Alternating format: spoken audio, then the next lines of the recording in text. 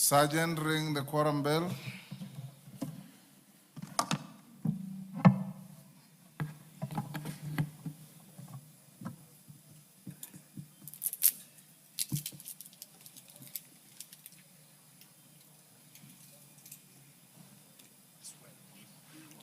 Yes.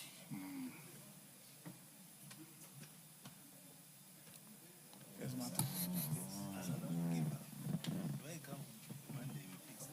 Tuesday morning. Monday I'll not be in. But Tuesday morning, 5. I'll be in from 8. Yes.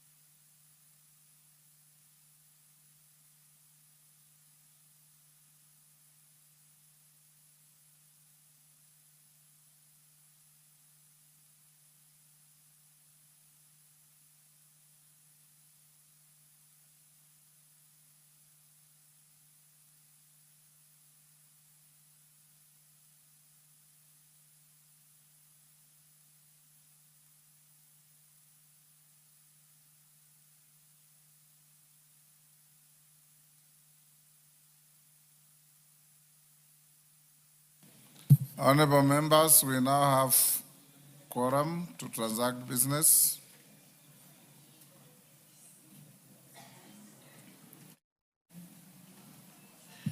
Order number 1, administration of oath. Tubi Mohammed Tubi. Members on their feet, take your seats. We are going to have a procession of your new colleague.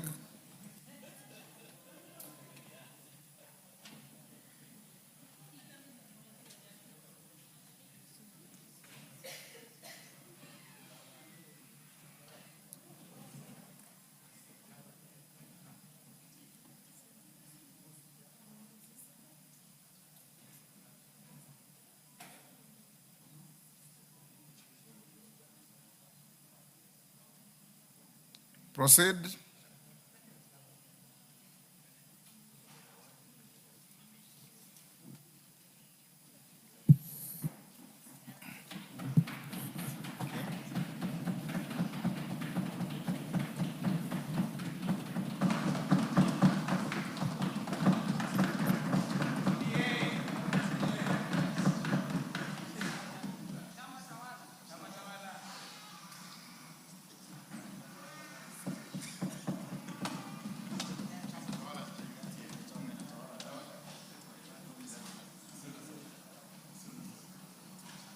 Honorable Speaker, I present to you Honorable Tupi Mohammed Tupi, MP-elect for Isiolo South constituency. Are you Muslim or Christian? I am a Muslim. Take this in your right hand, raise it, and recite that oath. I, Tubi Mohammed Tubi, having been elected a member of the National Assembly, do swear in the name of the Almighty God that I will bear true faith and allegiance to the people and the Republic of Kenya, that I will obey, respect, uphold, preserve, protect, and defend this Constitution of the Republic of Kenya, and that I will faithfully and conscientiously discharge the duties of a member of parliament. So help me God.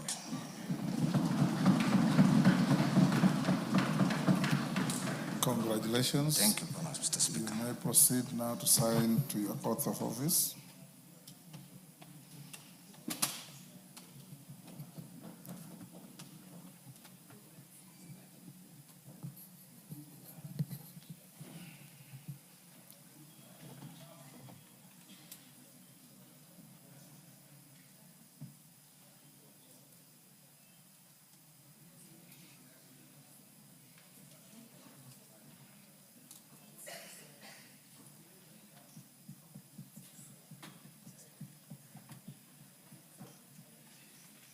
Keep the walkway free for the new member, Madenge.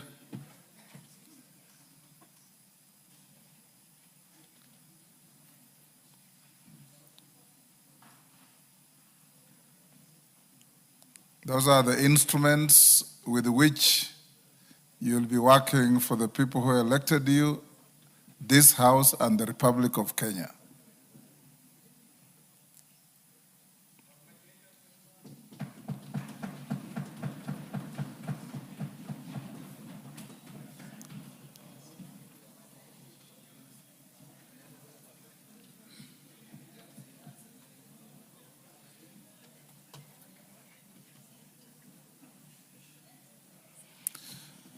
Thank you, and congratulations once again, Honorable Tubi.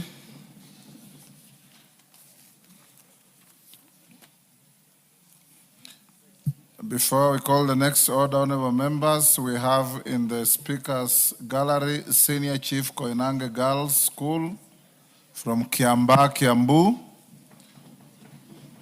And in the Public Gallery, we have Garden Estate Senior Girls School from Roysambu, Nairobi, and Gilgil Town Senior School from Gilgil, Nakuru. On my behalf and on behalf of the House, we welcome the students, their teachers, and those accompanying them to the House of Parliament. Next order. Order number 2, communication from the chair. Order number 3, messages. Order number 4, petitions. Members on their feet, take your seats. Makali Mulu, take your seats.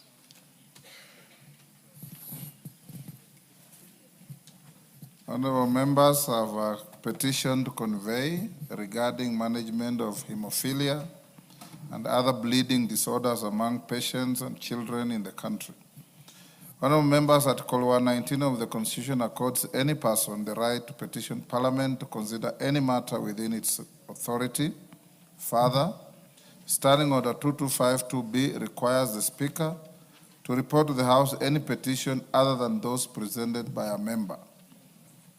In this regard, honorable members, I wish to report to the House that my office has received a petition from one James Cargo of identification card number 233-94, Treasurer for the Hemophilia Association, that deals with the management of hemophilia and other bleeding disorders among patients and children in the country.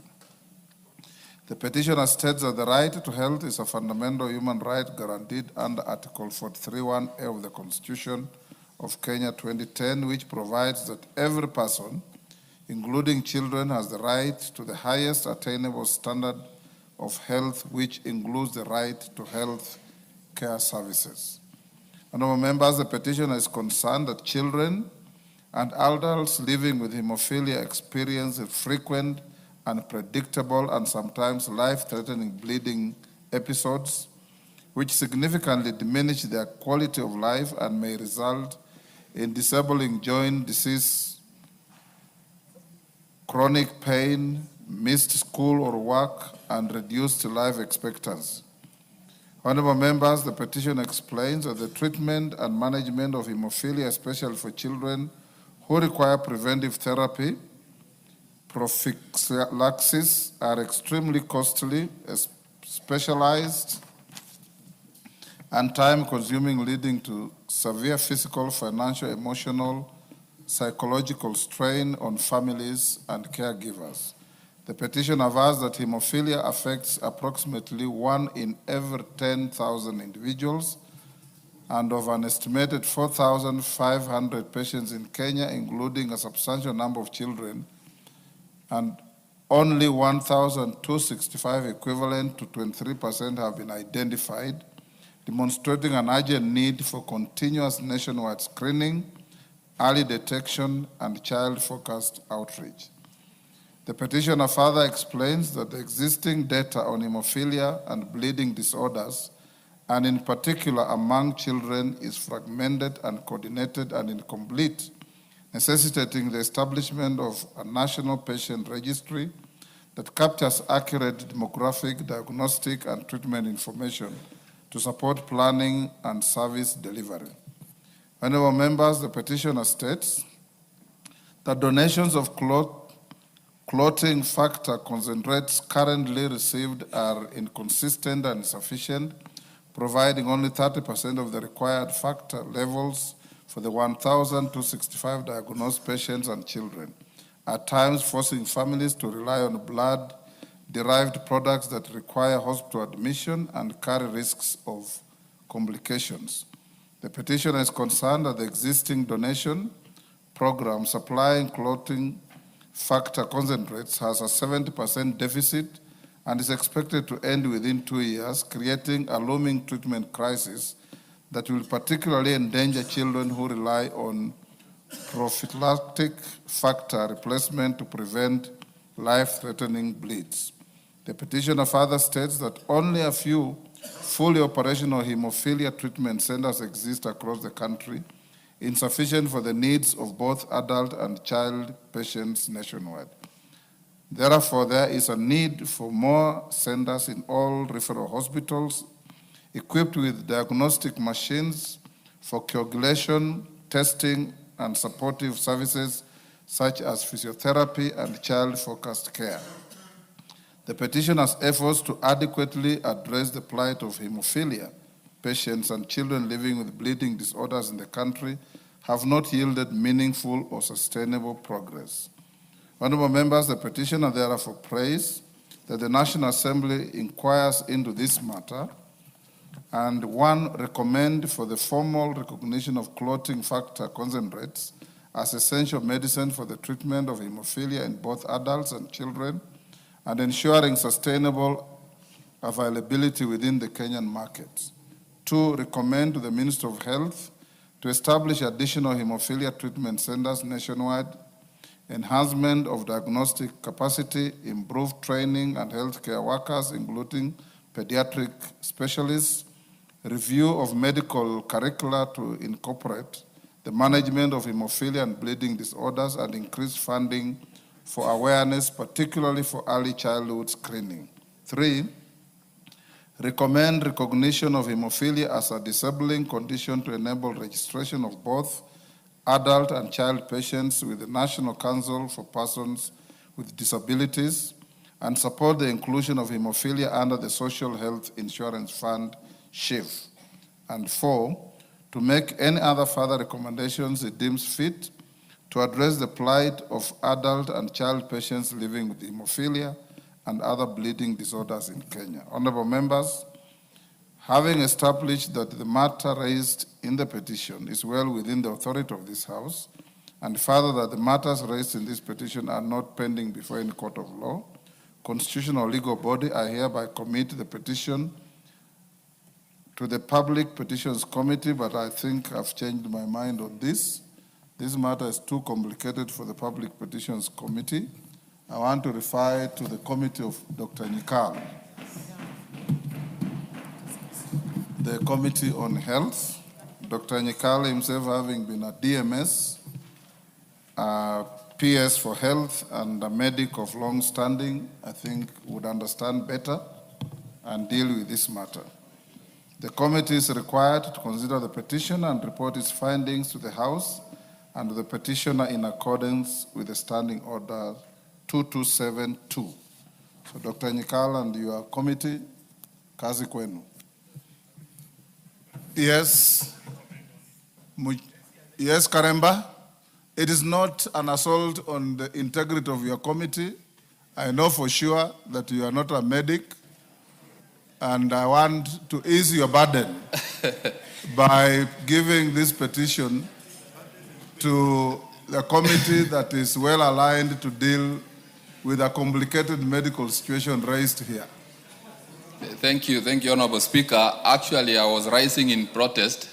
I actually was imagining that you are trying to belittle my committee or the abilities of the chair and the members. Not by any means. You know I have got the highest regard for you. Thank you, Honorable Speaker. Maybe you can consider a joint sitting for us between the committee, my committee and theirs. I can consider a joint sitting to enable Dr. Nyikal assist you know more about hemophilia. Thank you, Honorable Speaker. That is agreed. Okay.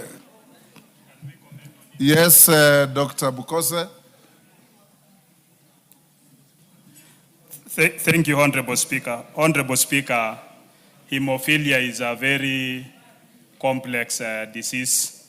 It's not just a question of somebody bleeding. It's a hereditary disease that there is no clotting factors. And therefore, it doesn't mean that it can be treated even by blood transfusion. This is a disease that is treated by using what we call factor concentrates, which are not manufactured locally. They are actually imported into our country. And this petition, having been committed to Parliament, and what the petitioners are stating, Honorable Speaker, is that it is funded by donors.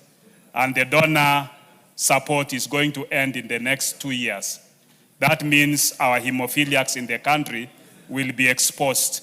And therefore, I think as a committee and as a Parliament, we need to allocate money because this is only funded by donors. Therefore, we must allocate money so that we can be able to protect our hemophiliacs. Thank you, Honorable Speaker. As a medic, do you have any problem with the Committee on Health handling it? No, we will handle it appropriately, Honorable Speaker. And I'm aware that even the petitioners had come to the office of the majority leader and consulted with him. And the majority leader invited me for that meeting, and we listened to the hemophiliacs. So we will be able to handle it appropriately and give it the due response as it should be. And being the Committee on Health, we should be able to provide a budget for them. Thank you, Honorable Speaker. Rachel Nyamai. Thank you, Honorable Speaker, for giving me a chance to also make a comment on this important petition. It is very well researched by the petitioners. And I would like to say that the time when I was Chair of Health and the Honorable Dr. Pukose was my Vice Chair, this matter was brought, and it is time that this country, as a country, we take matters, these matters of funding our health very important, so that we are able to fund hemophilia and also dengue, fever, and other diseases that are rare. It's called dengue fever. Dengue fever that are rare in the country. So, Honorable Speaker, I just wanted to say that I believe that the Honorable Dr. Nyikal's committee, your wisdom is perfect, that they are the best to deal with it, together with the members of Health Committee. And also appreciate that the Honorable Karemba has been doing a very good job. Recently, we have seen very many petition committee reports being tabled. I believe that it is not that he's not able to do it, but it is because the Honorable Dr. Nyikal and his committee, with the expertise they have, they can work together and give this solution the kind of report that, that we need. Thank you, Honorable Speaker. Majority Leader. Thank you, Honorable Speaker, and I also rise to support this petition by Mr. Kago. And let me say, Honorable Speaker, I did meet Mr. Kago and Christopher from the Hemophilia Society or Association of Kenya. And Honorable Speaker, this is one rare condition. And Dr. Nyikal, the chair of the Health Committee, and Dr. Pukose, because I'm not a health expert, when these people came to see me, I did invite Honorable Nyikal and Honorable Pukose to join me in that meeting. And when we listened to them, we were certain that there is actually a need, first, to recognize the clotting factor concentrates as essential medication in our country. Because as Dr. Pkose has said, they have over the years depended on donor funding. Yes. And you're aware of what has happened now with USAID and many other donor sources, and where it leaves people living with hemophilia. To Honorable Speaker, it's important to also establish centers for treatment of hemophilia across the country. And they will tell you, I think with the exception of Kenyatta National Hospital and Bagathi, very few other referral hospitals and what you call level 4, level 5 hospitals in the country have treatment centers for hemophilia. And many people, especially young children, die or lose their lives because first they were not properly diagnosed, or they don't have the clotting factor concentrates in the health centers that are near them. Therefore, it's important that we establish more centers to even be able to diagnose the condition and treat it in time. Lastly, Honorable Speaker, under the Social Health Authority or Social Health Insurance Fund, it is important that we recognize this as a condition that would need more support than the usual care, ordinary medical care. Because it's a very disabling condition, Honorable Speaker. When I sat with these gentlemen and listened to them, children are unable to go to school, even adults. At times you can wake up in the morning and you can't function normally. And therefore, it's a very disabling condition, and there is need to recognize it as a disabling condition so that they have further cover over and above the normal cover under the Social Health Insurance Fund, and probably even to encourage other insurance companies, private medical cover insurance companies, to give them additional cover for those who can afford to pay for additional cover with some sort of disability cover to be able to get that. Honorable Speaker, I hope Dr. Nyikal, since together with Dr. Pkose listened to them, even ahead of this petition, they will move their committee to support them and even move the ministry to allocate more funds from our budgetary support to make sure that we are supporting them, just like we do with many other diseases like HIV, AIDS, malaria, and other disabling diseases, Honorable Speaker. Lastly, Honorable Speaker, let me give comfort to Honorable Karemba that, as you said in your response to him, you are not in any way taking over his work in the Petitions Committee, but this being a very, I don't know how to describe it. Technically complex. Specialized, technical and specialized area. Yes. I think it is better done by our medics under the able leadership of the former Director of Medical Services, Dr. Nyikal, yes, and a very good doctor in Dr. Pkose, and the many other doctors, including Professor Jaldesa. I know even as much as his specialties in other matters, he's a medical doctor who will be of use in this area. Honorable Speaker, I thank you. Thank you. Dr. Nyikal. Thank you, Mr. Speaker. This is a very competent petition, Mr. Speaker, and very important, and we take note of it, and if necessary, we'll actually work with the other committee, because, Mr. Speaker, the petitioner has actually looked in all the broad areas of this issue. This includes very many areas, blood transfusion issues that we assist on. Now we actually transfuse people whole blood, which goes with the concentrate that the patients don't need. It also has touched the area of health insurance, and this can go under the critical care and chronic illness emergency fund. It also looks at the area of disability, which we have to look at also, and it also looks at the area of these people being part of the indigents. So it's a broad area, and we are going to work on it. We hope that by the time we come back from the recess, we should be able to table a report. Thank you, Mr. Speaker. Thank you, Dr. Nyikal. Next order. Order number 5, papers. Majority Leader. Owen Bayer. Yes. Thank you, Honorable Speaker. Honorable Speaker, this afternoon, I beg to lay the following papers on the table of the House today, Thursday, 5th March 2026. Reports of the Auditor General on financial statements for the year ended 30th June 2025 and certification therein respect of 1. Atwana Vocational Training Center, Bondo Teachers Training College, Chepalungu Technical Training College Institute, Cherangani Technical and Vocational College, Clinical Officers Council, East Africa Skills Transformation and Regional Integration Project IDA credit number 6334, KE State Department for Roads, Fire Technical and Vocational College Tana River, Garsen Technical and Vocational College, Health Records Information Managers Board, Itamera Technical and Vocational Center, Jaramogi Oginga Odinga Teaching and Referral Hospital, Kagwampungu Vocational Training Center, Karicho Vocational Training Center, Kenya Biovax Institute Limited, Kenya Fisheries Service, Kenya Institute of Curriculum Development, Kericho Teachers Training College, Kianjai Vocational Training College, Kianganguru Vocational Training Center, Kipsinende Technical and Vocational College,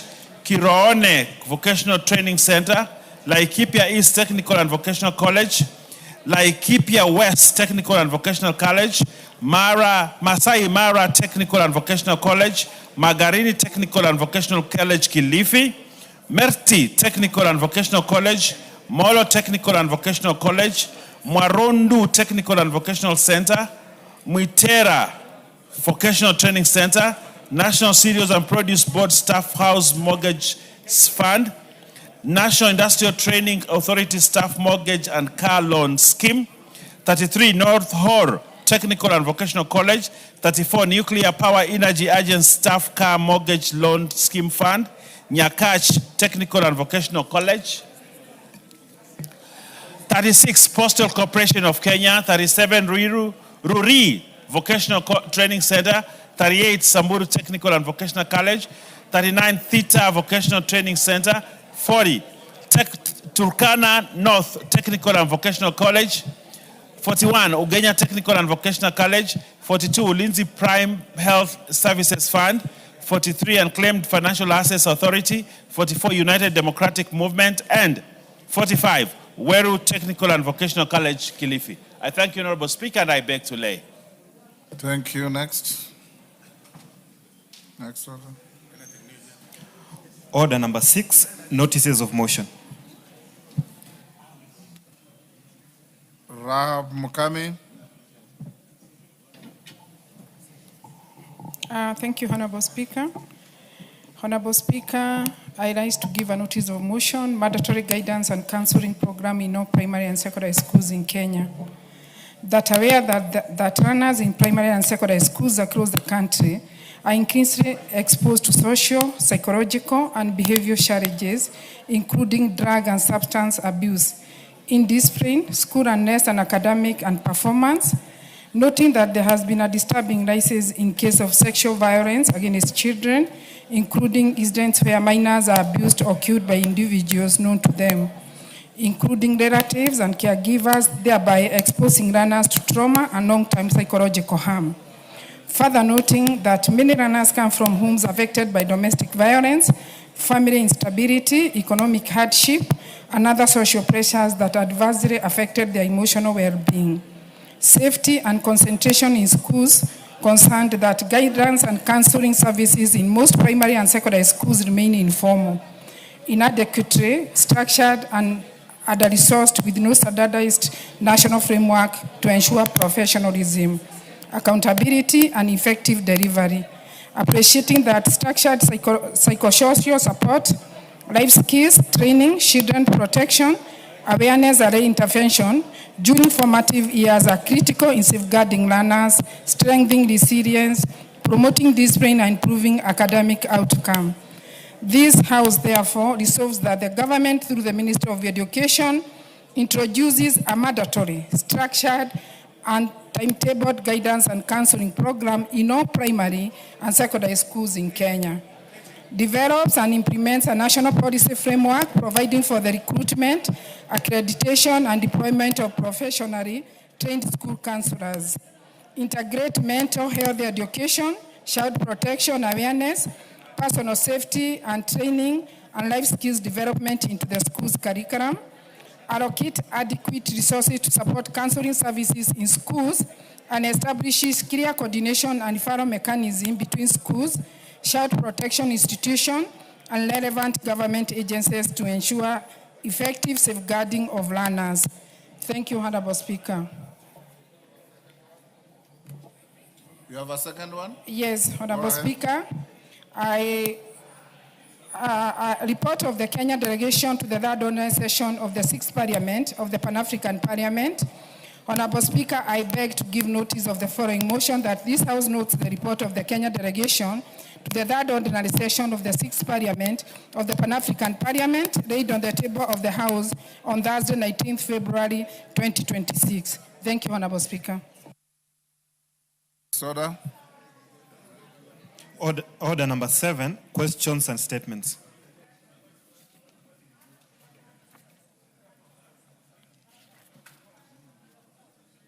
Mumina Bonaya.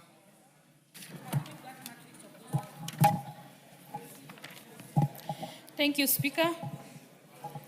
Honorable Speaker, pursuant to Standing Order 44.2c, I rise to request for a statement from the chairperson of the Departmental Committee on Administration and Internal Security regarding the abduction of one Mr. Guyo Lubo.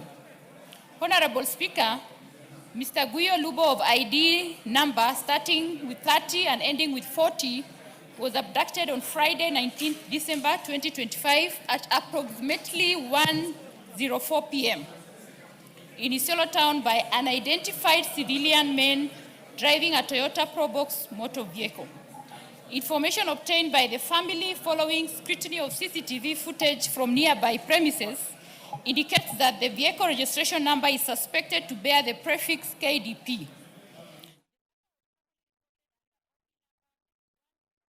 12/25 and is currently under investigation by the Director of Criminal Investigation Office in Isiolo. However, despite the passage of time since the report was lodged, the family has not received any official communication regarding the findings or progress of the investigations, nor any information concerning Mr. Lubo's whereabouts. Honorable Speaker, the immodest nature of this incident occurring in broad daylight raises profound concerns regarding public security, the enforcement of the rule of law, and the protection of citizens from enforced disappearance. Honorable Speaker, it is against this backdrop that I request for a statement from the chairperson of the Departmental Committee on Administration and Internal Security on the following. 1. The current status and preliminary findings of the investigations undertaken by the Director of Criminal Investigation into the abduction of Mr. Guyo Lubo, including verification and tracing of the suspected motor vehicle registration details. 2.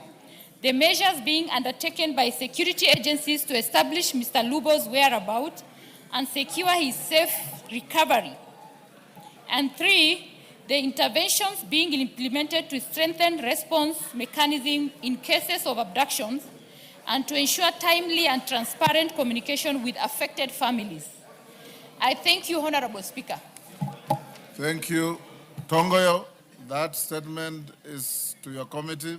Speaker, and when we can you bring a response? We can do the first Thursday on reception from recess. Pardon?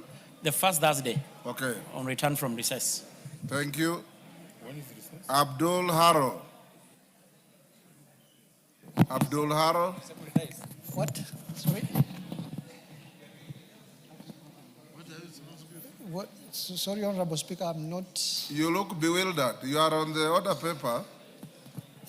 Can I have the... To seek a statement on energy.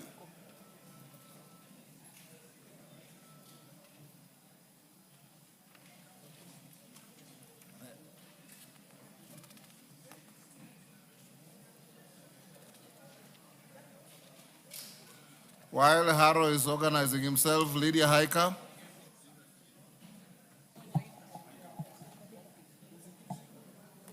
Honorable Speaker, pursuant to the provision of Standing Order 44.2c, I rise to request a statement from Chairperson of the Department Committee of Social Protection regarding the delayed registration of persons under Inua Jamii Older Persons Cash Transfer Program.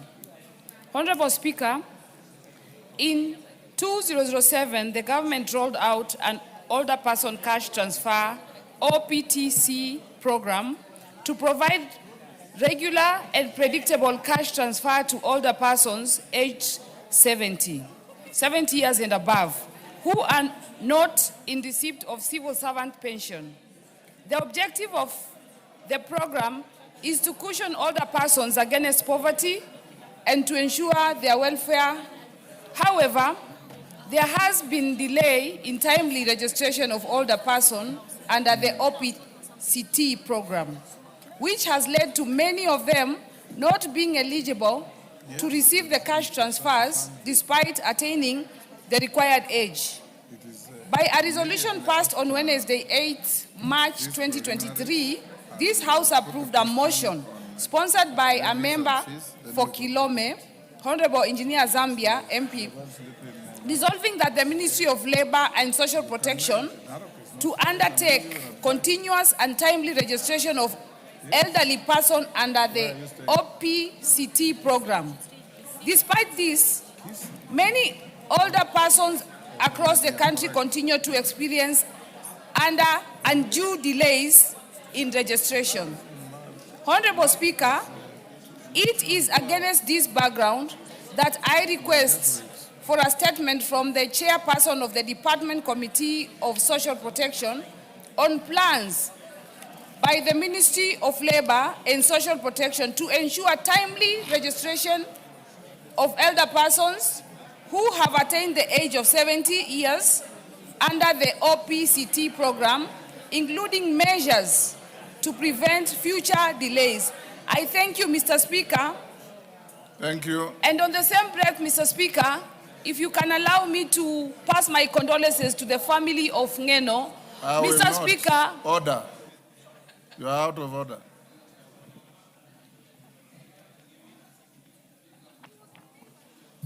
Haika, I gave this House 1.5 hours to pay tribute to Ngeno. I led a team from this House to his residence. We were in church yesterday, and I saw you singing in church. So why do you want to take shortcuts here? Chair, Social Protection. Who is the chair of the committee? Is it Alice Nganga? Any member of the committee?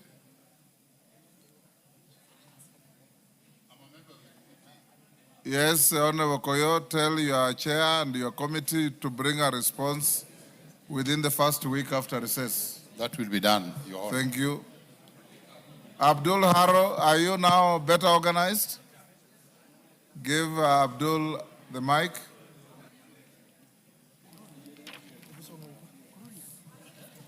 Thank you, Honorable Speaker.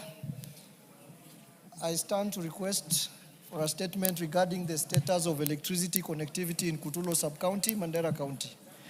Honorable Speaker, pursuant to the provisions of Standing Order 44-2C, I rise to request for a statement from the chairperson of the Departmental Committee on Energy regarding the status of electricity connectivity in Kutulo Sub-County in Mandera County. Honorable Speaker, Kutulo Sub-County, home to Kutulo Town, has been experiencing rapid growth in recent years. The area now hosts essential public infrastructure, including schools, a level 4 hospital, sub-county administrative offices, as well as national security and government institutions. According to the 2019 Kenya Population and Housing Census, Kutulo Sub-County has a population of 72,394, spanning an area of 2,508 square kilometers, with 9,342 conventional households and 104 group quarters. Despite this, less than 5% of households in the sub-county are connected to electricity, slowing down economic activities. Kutulo Sub-County in Mandera County relies on an inadequate and unreliable electricity supply from a small substation in Kutulo, Wajir County, located 4 kilometers away. This substation also serves other distant towns like Korofarar, which is 30 kilometers away, and Karsa, which is 40 kilometers away in Wajir, resulting in frequent blackouts in Kutulo within Mandera. The erratic power supply has disrupted critical services, including healthcare, education, and security, while also stifling economic activities. Major centers like Bojigarse, Kutayu, Lehele, and Harwale remain unconnected despite electricity lines having been commissioned and tested in the last 3 years. Honorable Speaker, it is against this background that I request for a statement from the chairperson of the Departmental Committee on Energy on the following. A. Measures being taken by the Ministry of Energy and Kenya Power Company to address the unreliable electricity supply in Kutulo Sub-County in Mandera County. B. Plans being put in place to construct a dedicated power substation within Mandera County to serve Kutulo and surrounding areas, including Garse Sala and the Basiti. C.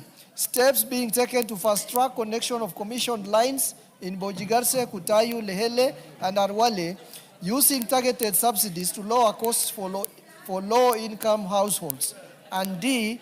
Long-term strategy by the government to ensure equitable power connectivity in marginalized and rapidly developing regions such as Kutulo Sub-County in Mandera County. I thank you, Honorable Speaker. Thank you, Honorable Haro. Chair Energy. Thank you, Honorable Speaker. Gikaria is in the House. Yes, Honorable Speaker, thank you very much. I think where are you? I can't see you. I'm here, Honorable Speaker. At Here is where?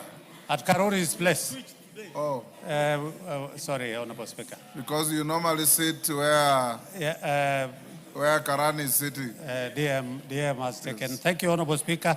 When can you bring a response? In 2 weeks' time, Honorable 2 Speaker. weeks. Thank you. Thank you. Next order. Sorry, Majority Leader. Majority Leader, your Thursday statement.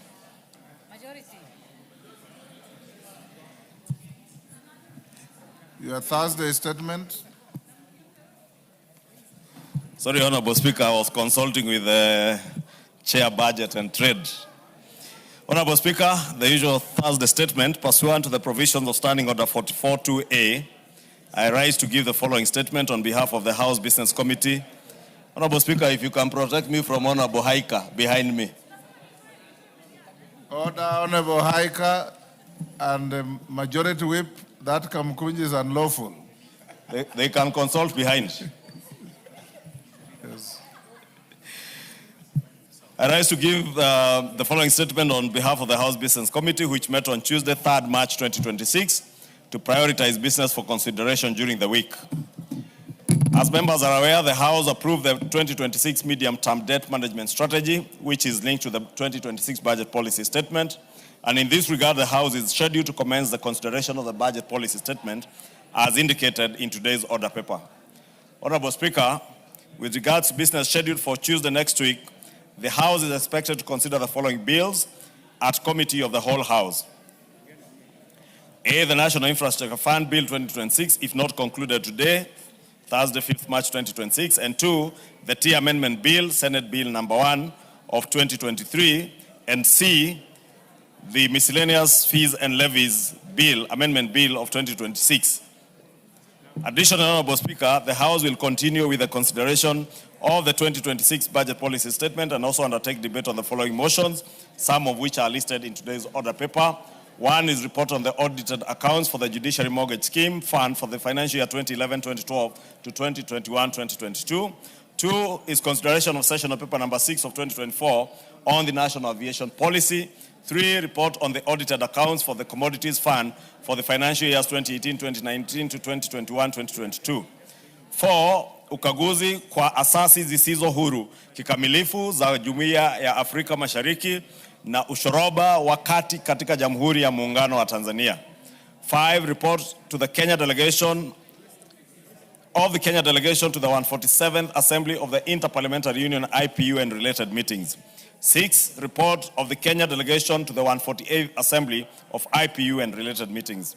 7, consideration of a petition regarding delay in resettlement of squatters in Koibem village in Nandi County. 8, the 10th report on the audited accounts of the National Government Constituency Development Fund for the financial years 2016-2017 to 2021-2022.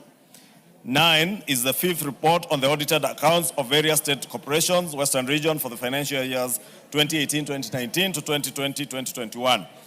10 is the 11th report on the audited accounts of the National Government Constituency Development Fund for the financial years 2016-2017 to 2021-2022, and 11th, 7th report on the audited accounts of various state corporations for the financial years 2018-2019 to 2020-2021. Honorable Speaker, most of the business prioritized for consideration next week, and indeed during today's sitting, is sponsored by committees. In this regard, I urge chairpersons of the relevant committees to be present throughout the sitting and to patiently wait to move their respective committee reports, even when the House sits until late. Honorable Speaker, if I can repeat that for the benefit of the member for Njoro, the Honorable Charity Kadhambi, and the member for Aldai, who is the vice chair of a committee. Last night, we had to skip 6 orders on the order paper. Because the chairman were not Because the chair of the Special Funds Accounts Committee was not in the House. And I think, Honorable Speaker, it's only fair that I name them so that they know. Yes. There was the chair of the Special Funds Accounts Committee who had 3 orders. The chair of the Transport and Infrastructure Committee, Transport and Public Infrastructure, Honorable GK, we dropped business last night because he was not in the House. Neither him, nor the chair, nor any member of his committee. And the chairperson, Decentralized Funds Committee, and the chairperson, Public Investments Committee on Governance and Education. The Deputy Speaker, Honorable Speaker, had to drop all that business last night because none of the chairs, their vice chairs, or any member of their committees were in the House. And Honorable Speaker, as you indicated, now with the budget policy statement being before us, even after the short recess, budget-related business will be prioritized. So chairs of committees, if your business is not considered now, you will stand out to be the losers. So be in the House. Honorable Speaker, it is expected that next week, the Departmental Committee on Finance and National Planning will table its report on the consideration of sessional paper number 3 of 2025 on the partial divestiture in Safaricom PLC by the Government of Kenya. This sessional paper will also form part of priority business that is expected to be considered by the House next week, alongside the Division of Revenue Bill of 2026. The House may recall that on Thursday, 19 February 2026, I implored on members representing the National Assembly in mediation committees to engage their Senate counterparts on fast-tracking pending mediation processes. Specifically, I urge the Mediation Committee on the National Disaster Risk Management Bill of 2023 and the Food and Feed Safety Control Coordination Bill of 2023 to expedite the mediation process. And that, I think, has bearing on the chair of the Regional Development Committee, Honorable Ochaks, and Honorable the chair of the Agriculture Committee, Honorable Dr. Mutunga.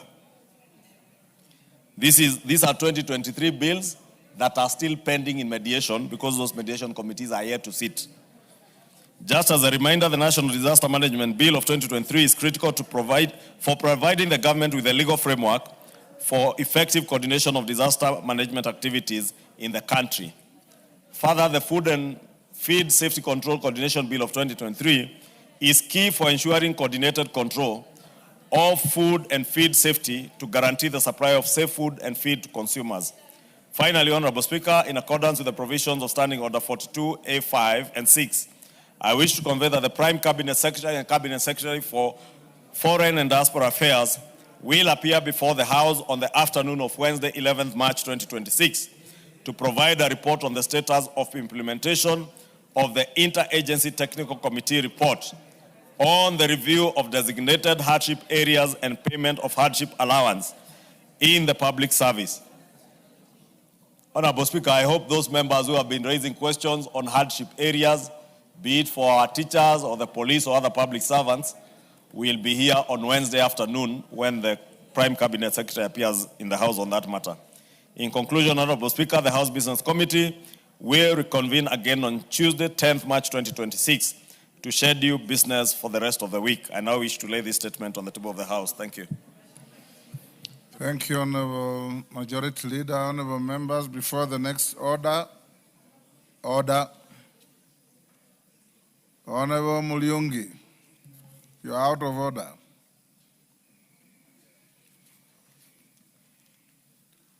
In the Speaker's Gallery, honorable members, we have Machakos Girls High School from Machakos Town, Machakos County. In the Public Gallery, we have Karaini Senior School from Kirinyaga Central, Kirinyaga. Kangaru School from Manyata, Embu. Muguna Aana Education Center from Taraka, Tarakanithi. Gitugi Primary School from Mathioya, Murang'a County. On my behalf and on behalf of the House, we welcome the students, their teachers, and those accompanying them to the House of Parliament. Thank you. Next order. Order number 8, the Miscellaneous Fees and Levies Amendment Bill, National Assembly Bill number 57 of 2025, second reading, question to be put. Honorable members on their feet, take your seats.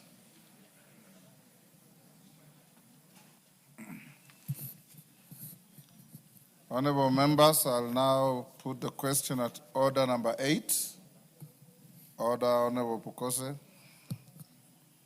I'll now put the question at order number 8, which is that the Miscellaneous Fees and Levies Amendment Bill, National Assembly Bill number 57 of 2025 be now read a second time.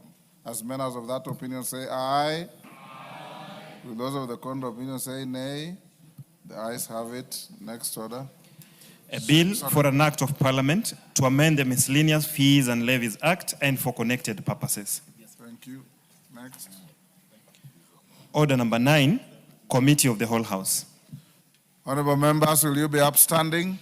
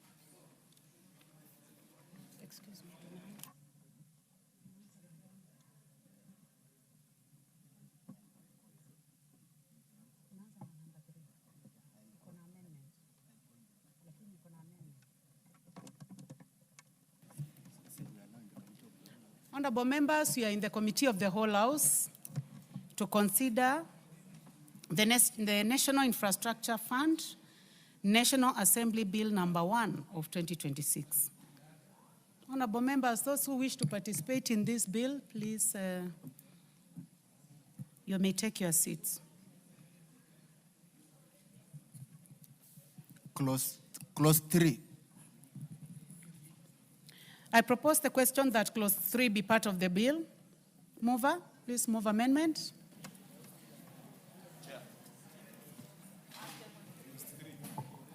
Honorable Speaker, I beg to move that clause 1 be amended by deleting the words "and shall come into operation at such a day as the Cabinet Secretary may by notice in the Gazette appoint." Chair, we are on clause 3. Okay, thank you, Honorable Chair. Honorable Speaker, I beg to move that clause 6 be amended as per the order paper. This clause 3 be amended by inserting the words "in accordance with Article 206 of the Constitution and Section 24 of the Public Finance Management Act," immediately of the words "fund." This amendment, Chair, is seeking to bring clarity to the nature of the fund being established under Constitution and statutory basis. So, Honorable Speaker, this particular amendment intends to align this particular fund with Article 206 of our Constitution and with Section 24 of the Public Finance Management Act. I beg to move, Honorable Chair. I propose the question that clause 3 be amended as proposed by the chair. I do not see any interest. I now put the question that clause 3 be amended as proposed by the chair. Will as many as have that opinion say aye? Will as many as have a contrary opinion say nay? The ayes have it. I now put the question that clause 3 as amended be part of the bill. Will as many as have that opinion say aye? Will as many as have a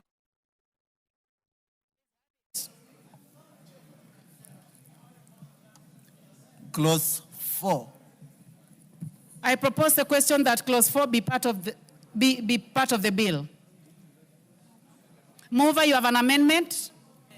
Yes, Honorable Chair. Honorable Chair, I beg to move that clause 4 be amended as per the order paper. That this clause 4 is amended in paragraph A by deleting the words critical infrastructure, including national highways and railways network, air and seaports, electricity generation, transmission and distribution, water reservoirs, irrigation, agribusiness infrastructure, and substituting therefore with the words national infrastructure. Honorable Chairperson, this particular amendment is meant to make sure that the functions being given to the National Infrastructure Fund do not become the same as those provided for by counties, so that it aligns with Schedule 3 and 4 of our Constitution. I beg to move, Honorable Chairperson. Thank you. I propose the question that clause 4 be amended as proposed by the chairman.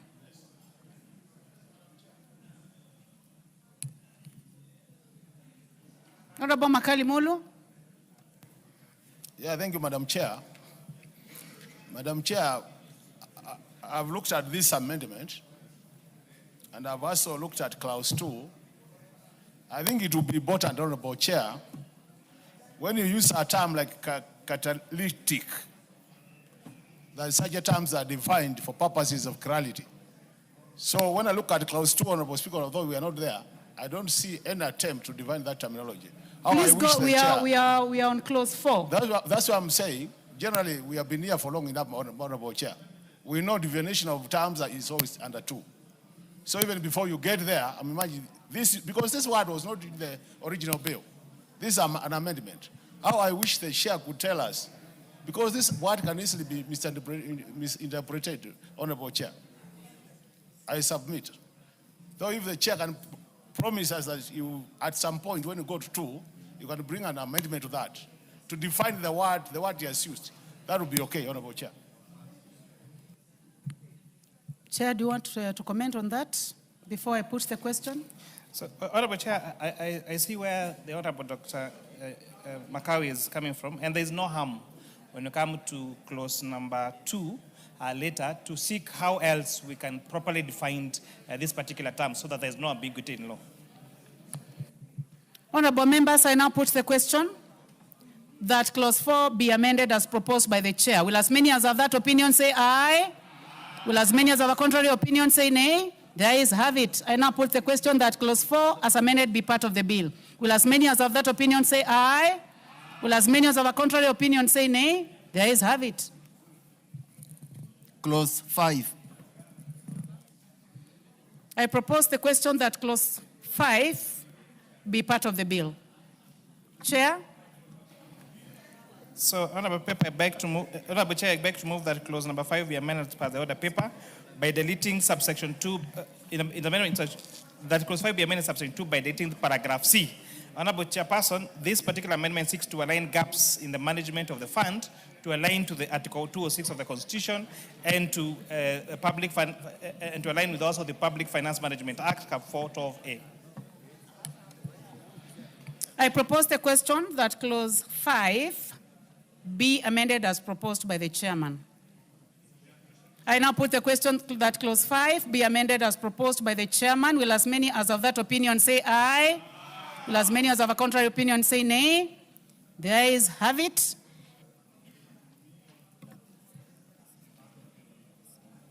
I see that the Honorable Robert Mbui had an amendment on the same, and now that the chair's amendment has gone through, it means that the amendment is carried. Honorable Mbui's amendment falls. So now I put the question that clause 5 as amended be part of the bill. Will as many as of that opinion say aye? As many as of contrary opinion say nay? The ayes have it. Clause 6. I propose the question that clause 6 be part of the bill. Chair. So, Honorable Chair, I beg to move that clause 6 be amended as per the order paper. Honorable Chairperson, this is the clause that is providing for the board directors, where we are making amendments to make sure that the clause adheres to good functions of corporate governance, to adhere to mwongozo guidelines, and also to make sure that although we create those particular mwongozo guidelines and corporate governance issues, that they again not so bottlenecked that they will affect the operation of the fund, and also to make sure that there are still enough safeguards so that we ensure that there is adherence to our constitution. Thank you. I believe that you have prosecuted subclause 1 and 2.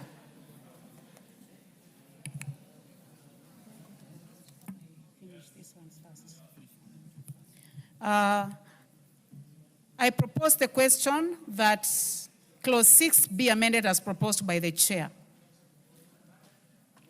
I now put the question that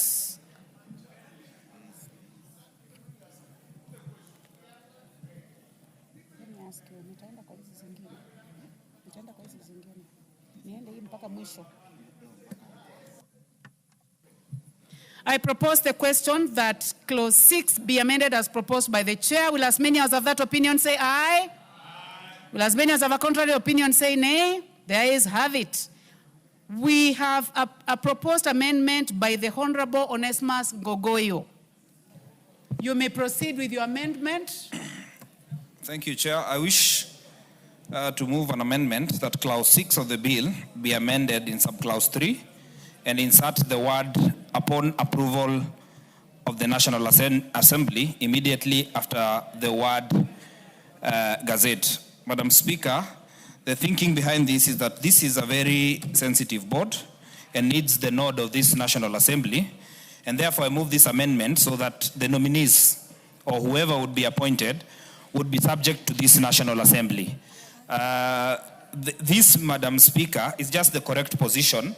And remember, this is not just any other board. This is where we are investing in as a country. And therefore, I wish to move that amendment so that, Madam Speaker, we may be able to subject these nominees to the Public Parliamentary Approval Act. Thank you, Madam Speaker.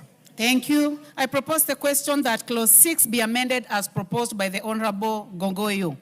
Chair. So Honorable Chairperson, although the proposal by Honorable Ngogoyo would be reasonable for some particular boards, but remember the only reason why we have these directors, these 7 board members in the infrastructure fund, is to bring expertise. In fact, later you'll see that they only sit like twice a year. These are not board members that will run the day-to-day running of this particular fund. And therefore, just like all the other board members that you have for other entities that don't need approval by this House, I think that it would be too prescriptive and too tedious for those board members to be approved, to have to come to this House for approval. And therefore, that is not necessary, Honorable Chairperson. The Majority Leader. Chair, I agree with the chair and I want to pose that amendment because the constitutional principle is for state officers or public officers to be approved by Parliament.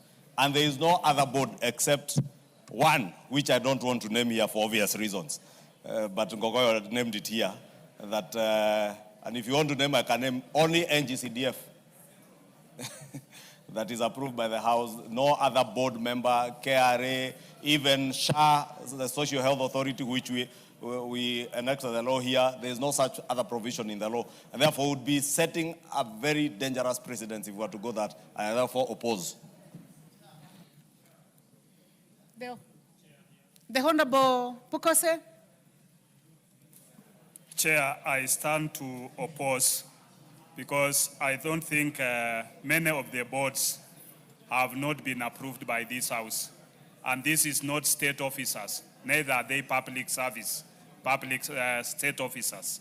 Therefore, I don't think it's necessary that the House approves them because they are not on any salary.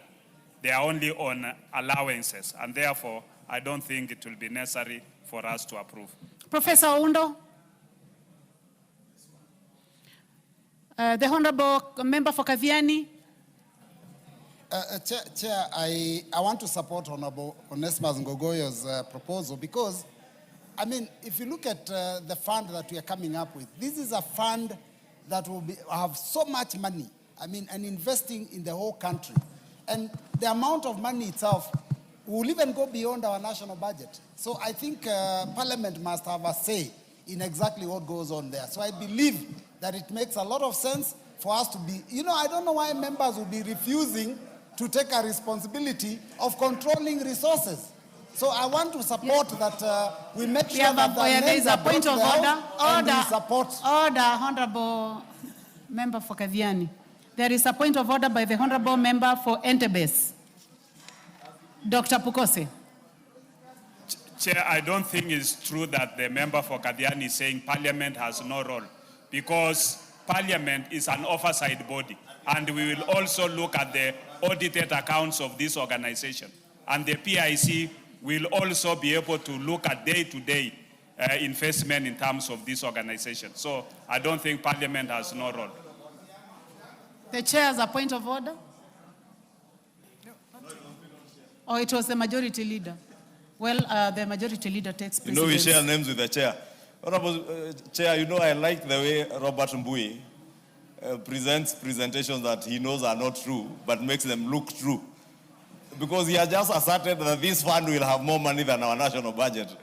Yet he knows in the bill, and he's the one who was reading for me, that there will be money appropriated from the budget. So how could you be appropriating to a fund that has more money than, I mean, even if you want to help Ngogoyo, please base your argument on the truth. The Honorable Farah Maalim. Then I'll put the question, honorable members. Madam Speaker, I also want to oppose this amendment.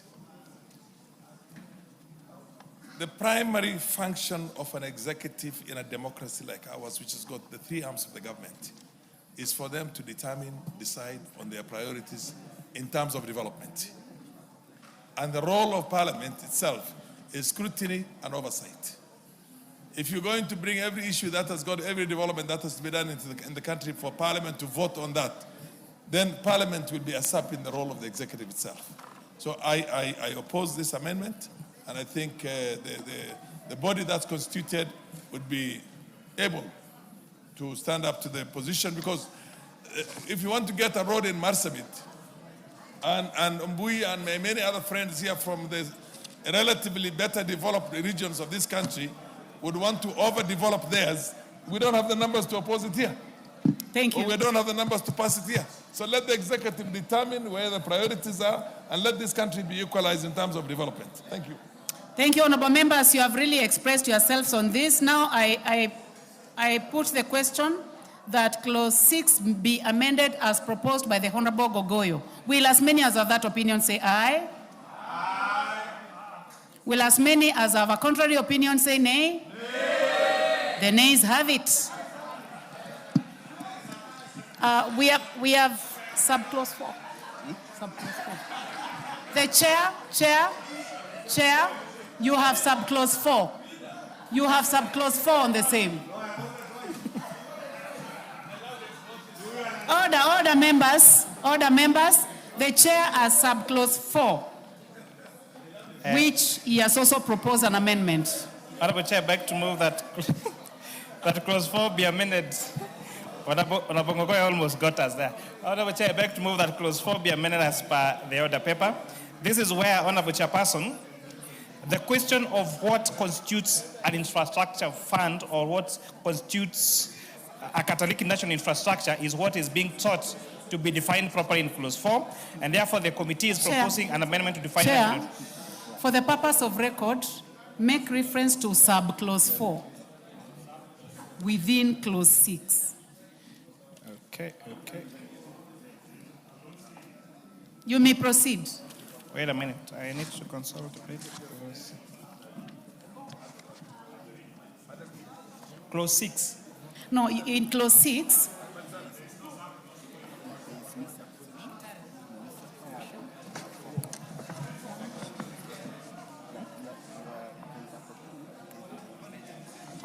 up is a new clause 4. Is it a new? It's not new. Come in the new one. No.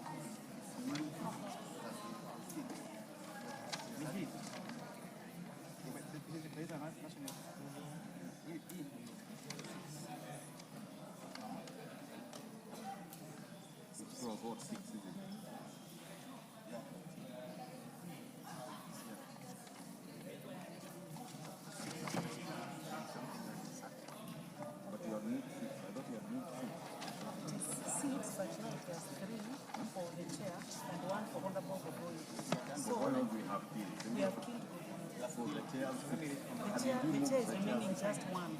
We did 1 and 2.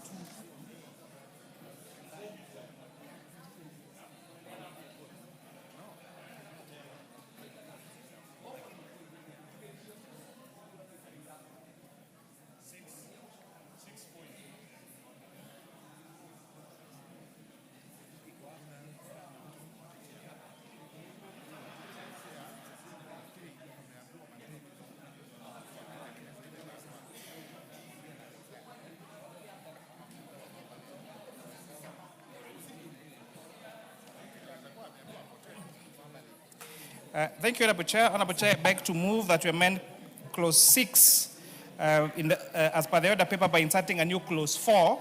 Honorable Chairperson, this is where we're inserting the following words, that the members of the board shall appoint a chairperson amongst the members appointed under subsection 1A. So, Honorable Chairperson, we have said that among the board of directors that will man this fund will be 4 independent directors. So this particular new amendment is to provide for the chairperson shall be elected among the independent directors. This is to make sure that the chairperson of this board which shall be an independent director, to make sure that they're impartial in terms of the decisions they made on behalf of this very critical fund. I beg to move, Honorable Chairperson. Thank you. I propose the question that clause 6 be amended as proposed by the chair. Yes, Majority Leader.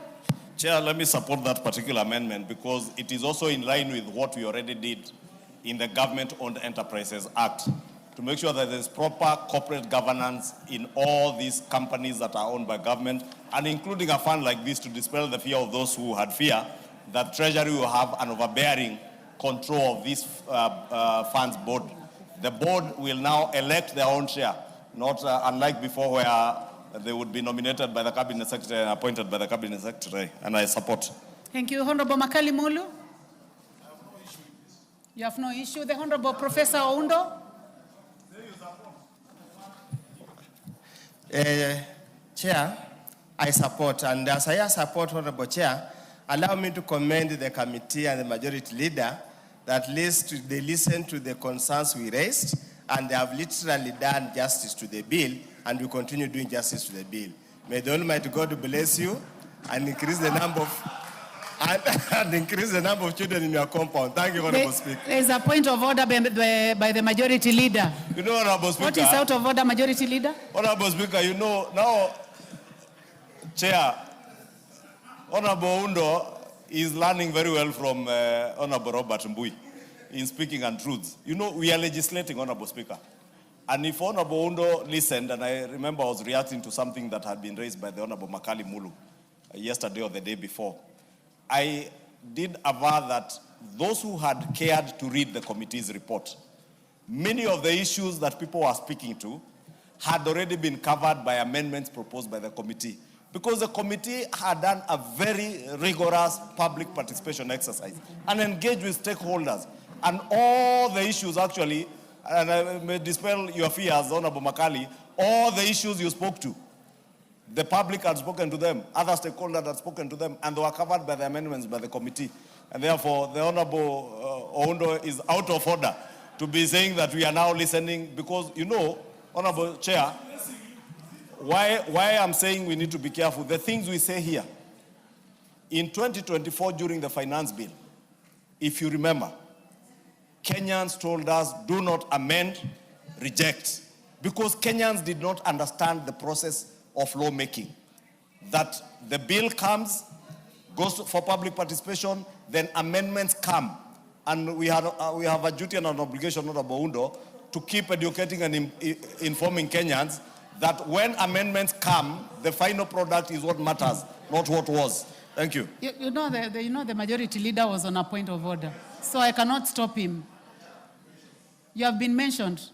Honorable Makali Mulu. So what is out of order, Honorable Makali Mulu? You know, Honorable members, I would like us to make progress on the bill. Honorable Chair, we actually want to make progress. And that's why I was saying, Honorable Chair, if anybody listened to us yesterday as we were debating, we did say the best thing should have been done to this bill was the redrafting. And that's why I'm thanking the majority leader, because if you look at the main amendments they have done, they have moved to that direction. And what we are doing is we are trying to help you make the bill better. Anytime we say we want to contribute, these amendments confirm that you have listened to us. There are so many to a bill. And that's why we are saying give us a chance so that where there are small gaps, we contribute. Thank you. You have made your point. I think that's a positive comment. May I go ahead and put the question? Chair, I don't want to lock you out. Make it quick, Chairman. I'll make it very quick. Honorable Chairperson went to the members of the public. They cautioned us about members of parliament that are even coming to make their views to the committee. Because they say the members have an opportunity to vote for these decisions when they come to the floor of the House. So I want to say that although I appreciate the kind remarks we made by Dr. Undo and Professor Makali Mulu, the amendments we brought to this, we're bringing today, are views from the 30 counties that we visited from the members of the public. Because those people don't have a chance to come and vote for these matters at this House. So public participation is not at this House. It happens outside this House. Our work is to vote for the report made by the committee. Thank you, Honorable Chair. Thank you, Chair. I now put the question that clause 6 be amended as proposed by the Chair. Will as many as of that opinion say aye? Aye. Will as many as of a contrary opinion say nay? The ayes have it. I now put the question that clause 6 as amended be part of the bill. Will as many as of that opinion say aye? Aye. Will as many as of a contrary opinion say nay? The ayes have it. Honorable members, before we proceed, I would like to recognize students seated in the Speaker's Gallery this afternoon, students from St. Mary's Magdalene Girls from Runyenje's constituency, Embu County. You are welcome to the National Assembly to continue observing proceedings of the House. Clause 7. I propose the question that clause 7 be part of the bill. Chairman. Thank you, Honorable Chairperson. Honorable Chairperson, I beg to move that clause 7 be amended as per the order paper. And this is very important, Honorable Chairperson, and this matter also came from debate on Tuesday. But it's very important that, again, I reiterate what I said earlier. That this particular, just for comfort of members, this particular amendment was seeking to, the current bill reads that for you to qualify to be a chairperson of the board or a member of the board, you need to have served in senior management of leadership position for a period of 15 years. So that would have meant that assuming you completed your undergraduate at 23 years of age like I did, and maybe worked in an entry-level job for 5 years, you'll be 28. And then for you now to go to senior management, you need another 5, you'll become 33, 34. And then for you now to have 15 years of experience in senior leadership, you'll be at least 50 years of age.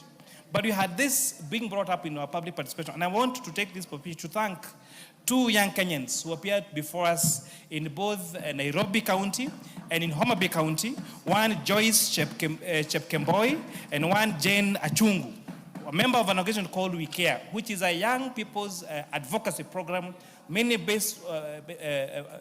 belonging to, whose many membership is university students. And they have always appeared before our committee with very serious proposals.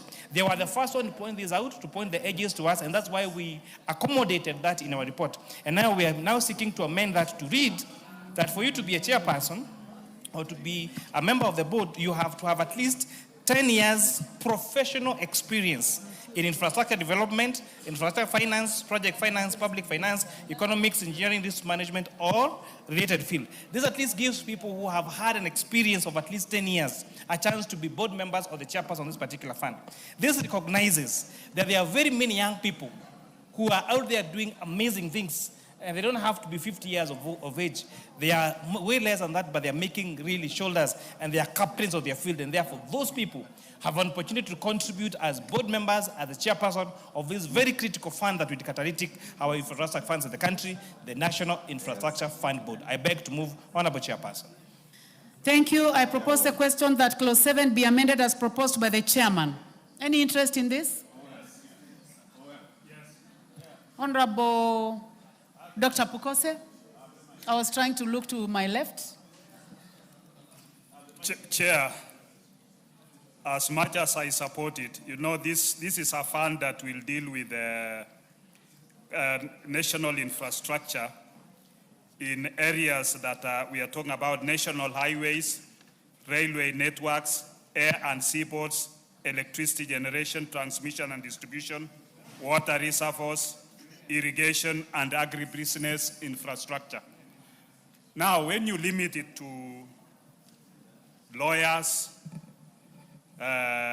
people of finance, public finance, economics, engineering, and related fields, do you mean that doctors are not qualified in this area?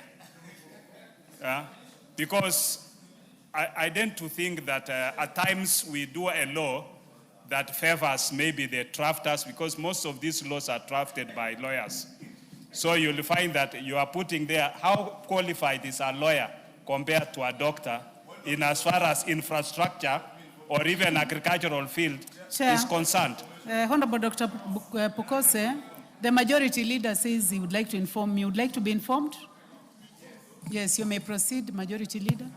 Honorable Chairperson, I want to inform Honorable Pukose, Dr. Pukose. This is why the law says at the end, risk management or a related field. Because you may be building a level 7 hospital, for instance, or a bioengineering facility to produce medical equipment, and that will require probably a biomedical person. That is why that other last bit is a related field. So doctors, lawyers, software engineers, they're all, even software engineers like Honorable Bowen are included in this. Chairman? Oh, the Honorable Bayer. The Honorable Bayer was ahead of you, Chairman. Yes, thank you. Pukose has finished. He has stated what he wanted to say. For the purpose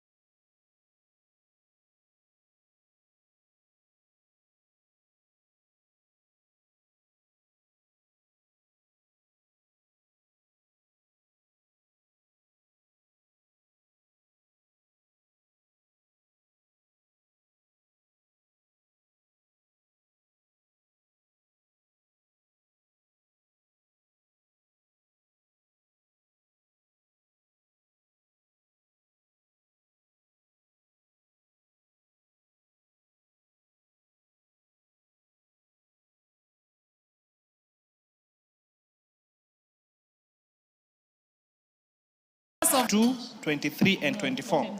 On further scrutiny, we accurately notice, Honorable Chairperson, that clause 22 replicates almost word to word section 31(1) of the Public-Private Partnerships Act.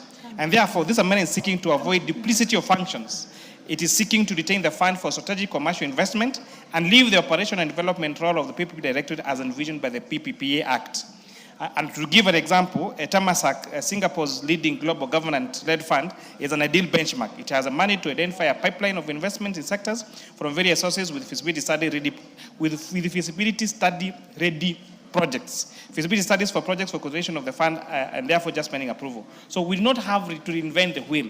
Now that we already have a state department that is mandated by section 31(1) of the PPPA Act to carry this particular mandate, this fund can leverage on work done already by those particular fund, on those particular, that particular entity, so there is no duplication of duties, Honorable Chairperson.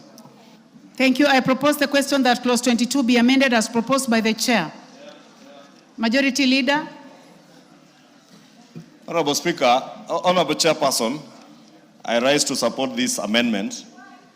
But notably, Honorable Speaker, you know, there are people who are used to coming during second reading because you have the microphone and cameras in front of you to come speak, say things that you know are untrue, just to speak to the gallery out there and get news bites, clips. And one such person, you will not find them here today when we are doing the actual legislative work. And because, and I must thank Honorable Ngogoyo, the member for Kajiado, Honorable Oundo, Honorable Makali Mulu, because they stood here and opposed this bill. But they are here doing the actual legislative work, Honorable Chairperson. But these people who are used to lecturing people in lecture halls, now they came here and told us, oh, this fund is nothing close to the future fund in Australia. It is nothing close to Temasek of Singapore. Yet they are not here today, Honorable Speaker. And I must say, Honorable Speaker, the chair and the committee, because, you know, legislation, you must be a serious leader if you are elected to parliament to come and legislate on behalf of the people. Don't just speak in funerals, in lecture halls, in conference rooms, in hotels, running from one lecture hall to the other, lecturing people, seemingly wanting to look intelligent when you're actually not intelligent at all. There is nothing out of order. There is nothing out of order, Honorable. This fund, as I said yesterday, and as the chair said in seconding me, this fund is an investment vehicle.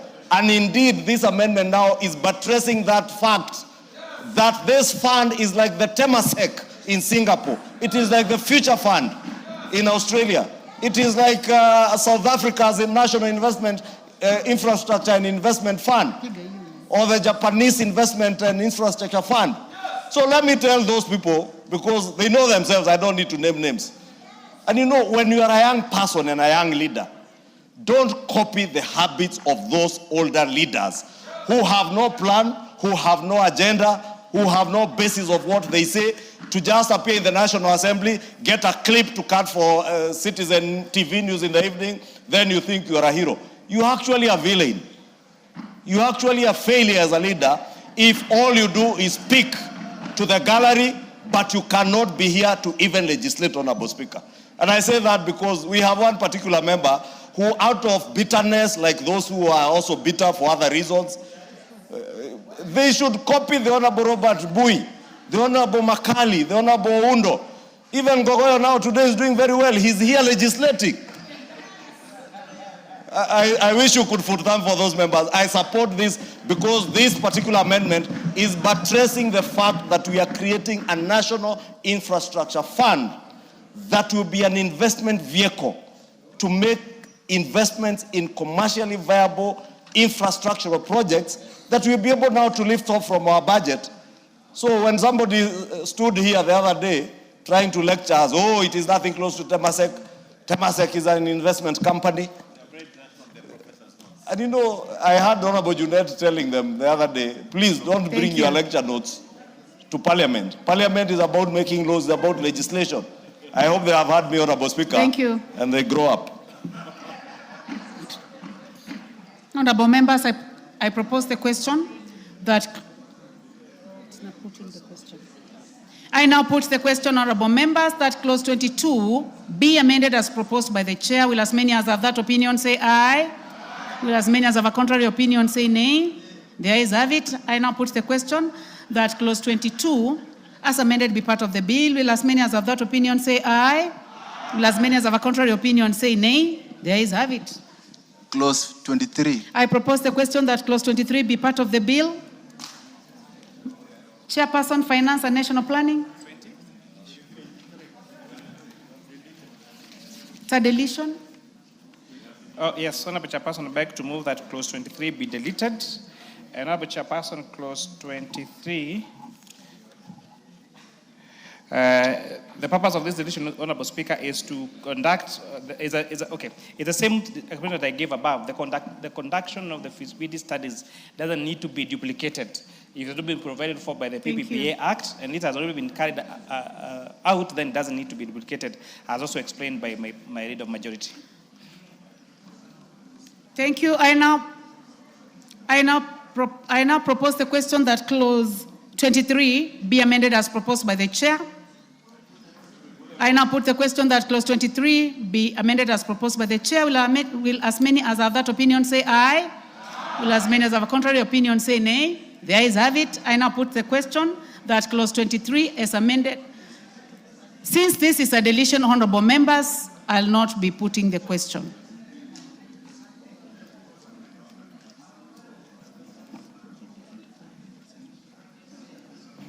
Honorable members, I now put the question that clause 23 be deleted as proposed by the chair. Will as many as have that opinion say aye? Will as many as have a contrary opinion say nay? The ayes have it. Clause 24. I propose the question that clause 24 be part of the bill. Chairman?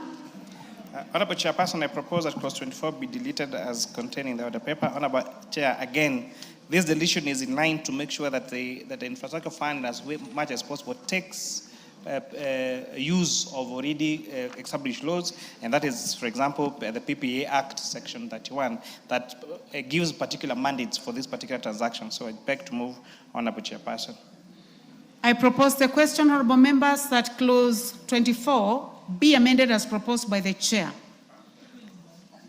Since it is a deletion, honorable members, I now put the question that clause 24 be deleted as proposed by the chair. Will as many as have that opinion say aye? Aye. Will as many as have a contrary opinion say nay?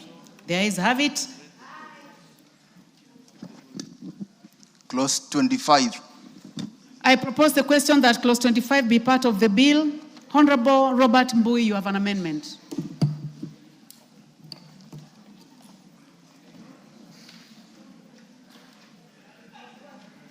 Yeah, thank you, Madam Speaker.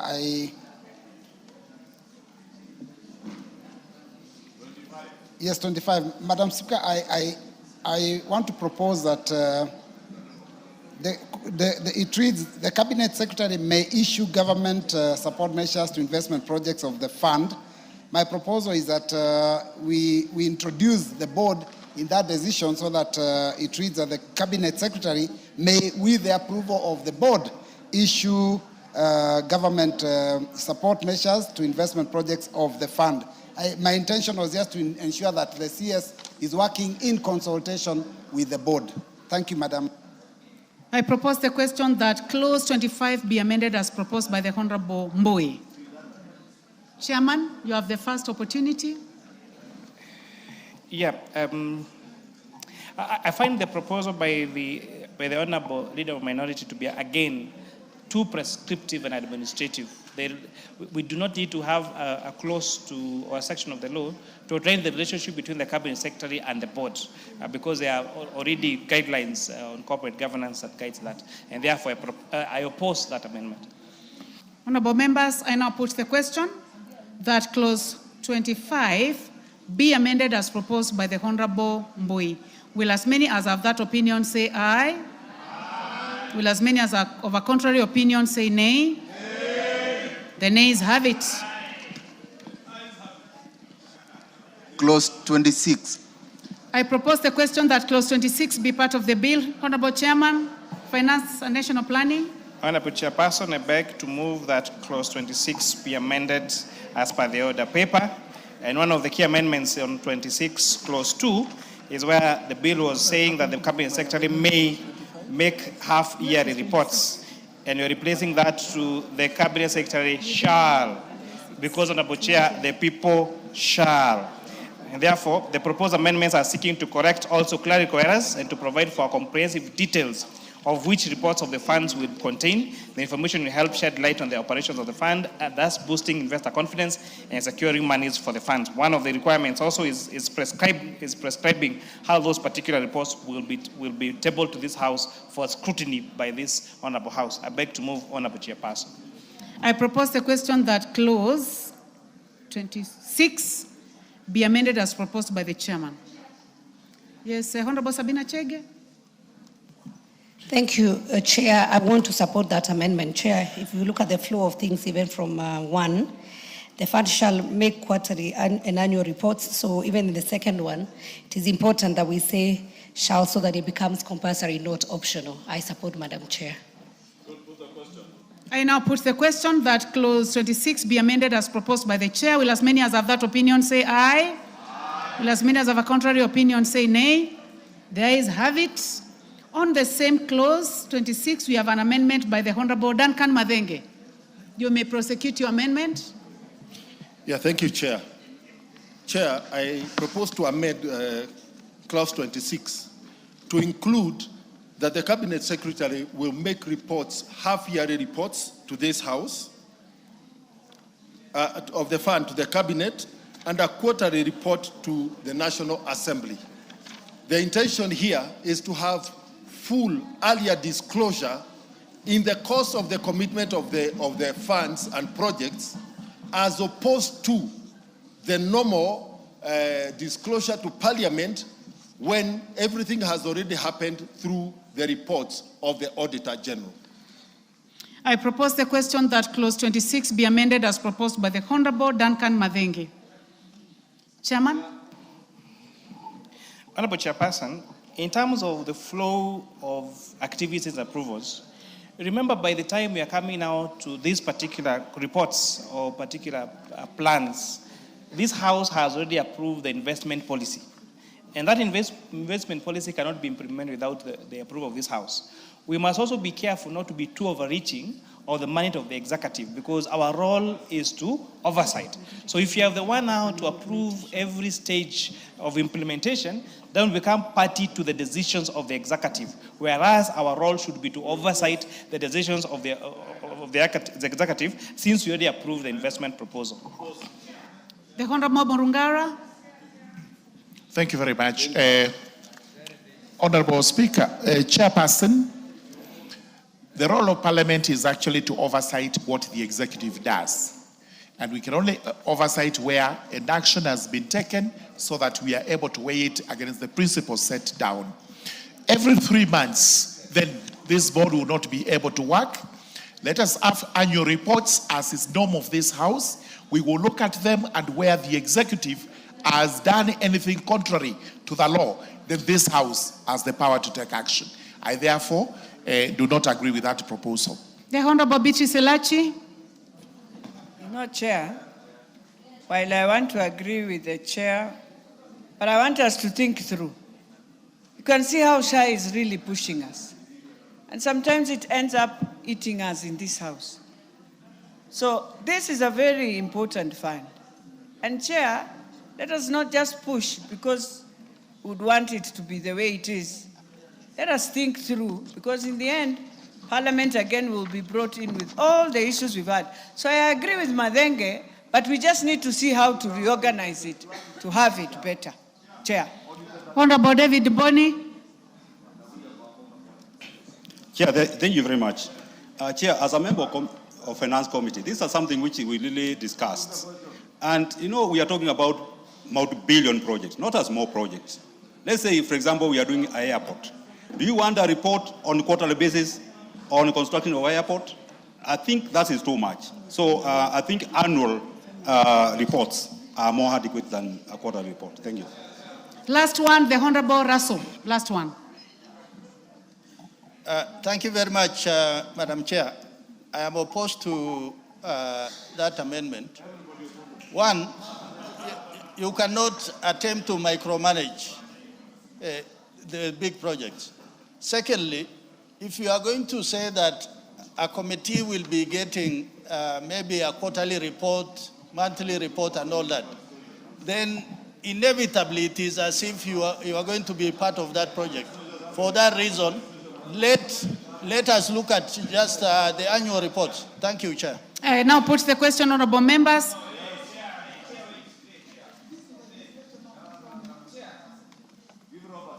Robert, Honorable Robert Mbui. Thank you, Chairperson. You know, Chairperson, I've listened to the I had said that if you want to participate in this, you will go to the intervention button. This table is a bit high, so I'm not able to see where you are seated. Thank you, Madam Chairperson. I've listened to the Honorable Duncan Madenge, and his proposal is a beautiful one because it gives power to this House. One of the arguments we had was that we are not getting enough parliamentary oversight over this fund. Now, his proposal is that his proposal, which is a very good one, is that we get more powers as a House. Now, I'm just wondering, what is the harm in this House being able to oversight? Oversight is not just waiting until things happen. Oversight is ensuring that whatever is happening, we are aware, we are in the know, and we are able to accept or reject. So, Madam Speaker, I support this proposal, and I think I want to urge members of the other side, please, let us legislate together. Let us make something better for ourselves. Let us give ourselves power. Don't take away power. It is time for us to take power. Honorable members, I'm tempted to put the question, but since the chair's hand is up, he'll be the last one. In the explosion. So, Honorable Chairperson, I want us to be really realistic of the work that this Honorable House does. I want us to look at how even behind lagging we are in even our mandates in our respective committees. And second, Chairperson, now that we're speaking to this, we've had discussions with several CEOs and several heads of parastatals and their board members, where board members tend to have weekly or bi-weekly meetings in those particular entities. So again, if we have to bring this here every quarter for approval, Honorable Chairperson, these projects will never take off. I don't know, Honorable Chairperson, these projects we could, if you are very lucky, we could probably do 1 or 2 in a year. That means we will be required to bring reports here that have not even any merit, Honorable Chairperson. And that's why we rejected that particular. Thank you. I now propose the question. I now put the question. I now put the question that clause 26 be amended as proposed by the chair. Will as many as have that by the Honorable, let me take that again. I put the question that clause 26 be amended as proposed by the Honorable Duncan Madenge. Will as many as have that opinion say aye? Aye. Will as many as have a contrary opinion say nay? Nay. The nays have it.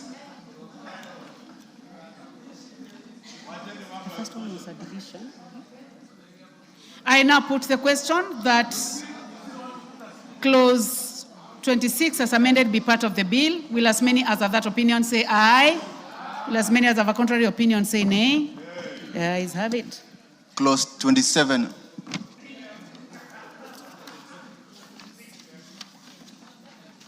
I propose the question that clause 27 be part of the bill.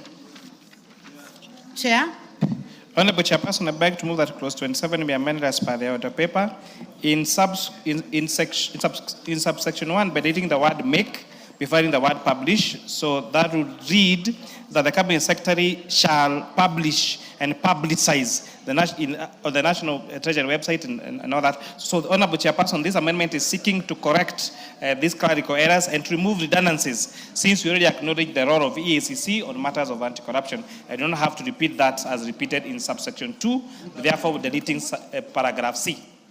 I propose the question that clause 27 be amended as proposed by the chair. I now put the question that clause 27. I now put the question that clause 27 be amended as proposed by the chair. Will as many as have that opinion say aye? Aye. Will as many as have a contrary opinion say nay? The ayes have it. We have another amendment by the Honorable Duncan Mathenge. You may prosecute your amendment. Thank you, Chair.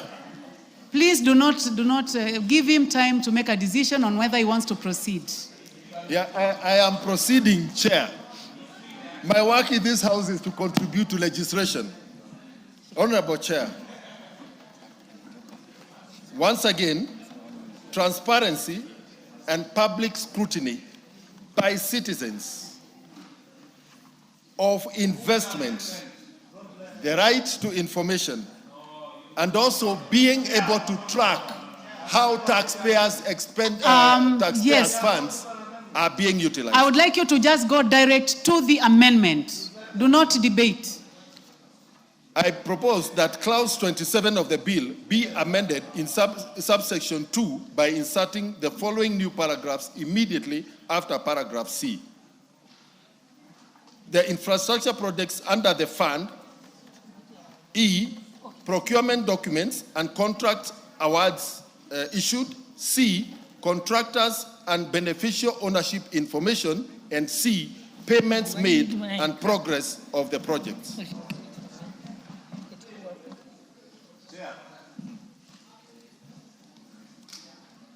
Yes, Majority Leader. Why don't I propose first? I propose the question that clause 27 be amended as proposed.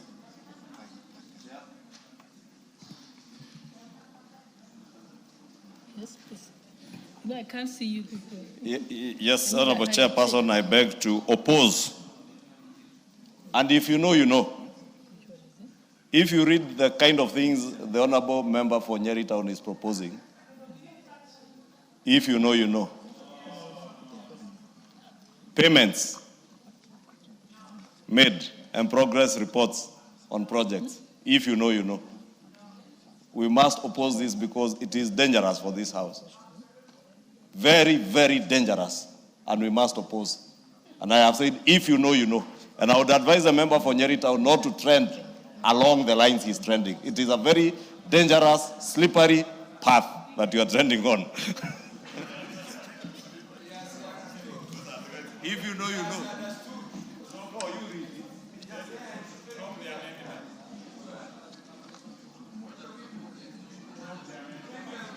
Yes, Honorable Mbui. Yeah, thank you, Madam Chair. I rise to support the amendments proposed by the Honorable Duncan. And Madam Chair, I listened to the majority leader, and even in his own disapproval of the same, he never said anything because he says, if you know, you know. We don't know what he wants us to know. He should have made it clear, but the Honorable Duncan has made it clear why he wants this amendment, and I support him. Honorable Ounda, and then Honorable Elachi. Then we can... Chair, Honorable Chair, the problem with this country is that people like selling fear. And as we always say, we have no money to buy fear, we are broke. So, majority leader, don't sell to us fear. We have no money to buy fear, we are broke. So, Honorable Speaker, Honorable Chair, the intention of the amendment is noble because it needs to be full disclosure at any given time. But I don't know what I know some things. Have you finished, Honorable Ounda? Yes, he has agreed.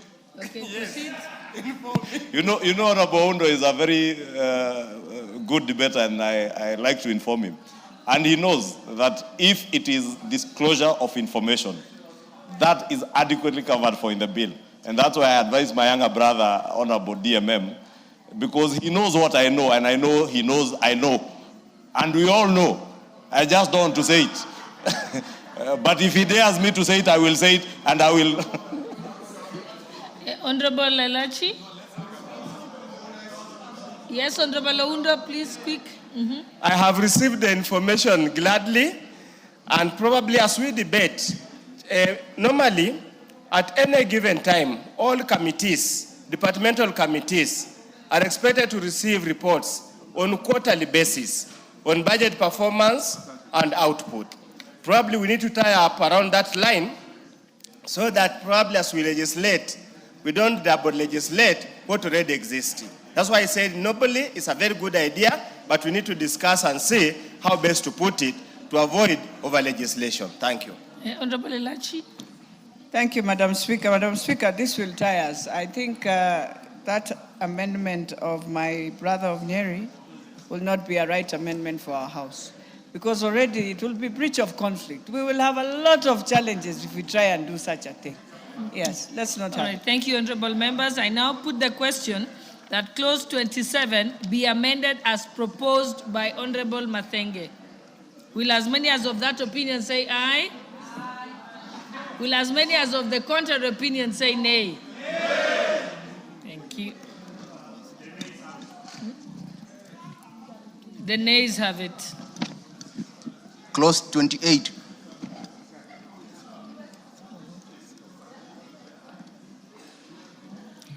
I've now proposed the question that clause 28 be part of the bill. I now put the question that clause 28 be part of the bill. Will as many as of that opinion say aye? Aye. Will as many as of the counter opinion say nay? The ayes have it. Clause 29.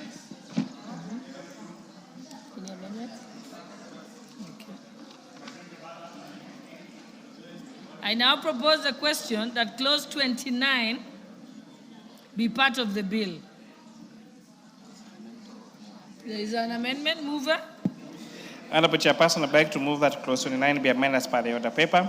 This particular amendment is seeking to provide clarity on the sources of funds for the fund and to remove ambiguities. And for the record, Honorable Chairperson, the monies of the fund shall include proceeds of privatization under the Privatization Act, profits for the sale of shares in a government-linked corporation under Section 87A of the PFA Act, and C, proceeds from investments taken by the fund. I beg to move, Honorable Chairperson.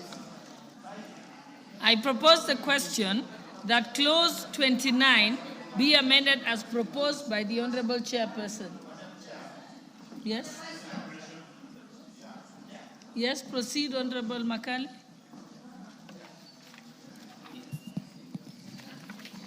Yeah, thank you so much, Madam Chairperson.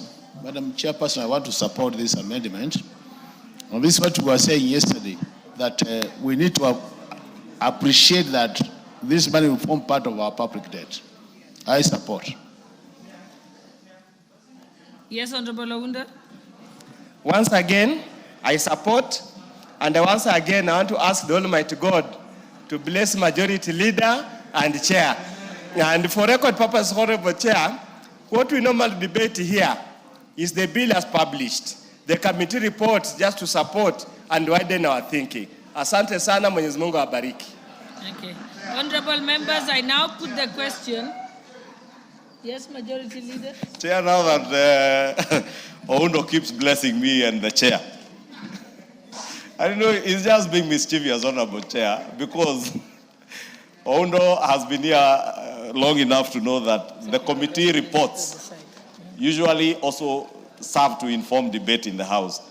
But this is also to allay the fears of those.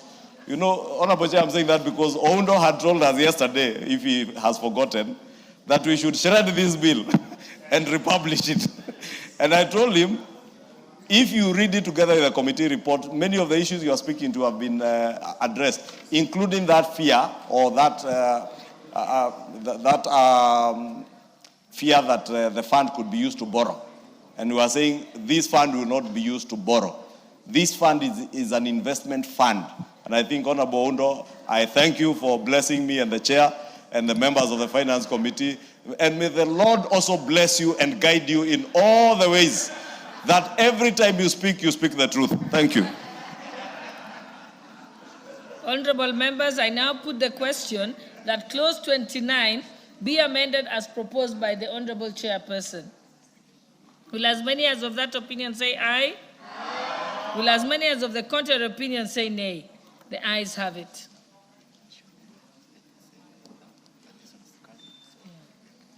So, Honorable Mbui, now that the chairperson's proposal has been, proposed amendment has been carried, yours falls. So let us proceed. So therefore, I now put the question that clause 29 as amended be part of the bill. Will as many as of that opinion say aye? Aye. Will as many as of the contrary opinion say nay? The ayes have it. Clause 30. I now propose the question that clause 30 be part of the bill. I now put the question that clause 30 be part of the bill. Will as many as of that opinion say aye? Aye. Will as many as of the contrary opinion say nay? The ayes have it. Clause 31. Clause 31. Okay, no amendment.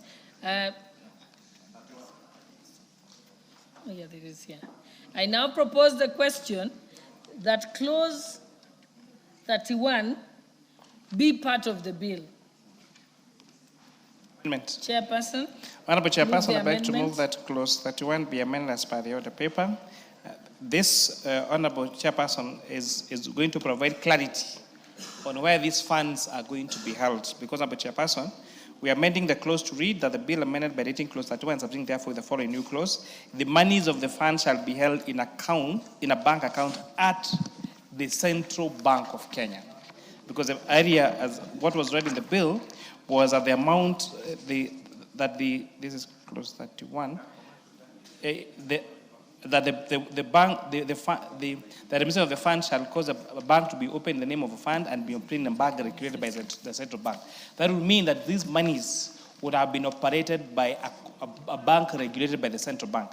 And the question is, Honorable Chairperson, we don't want, for example, the proceeds from the IPPO of KPA is in excess of 100 billion shillings. And that money being held in a commercial bank, whereas we have the Central Bank of Kenya, Honorable Chairperson, we are losing in terms of interest, and this is the same money that again we go to borrow in terms of overdraft facility. So we are expressly saying that monies in this fund shall only be held at the Central Bank of Kenya, by providing a rider on 4 that the fund may operate other bank accounts in commercial banks, the name of the fund for investment operation purposes.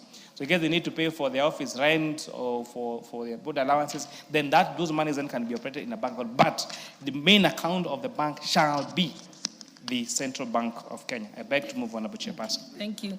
I now propose the question that clause 31 be amended as proposed by the Chairperson, Finance and National Planning. Okay, Honorable Makalu. Yeah, thank you so much, Honorable Chairperson. Honorable Chairperson, even as I support this amendment, I think we need to be cautious because, you know, from July, we have moved to a single treasury account. And you know what that means. I know it's been phased out. So I think we may need to check with the treasury to find out whether this kind of fund will also belong under the single treasury account. Because when you talk about the central bank, it's okay. But when you open 4, when you say it might then go to commercial accounts, it might cause confusion. Yes, let me listen to Budget Chair, then I'll come to Majority Leader. Madam Chair, I didn't intend to oppose the amendment, but I'm just questioning the wisdom behind the amendment, because my understanding is that this is a fund which is supposed to attract private investment. And private investments, you cannot restrict private investments to central bank. You need to open up the fund so that it is really a fund that is operating like a private fund. If you bring government bureaucracy into the fund in terms of banking, then the possibility that you are still curtailing this fund is going to appear. So my view is that, though I don't want to oppose the amendment, but I'm just trying to think loudly that let us not bring government bureaucracy like, fixing that this fund must sit in government account. I have a background of banking, and I know that the majority leader knows that there's nothing wrong if this fund is sitting at KCB, because KCB is also just a government bank. Thank you. Yes, Majority Leader, then we'll go to the Chair. Chair, you know the Chair of Budget and Appropriations Committee is saying I know because he used to work with my wife in the bank. So he's speaking as a banker now, not... but these are good amendments, Honorable Chair, and I support, because customarily you find very many funds being managed by the national government, and even funds in county governments, being put in commercial banks. That money ends up staying in those commercial banks. Government gets need to borrow, probably to pay your salaries at the end of the month. They go back to the same commercial banks and borrow from the same commercial banks at an interest. And that is what the chair was speaking, or the chair was saying, that this money will be, the funds account will be held in the central bank. But that does not mean, just to allay the fears of the chairman, Atandi, that there will be no other commercial bank accounts being opened. And I say, for instance, if they need to pay their salaries or their recurrent expenditure, you can't expect that that money will be held for their recurrent expenditure in central bank. They will have the leeway to open a commercial bank account. But the funds, solid capital, should be held in Central Bank of Kenya, so that even any interest earned by that money should be public money, so that we avoid also feeding. You know, there is no other business in this country that can give you the kind of returns that banks get. And most of that money comes from the public sector. Let us keep public sector money in the public sector. And those who come in with their private equity then can open commercial bank accounts, and nothing stops them from opening commercial bank accounts. I support the amendment by the chair. Yes, Honorable Burigara, but honorable members, I know many members have said that they would like to leave for Mwardikir, so we might end up losing quorum if we go on like this. Thank you very much. There isn't particularly no problem with the first two provisions 1, 2, and 3, but when it comes to number 4, it does open up again number 1, 2, and 3, because this is an investment fund. So my view would have been, but that's out of abundant caution, that the fund may operate other bank accounts in the commercial banks in the name of the fund, in respect of an investment, particular after particular. Otherwise, you open this in central bank, and tomorrow, because it is an investment fund, you move all of it to commercial banks. That is the risk that we are seeing here. Because the conjunction "and" is used in the respect of operational purposes. Point taken. Thank you. Honorable members, I now put the question that clause 31 be amended as proposed. Will as many as of that opinion say aye? Aye. Will as many as of the contrary opinion say nay? The ayes have it. I now put the question that clause 31 as amended be part of the bill. Will as many as of that opinion say aye? Aye. Will as many as of the contrary opinion say nay? The ayes have it. Clause 32. Clause 32 has no amendments. I propose the question that clause 32 be part of the bill. I now put the question that clause 32 be part of the bill. Will as many as of that opinion say aye? Aye. Will as many as of the contrary opinion say nay? The ayes have it. Clause 33. Honorable members, I now propose the question that clause 33 be part of the bill. Mover? Honorable Chairperson, I beg to move that clause 33 be amended by inserting the words "and in accordance with Article 208 of the Constitution," immediately with the words "established." This amendment is seeking to provide clarity on the withdrawal of the fund and the constitutional underpinning. Honorable Chairperson, just to bring clarity, because I think the contribution by my co-chair for budget may have given a different signal. What we just approved in the other clause we just approved is to make sure that those funds are deposited in the Central Bank of Kenya, and only money for operational purposes or for investment purposes will be transferred into a commercial bank. I think it's important that we provide that clarity. Thank you, Honorable Chairperson. Thank you. I now propose the question that clause 33 be amended as proposed by the Honorable Chairperson. I think this is rather straightforward. I now put the question that clause 33 be amended as proposed. Will as many as of that opinion say aye? Aye. Will as many as of the contrary opinion say nay? The ayes have it. I now put the question that clause 33 as amended be part of the bill. Will as many as of that opinion say aye? Aye. Will as many of the contrary opinion say nay? The ayes have it. Clause 34. Yeah, the mover, yeah? No. Honorable members, I now propose the question that clause 34 be part of the bill. Move of the amendment, Honorable Mbui. Yeah, thank you, Madam Chairperson. My proposal was that clause 34 of the bill be deleted. This is a clause that deals with that says that the board may, with the approval of the CS, invest any surplus funds in government securities. But Madam Chair, looking at the situation and noting that a message has come to this House telling members how to vote, I want to drop that amendment because it will never see light of day. I will not take note of what you have said. I will just proceed to the voting. Honorable members, I now propose the question that clause 34 be amended as proposed. The members will be at liberty. Oh, you've dropped it. Okay, so there's no amendment. I now propose the question that clause 34 be part of the bill. I now put the question that clause 34 be part of the bill. Will as many as of that opinion say aye? Aye. Will as many as of the contrary opinion say nay? The ayes have it. Clause 35. Clause 35. I now propose the question that clause 35 be part of the bill. Move of the amendment. Honorable Chair, I beg to move that clause 35 be amended as per the order paper. Honorable Chairperson, clause 35 is amended to...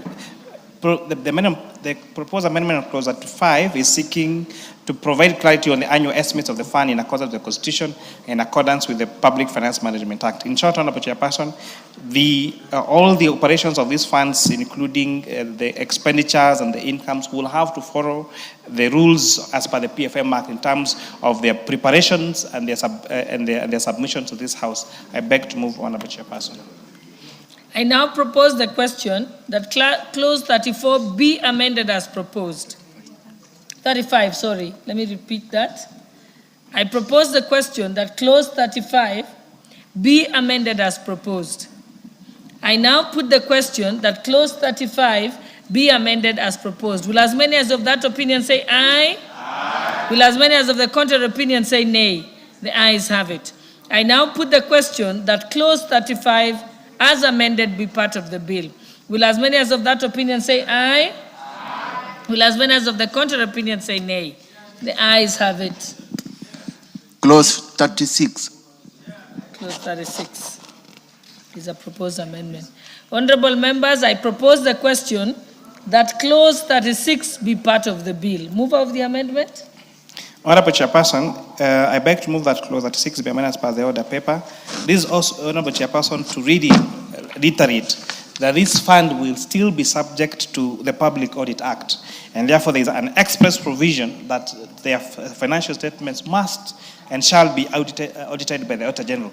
But Honorable Chairperson, if you remember last year we passed an amendment to the Public Audit Bill, to the Public Audit Act, that reduced the period for submission of financial statements to the Auditor General from 4 months to 3 months. Therefore, this particular amendment is now aligning to Section 47(1) of the Public Audit Act, Cap 412B, and also with our Constitution that requires that all public funds and all public accounts must be subject to audit by the Auditor General, and they must submit their financial statements to the Auditor General within 3 months after the end of a financial year. Thank you, Honorable Chair. That is self-explanatory. I now propose the question that clause 36 be amended as proposed. Yes, Honorable Majority Leader. Chair, I don't need to add anything much on this, but I support. But also to say, Honorable Speaker, Honorable Chair, remember when we moved this bill the day before yesterday, I emphasized on this point that this fund is subject to the Public Audit Act. And this amendment is improving the bill in the sense that the bill had required that the financial statements are sent to the Auditor General 4 months after the end of the financial year. The committee, as we said in debate, and the chair mentioned it, had proposed an amendment to reduce that period in line with the amended Public Audit Act from 4 months to 3 months. That gives Parliament the opportunity that some of us were saying that we will be denied to oversight this fund. Because 3 months after the end of the financial year, The Auditor General has the books, finishes with the audit. That audit comes to our public accounts and public investments accounts committees, and we do our work now as oversights of this fund. Thank you, Honorable Speaker. Thank you. I now put the question that clause 36 be amended. Was someone calling? Yes, Honorable Ounda, I thought you're happy about that one. Yes, of course, I'm a happy man today. And once we finish, I'll carry the chair. We'll go where we normally go. I'm a happy man today. Chair, I just want to emphasize the point. And the point I want to emphasize is the timelines for submission of the audited reports and the timelines taken to review the same by the National Assembly.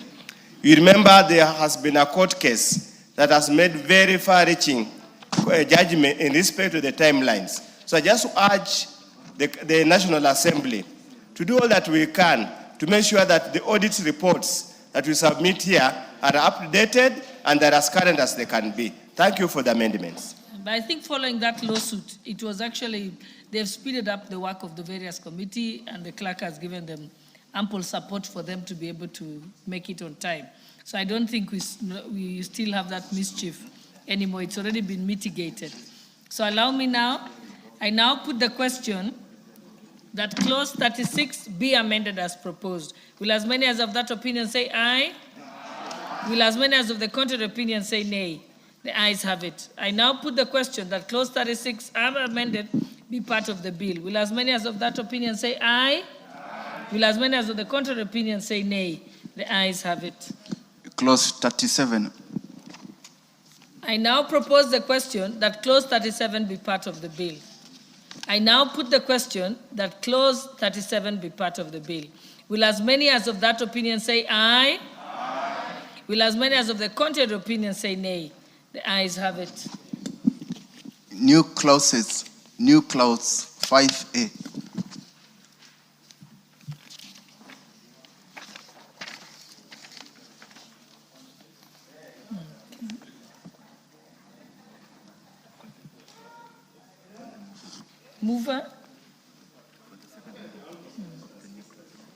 Mover, you have to make the second reading of the new clause. Yes. So you move that it be read a second time, and then you move the new clause. Thank you, Honorable Chairperson. Honorable Chairperson, I beg to move that new clause 5A be now read a second time. Honorable Chairperson, this is the new clause that is now seeking to establish the governing council of the fund. This new governing council shall comprise of, among others, the Cabinet Secretary for National Treasury, the Governor of the Central Bank of Kenya, the Attorney General, and 6 other persons that are not public officers. And this is to bring more expertise and bring also officers who are already serving government that have a bird's eye view of the operations and of the whole republic. Honorable Chairperson, I beg to move. Thank you. I now propose the question that the new clause 5A be now read a second time. I now put the question that the new clause 5A be now read a second time. Will as many as of that opinion say aye? Aye. Will as many as of the contrary opinion say nay? The ayes have it. I propose the question that the new clause 5A be part of the bill. I now put the question that the new clause 5A be part of the bill. Will as many as of that opinion say aye? Aye. Will as many as of the contrary opinion say nay? The ayes have it.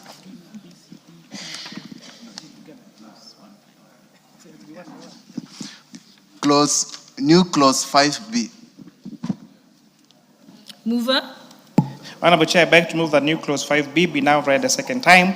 This, Honorable Chairperson, as I explained earlier, it provides for who the governing council members are going to be, what their expertise is going to be. They need to have a degree, they need to have proven leadership experience in public policy, finance, investments, and other related field. I beg to move, Honorable Chairperson. I propose the question that the new clause 5B be now read a second time. I now put the question that the new clause 5B be now read a second time. Will as many as of that opinion say aye? Aye. Will as many of the contrary opinion say nay? The ayes have it.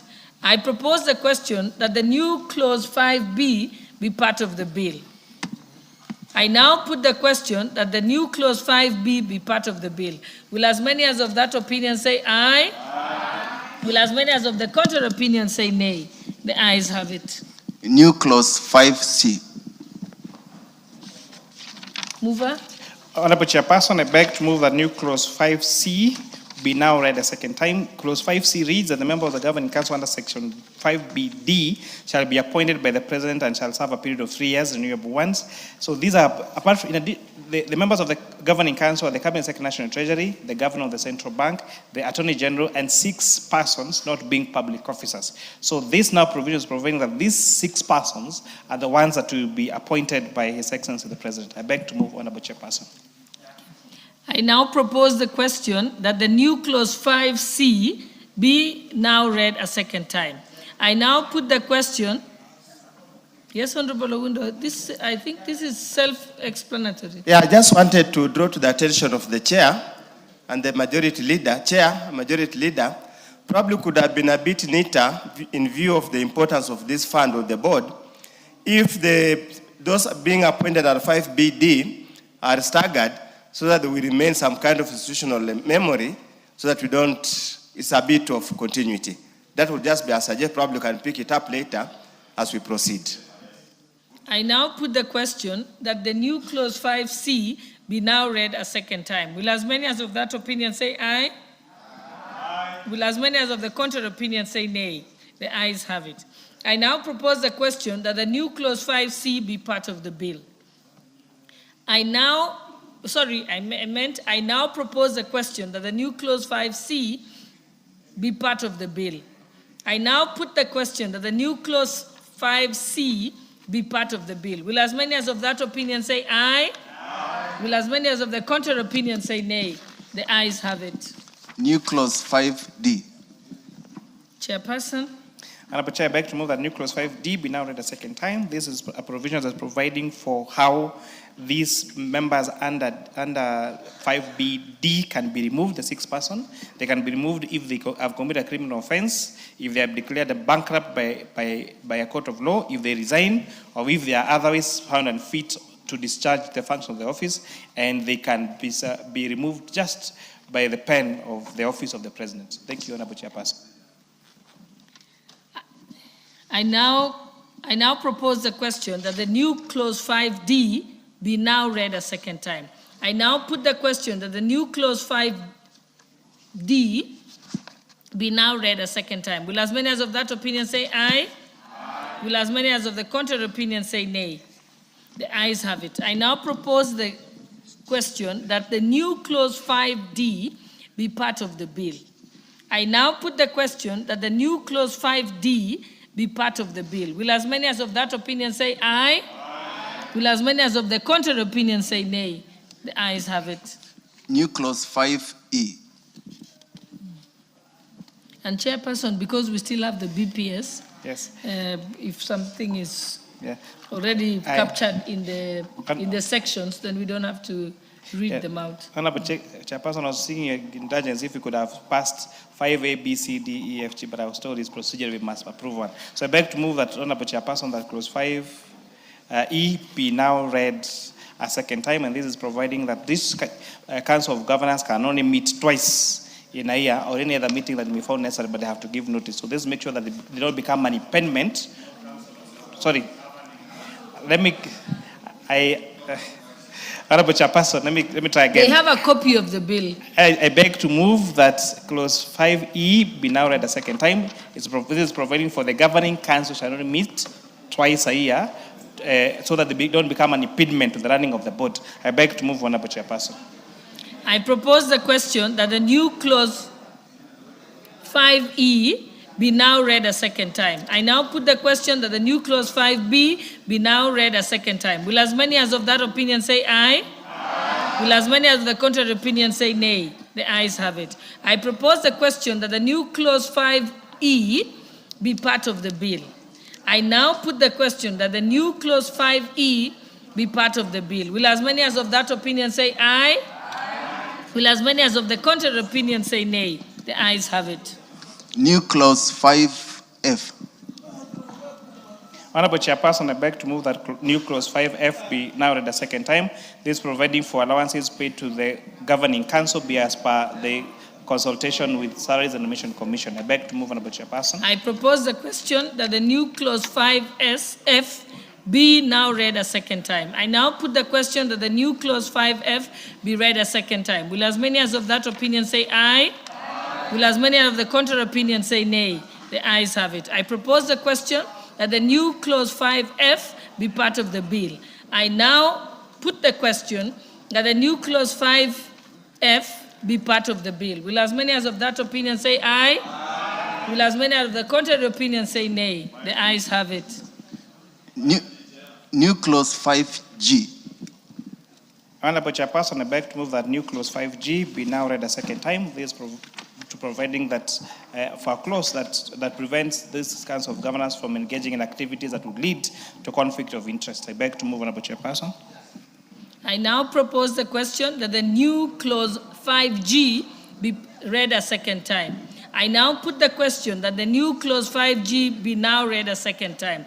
Will as many as of that opinion say aye? Aye. Will as many as of the contrary opinion say nay? The ayes have it. I propose the question that the new clause 5G be part of the bill. I put the question that the new clause 5G be part of the bill. Will as many as of that opinion say aye? Aye. Will as many as of the contrary opinion say nay? The ayes have it. New clause 21A. Mover. Honorable Chairperson, I beg to move that new clause 21A be now read a second time. This is providing the clause that the Cabinet Secretary shall submit the investment policy to the National Assembly for approval. I propose the question that the new clause 21A be now read a second time. I now put the question that the new clause 21A be now read a second time. Will as many as of that opinion say aye? Aye. Will as many as of the contrary opinion say nay? The ayes have it. I propose the question that the new clause 21A be part of the bill. I now put the question that the new clause 21A be part of the bill. Will as many as of that opinion say aye? Aye. Will as many as of the contrary opinion say nay? The ayes have it. New clause 21B. I now beg to move that new clause 21B, that the investment policy shall be tabled in the National Assembly, and the National Assembly shall consider the investment policy within 91 days from the date of tabling. I beg that it be read, within 90 days from the date of tabling. I beg to move, Honorable Chairperson. I propose the question that the new clause 21B be now read a second time. I now put the question that the new clause 21B be now read a second time. Will as many as of that opinion say aye? Aye. Will as many as the contrary opinion say nay? The ayes have it. I propose the question that the new clause 21B be part of the bill. I now put the question that the new clause 21B be part of the bill. Will as many as of that opinion say aye? Aye. Will as many as of the contrary opinion say nay? The ayes have it. New clause 21C. Mover. Honorable Chairperson, I beg to move that new clause 21C be now read the second time, that the National Assembly shall either approve the investment policy for implementation, or approve the investment policy with reservations or propose amendments, or C, decline the investment policy. I beg to move, Honorable Chairperson. I propose the question that the new clause 21C be read a second time. I put the question that the new clause 21C be now read a second time. Will as many as of that opinion say aye? Aye. Will as many as of the contrary opinion say nay?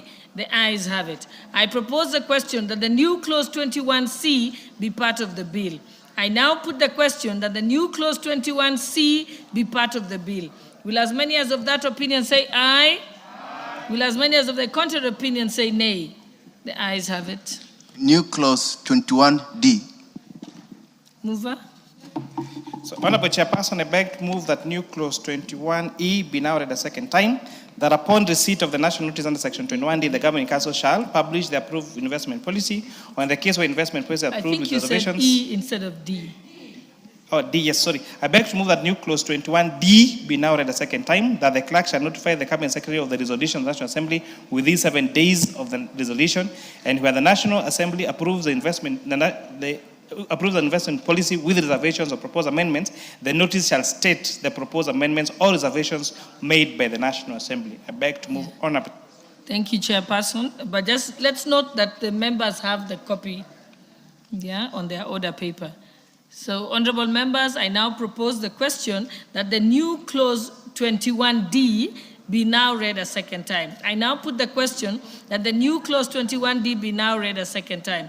Will as many as of that opinion say aye? Aye. Will as many as of the contrary opinion say nay? The ayes have it. I propose the question that the new clause 21D be part of the bill. I now put the question that the new clause 21D be part of the bill. Will as many as of that opinion say aye? Aye. Will as many as of the contrary opinion say nay? The ayes have it. New clause 21E. Honorable Chairperson, I beg to move that new clause 21E be now read a second time. I propose the question that the new clause 21E be now read a second time. I now put the question that the new clause 21E be now read a second time. Will as many as of that opinion say aye? Aye. Will as many of the contrary opinion say nay? The ayes have it. I propose the question that the new clause 21E be part of the bill. I now put the question that the new clause 21E be part of the bill. Will as many as of that opinion say aye? Aye. Will as many as of the contrary opinion say nay? The ayes have it. New clause 21F. Mover. Honorable Chairperson, I beg to move that new clause 21F be read a second time, that the investment policy shall be published in the Kenya Gazette. Thank you. I propose the question that the new clause 21F be now read a second time. I now put the question that the new clause 21F be now read a second time. Will as many as of that opinion say aye? Aye. Will as many as of the contrary opinion say nay? The ayes have it. I propose the question that the new clause 21F be part of the bill. I now put the question that the new clause 21F be part of the bill. Will as many as of that opinion say aye? Aye. Will as many as of the contrary opinion say nay? The ayes have it. New clause 25A. Mover? Yeah. Sorry. Oh, Chairperson, it's not you who's the mover. Honorable Duncan Mathenge. Chair, I propose that the bill be amended by inserting the following new clause immediately after 25. Approval of projects. An infrastructure project financed from the fund whose value shall exceed this threshold as prescribed by the Cabinet Secretary shall require approval of the National Assembly prior to commitment of the funds. I propose the question that the new clause 25A be now read a second time. Yes, Chairperson, do you want to say something? Yes, Honorable Chairperson, this House will have approved the investment policy. The board shall be required to make reports to this House annually. These particular public funds will be subjected to audit by the Office of the Auditor General. To require then that the board now comes here for approval before payment is been, Honorable Speaker, then we are making this House to do the work of National Treasury, to do the work of control of budget, to do the work of all the other entities, and to really do the work of the executive. I think it's too overreaching and it's not really necessary if you really want to operationalize this fund. And therefore, I beg this House to reject this amendment. I put the question that the new clause 25A be now read a second time. Will as many as of that opinion say aye? Aye. Will as many as of the contrary opinion say nay? Nay. The nays have it. Yeah. So that has fallen. Yes. So we move to the next one. Yeah. New part 7A, new clause 36A. Chairperson. Honorable Chairperson, at the tail end of these amendments, so Honorable Chairperson, I beg to move that we insert a new part 7A, under offenses and penalties. And that 6A provides for the following. And please allow me, Honorable Chair, to read that a person who misappropriates any funds or assets from the fund, or assists or causes any person to misappropriate the funds or assets, or apply the funds or assets otherwise than in the manner provided for in the Act, commit as offense and is liable to the following: a conviction to pay twice the amount misappropriated. 2, pay a fine not less than 10 million shillings or imprisonment for a term of not less than 5 years, or to both. So this, Honorable Chairperson, this particular provision that we are amending is to provide an offenses and penalties to make it very punitive for any person who shall try to misappropriate this particular fine, to make them be liable to pay twice the amount misappropriated, or to an imprisonment of not less than, or pay a fine of not less than 10 million shillings, or an imprisonment not less than 5 years, Honorable Chairperson. We have seen the course, Honorable Chairperson, give fines that are much lower than the amount is misappropriated. And many Kenyans are saying, please give me that money and I am willing to go to jail for 1 year. If I am going to go to jail for 1 year and misappropriate millions, if not billions of shillings, Honorable Chairperson. So this is making it expressingly to be extremely punitive for anyone who tries to dip their dirty fingers into this particular fund, Honorable Chairperson. I now propose the question that the new clause 36A be now read a second time. I now put the question that the new clause. Yes, Honorable Owundo? Even Sir George wants to say something, has been quiet for long. I totally support the amendment, Honorable Chair, and probably could also think through, and Sir George will guide us, what if the person misappropriated the funds and went to piga sherehe and he has got nothing to pay? Sir George, guide us, how shall we recover public funds? And it all ended up in celebrations and parties. Sir George, please guide. Thank you, Honorable Chair. I now put the question.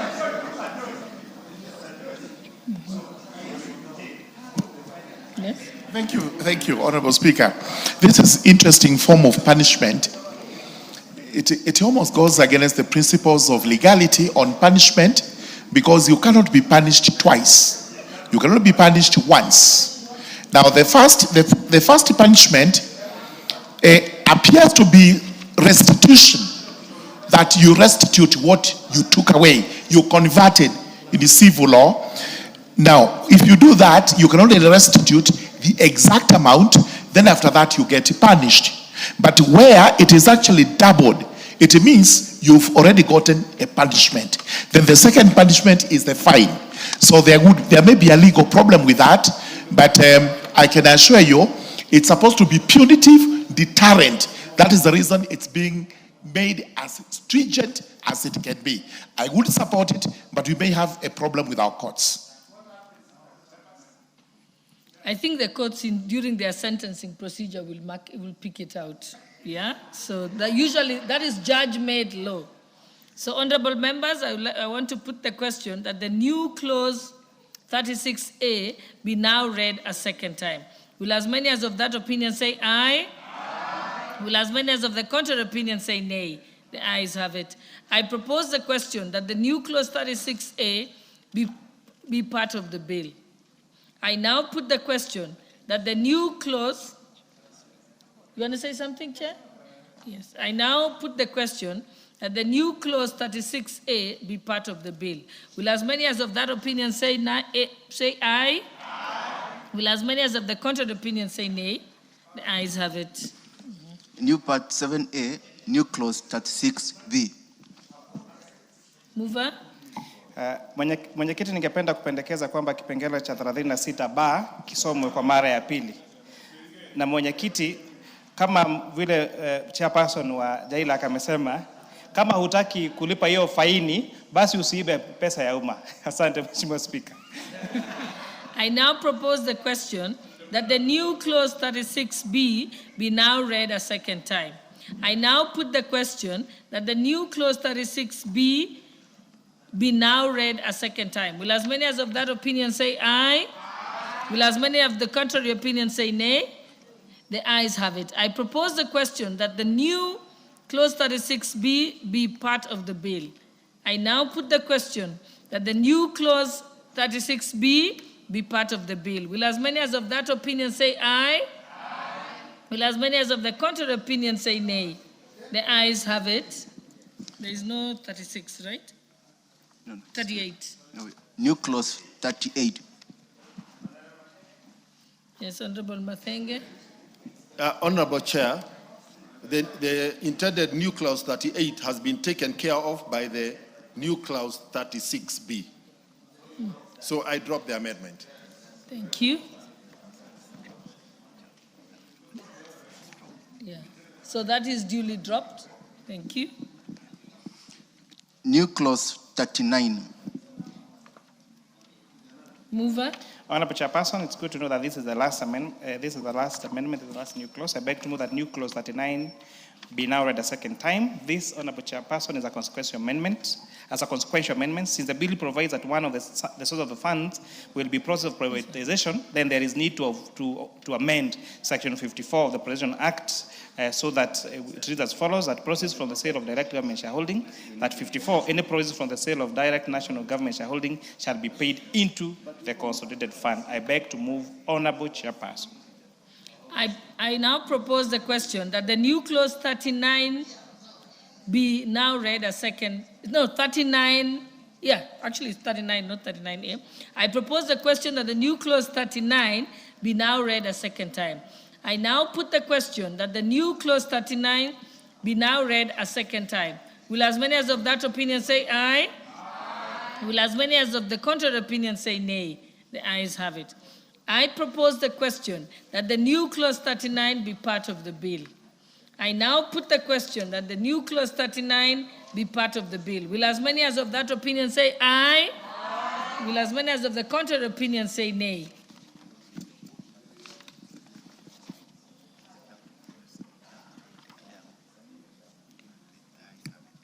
Sorry, apologies, I haven't said that. Okay. Will as many as of that opinion say aye? Aye. Will as many as of the contrary opinion say nay? The ayes have it. Clause 2. Chairperson?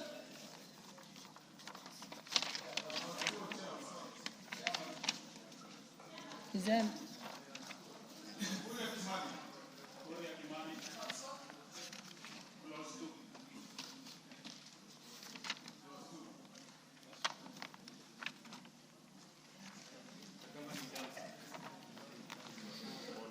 Clause 2. Honorable Chairperson, I beg to move that clause 2 be amended as per the order paper, and this is going to provide for the definition. This is on definitions. This is providing for definition of who comprises the governing council. Honorable members, I now propose the question that clause 2 be part of the bill.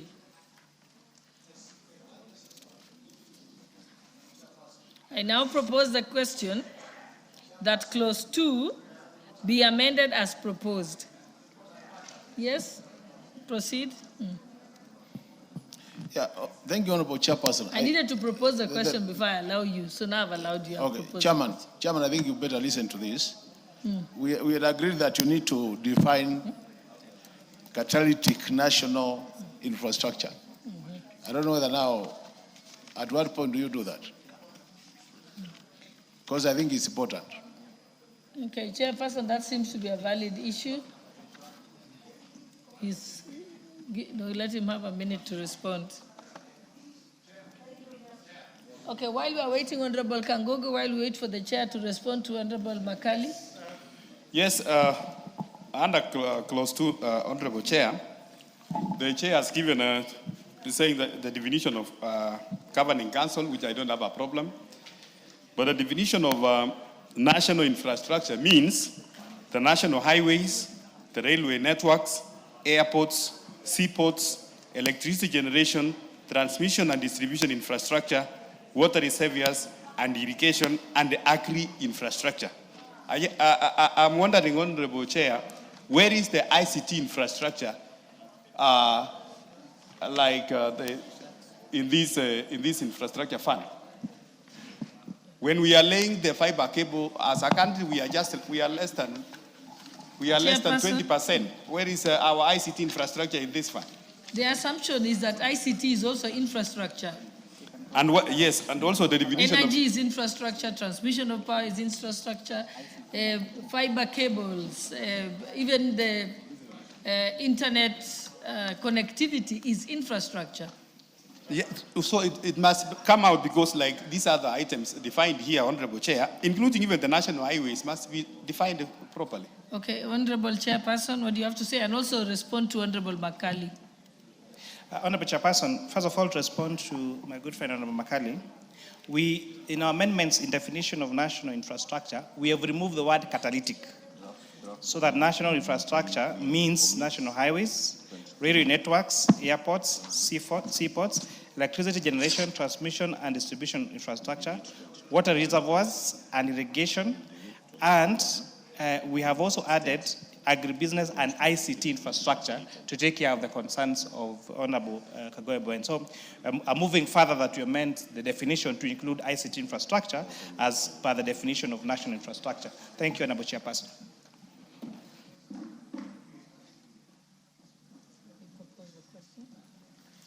I propose the question that clause 2 be part of the bill. I now put the question that clause 2 be amended as proposed.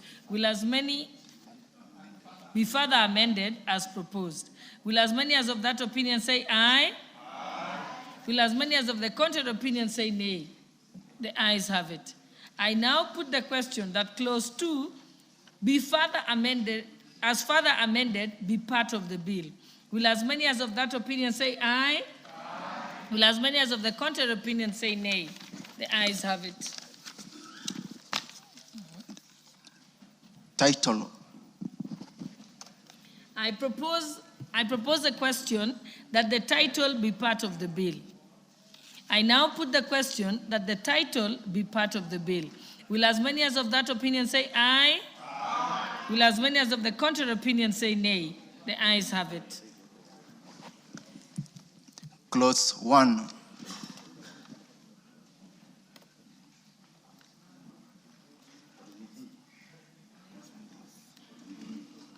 Yes, clause 1, I think there is a proposed amendment.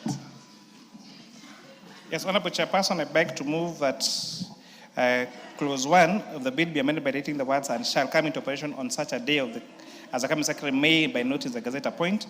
And this Honorable Chairperson is seeking to ensure that we avert undue delay in the operationalization of the fund. I now propose the question that clause 1 be amended as proposed. I now put the question that clause 1 be amended as proposed. Will as many as of that opinion say aye? Aye. Will as many as of the contrary opinion say nay? The ayes have it. I now put the question that clause 1 as amended be part of the bill. Will as many as of that opinion say aye? Aye. Will as many as of the contrary opinion say nay? The ayes have it.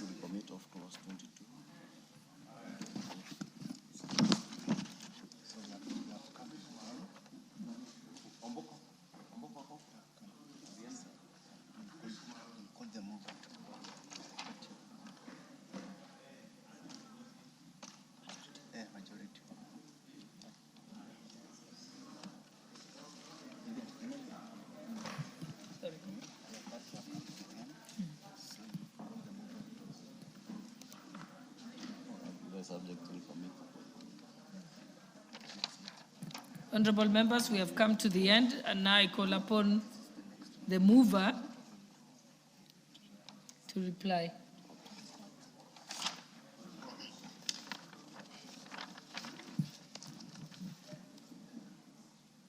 Mike, sorry. Honorable Chairperson, I beg to move that the committee do report to the House its consideration of the National Infrastructure Fund Bill, National Assembly Bill number 1 of 2026, and its approval thereof with amendments. Honorable members, I now put the question, which is that the committee do report to the House its consideration of the National Infrastructure Fund Bill, National Assembly Bill number 1 of 2026, and its approval thereof with amendments. Will as many as of that opinion say aye? Aye. Will as many as of the contrary opinion say nay? The ayes have it.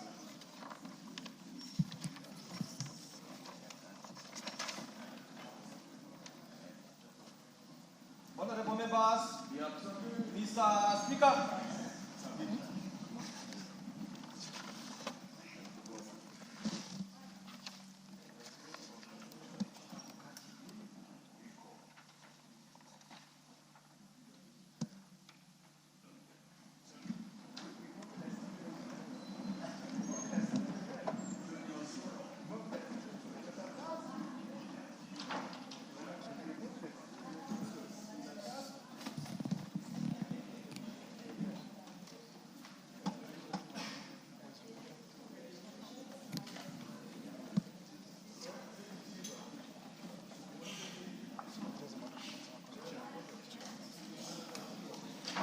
Very well, honorable members. We're back to the House Chairperson. Honorable Speaker, I beg to report that the Committee of the Whole House has considered the National Infrastructure Fund Bill, National Assembly Bill number 1 of 2026, and the approval of the same with amendments. Thank you, Honorable Speaker. Very well. Mover.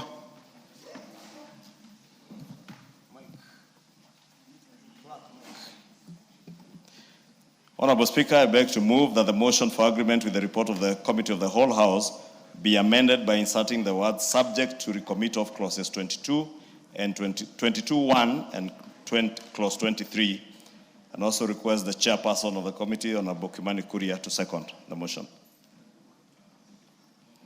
Honorable Chairperson, I want to thank everyone that has contributed this. Honorable Speaker, I beg to thank everyone who has really contributed to this.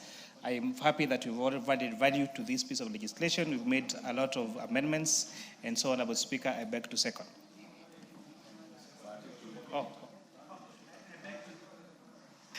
I beg to second, subject to the committee of the two clauses as read by the leader of majority party.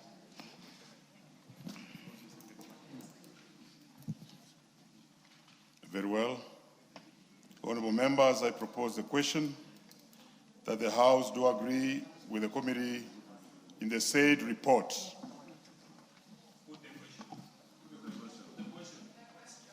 Honorable members,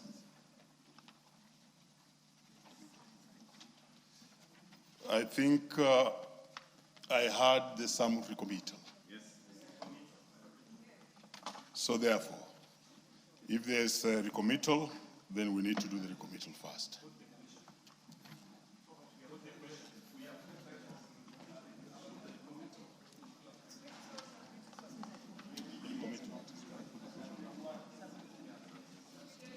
Honorable members, I now put the question that the House do agree with the committee in the said report. Will as many as of that opinion say aye? Okay, I'll take it again. Freeze, honorable member. I now put the question that the House do agree with the committee in the said report, subject to the committal of clause 22 and clause 23. Will as many as of that opinion say aye? Aye. Will as many as of a different opinion say nay? The ayes have it.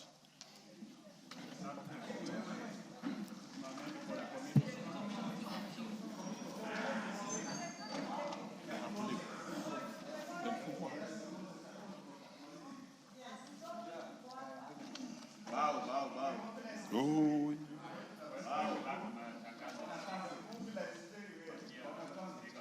We, honorable members, we now move to the committee of the whole House.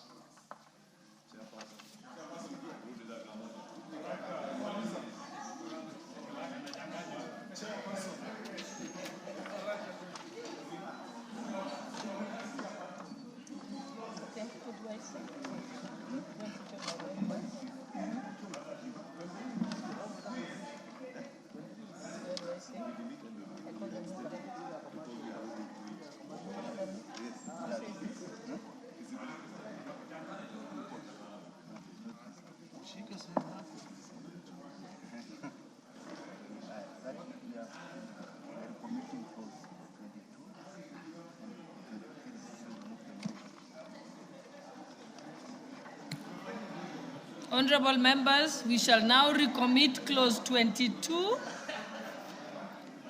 of the bill, which will be amended, and clause 23. Mover? Let him call it out. Clause 22. Clause 22, mover. Honorable Chairperson, I beg to move that clause 22 be further amended by deleting subclause 1. Honorable Chairperson, subclause 1 was requiring that project preparation for the purpose of this act or this bill be undertaken in accordance with the provisions of sections 31 and 32 of the Public-Private Partnership Act. But, Honorable Chairperson, many of the investments that will come into this fund are direct foreign investments from private entities and therefore may not necessitate us to go to the PPP framework for approval or for to be considered under the PPP Act. Then I'll speak to the 23 when we get to it, Honorable Chairperson. Thank you, Honorable. I beg to move. Thank you, Majority Leader. I now propose the question that clause 22 be further amended as proposed. I now put the question that clause 22 be further amended as proposed. Will as many as of that opinion say aye? Aye. Will as many as of the contrary opinion say nay? The ayes have it. I now put the question that clause 22 as amended be now part of the bill. Will as many as of that opinion say aye? Aye. Will as many as of the contrary opinion say nay? The ayes have it. Mover? Clause 23. Honorable Chairperson, I beg to move that clause 23 be further amended by retaining clause 23 as it appears in the bill.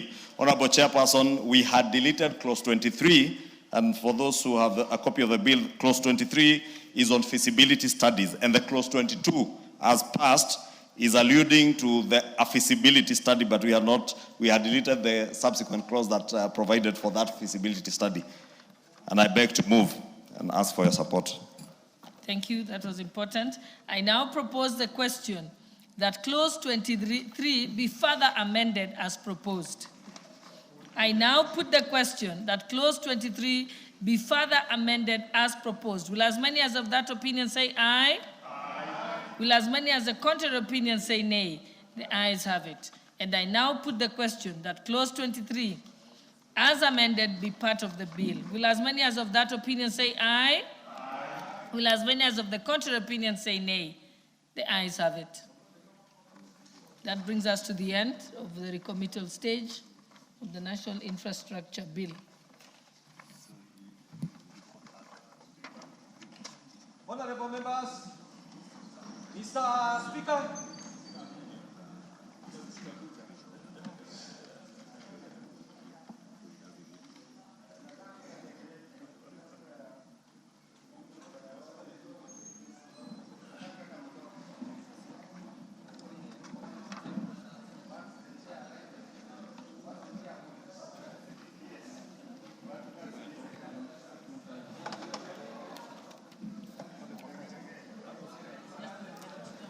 Very well, honorable members, we may take our places again.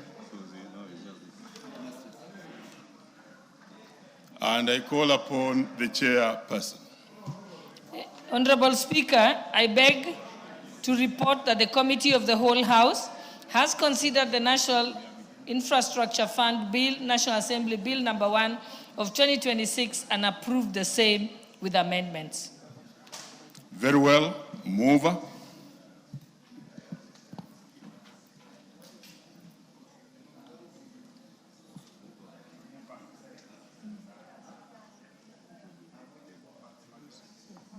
Yes, we have to go through it again. Mover, you may proceed.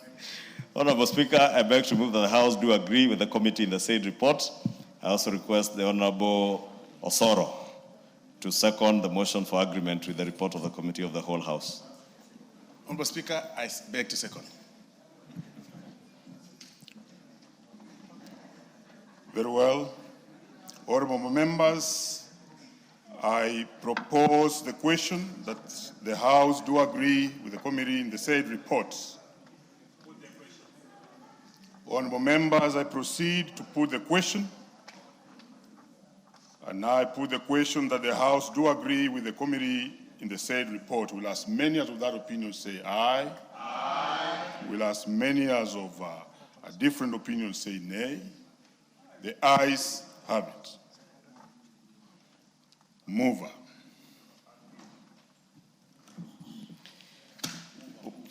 Honorable Speaker, I beg to move that the National Infrastructure Fund Bill, National Assembly Bill number 1 of 2026, be now read a third time.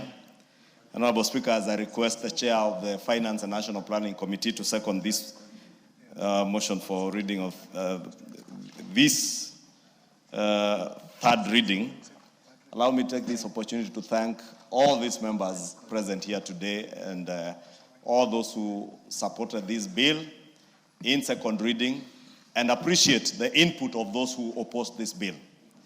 And I have particular mention to the Honorable Undo, the Honorable Makali Mulu, the Honorable Robert Mbui, and the Honorable Tongoyo.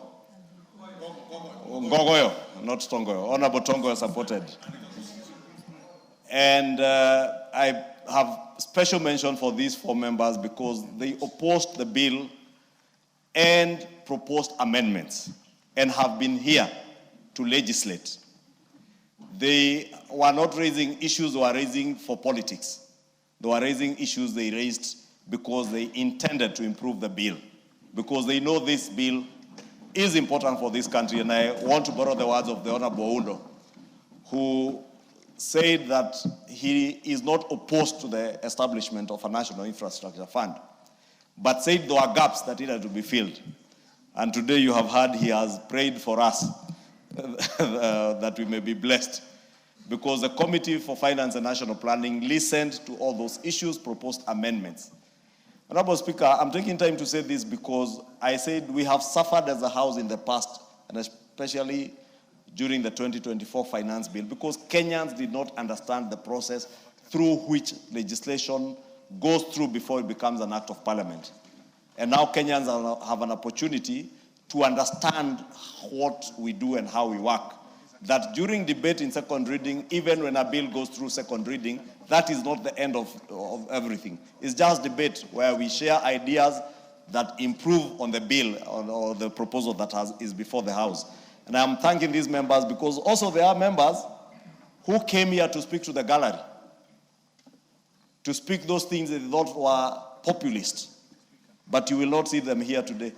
I don't need to mention anyone by name because they know themselves and they should be ashamed of themselves. Honorable Speaker, this bill, should it pass through this third stage, is the most consequential legislation ever enacted in this House.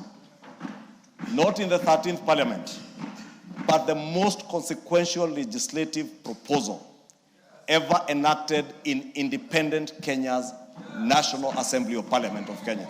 The most consequential. Other than sessional paper number 10 of 1965 proposed by then Minister for Planning, the late Tom Joseph Mboya.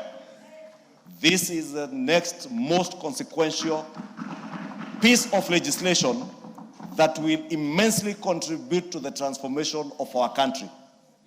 And I must thank each and every one of you.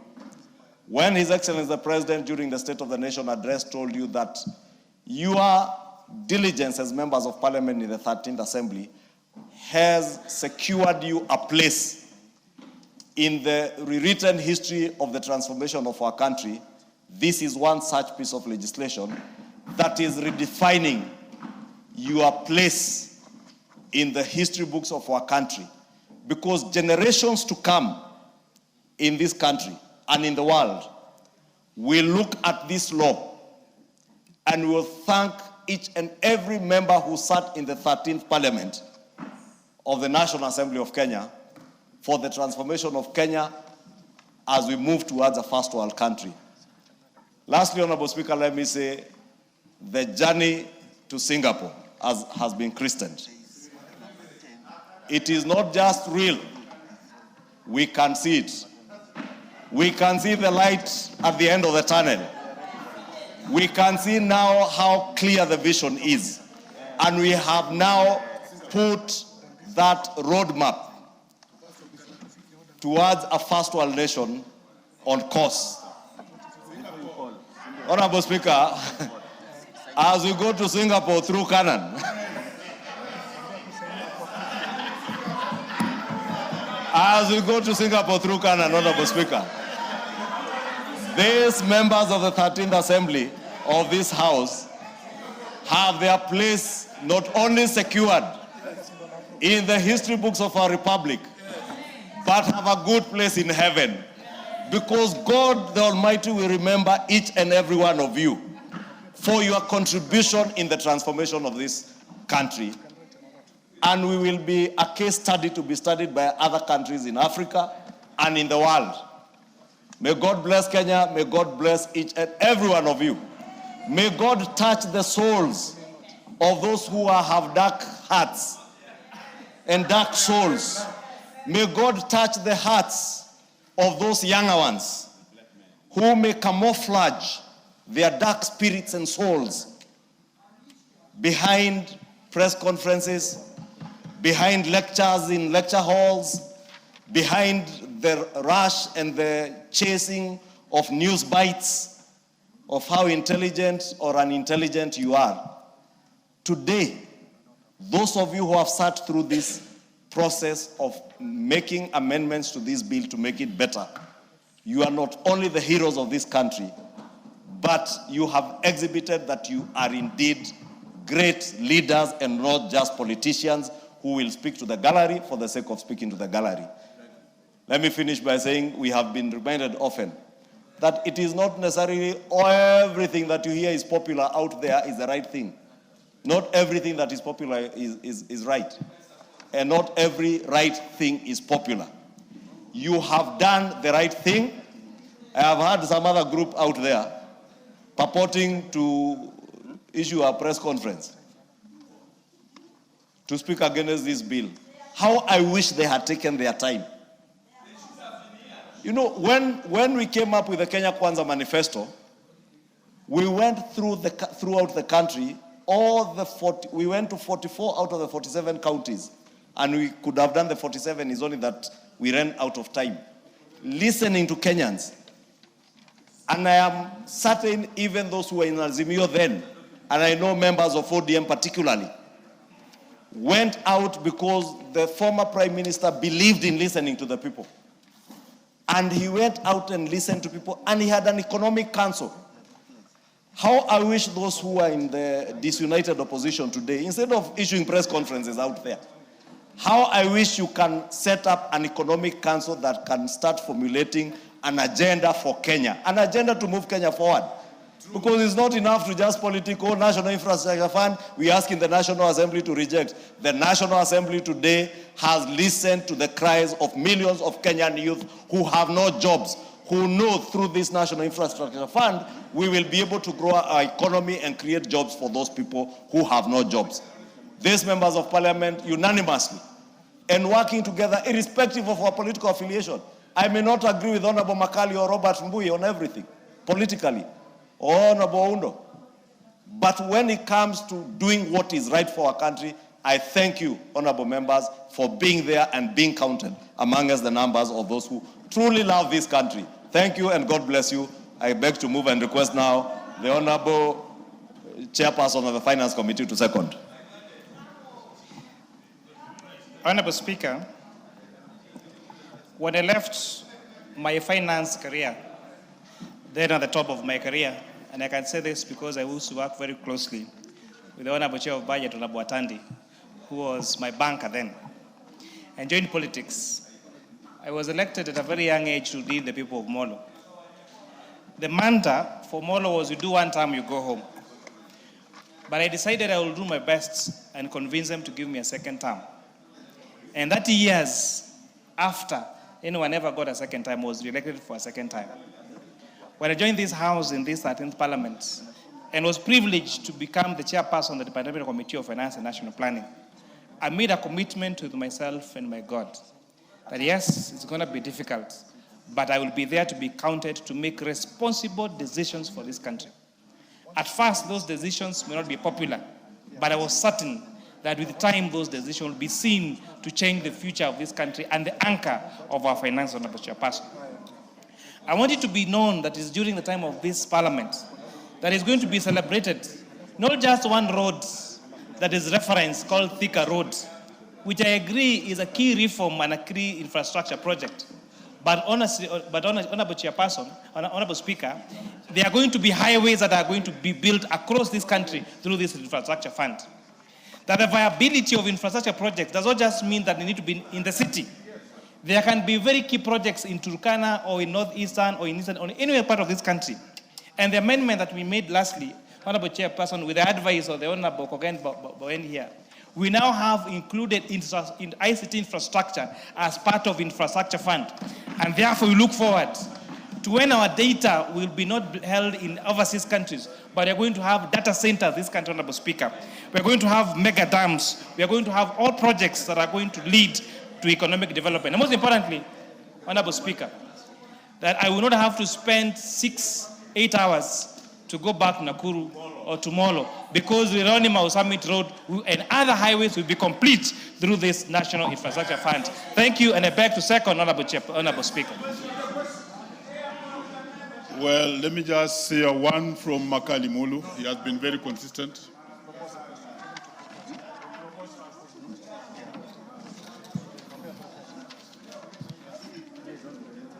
Order Makalimulu.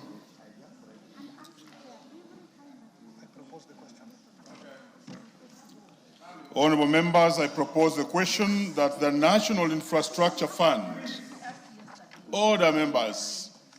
Veteran, take your place. I'll take it again.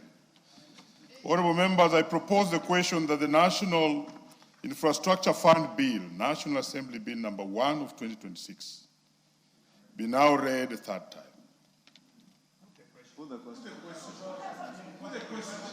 Honorable members, it seems to be the mood that I put the question. Is it the mood that I put the question? Will as many as of that opinion say aye? Aye. Will as many as of a contrary opinion say nay? Honorable members, I proceed to put the question. And I now therefore put the question, which is that the National Infrastructure Fund Bill, National Assembly Bill number 1 of 2026, be now read a third time. Will as many as of that opinion say aye? Aye. Will as many as of a contrary opinion say nay? The ayes have it. Thank you, honorable members. A bill for an act of parliament to provide the establishment and management of the National Infrastructure Fund and for matters connected therewith or incidental thereto.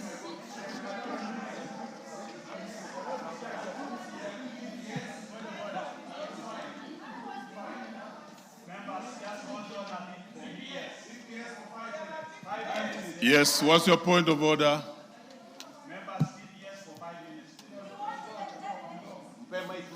Honorable Speaker, I would like to move a procedural motion on extension of sitting time, Honorable Speaker, so that we are able to, that pursuant to the provision of Standing Order 33A, this House resolves to extend its sitting of today, Thursday, 5th March 2026, until the conclusion of the business appearing under Order Number 10, consideration of the budget policy statement BPS for the financial year 2026-2027, and request the Honorable Osoro to second. Honorable Speaker, I second.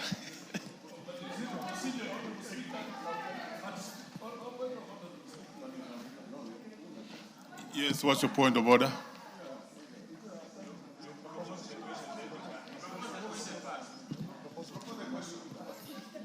Order. Order, and take your places.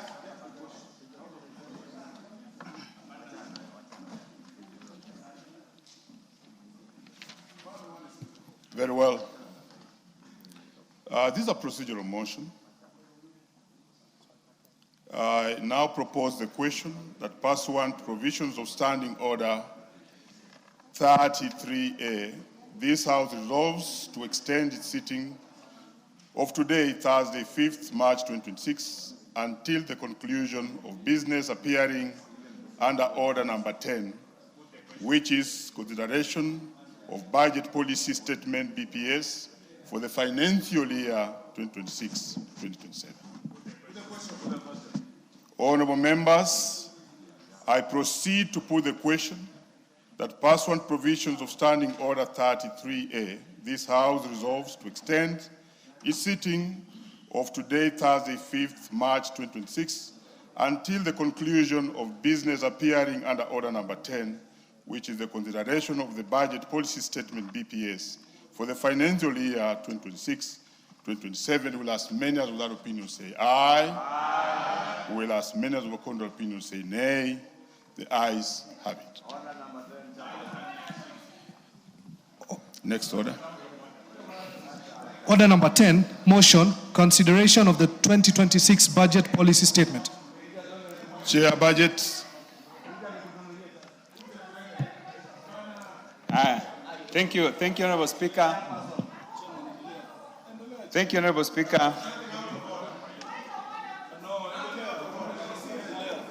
Honorable Speaker, I move that this House adopt the report of the Budget and Appropriations Committee on the budget policy statement for the financial year 2026-2027 and a compendium of departmental committee reports on the 2026 BPS laid on the table of the House Wednesday, 4th March 2026, and pursuant to the provisions of Section 25, subsection 7 of the PFM Act, Cap 412A, and Standing Order 2329 and 10, A, approves the budget policy statement for the financial year 2026-2027. B, makes the following financial resolutions with respect to BPS. 1, that the national government budget ceiling be approved at 2,878,426,500,000, of which 1, the executive will take 2,797,202,700,000, of which the Office of the Auditor General will take 9,026,300,000. Parliament will take 50,782,000,000. Judiciary will take 30,441,800,000. 2, that the allocation to country government equitable share be approved at 420 billion. 3, that consistent with the latest audited and approved revenues, the allocation to equalization fund be set at 9,602,170,425. 4, that the county government additional allocations be approved at Kenya shilling 75,692,700,182, as per the first schedule to the report, which shall form the basis for the county government additional allocations bill for the financial year 2026-2027. 5, that the allocation for the public participation initiatives be approved at 4 billion under the vote 1071 National Treasury.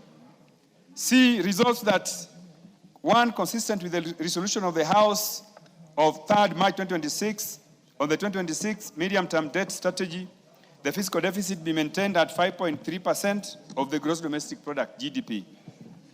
2, that the first schedule to the order paper forms the basis for the sellings for the financial year 2026-2027 budget estimates.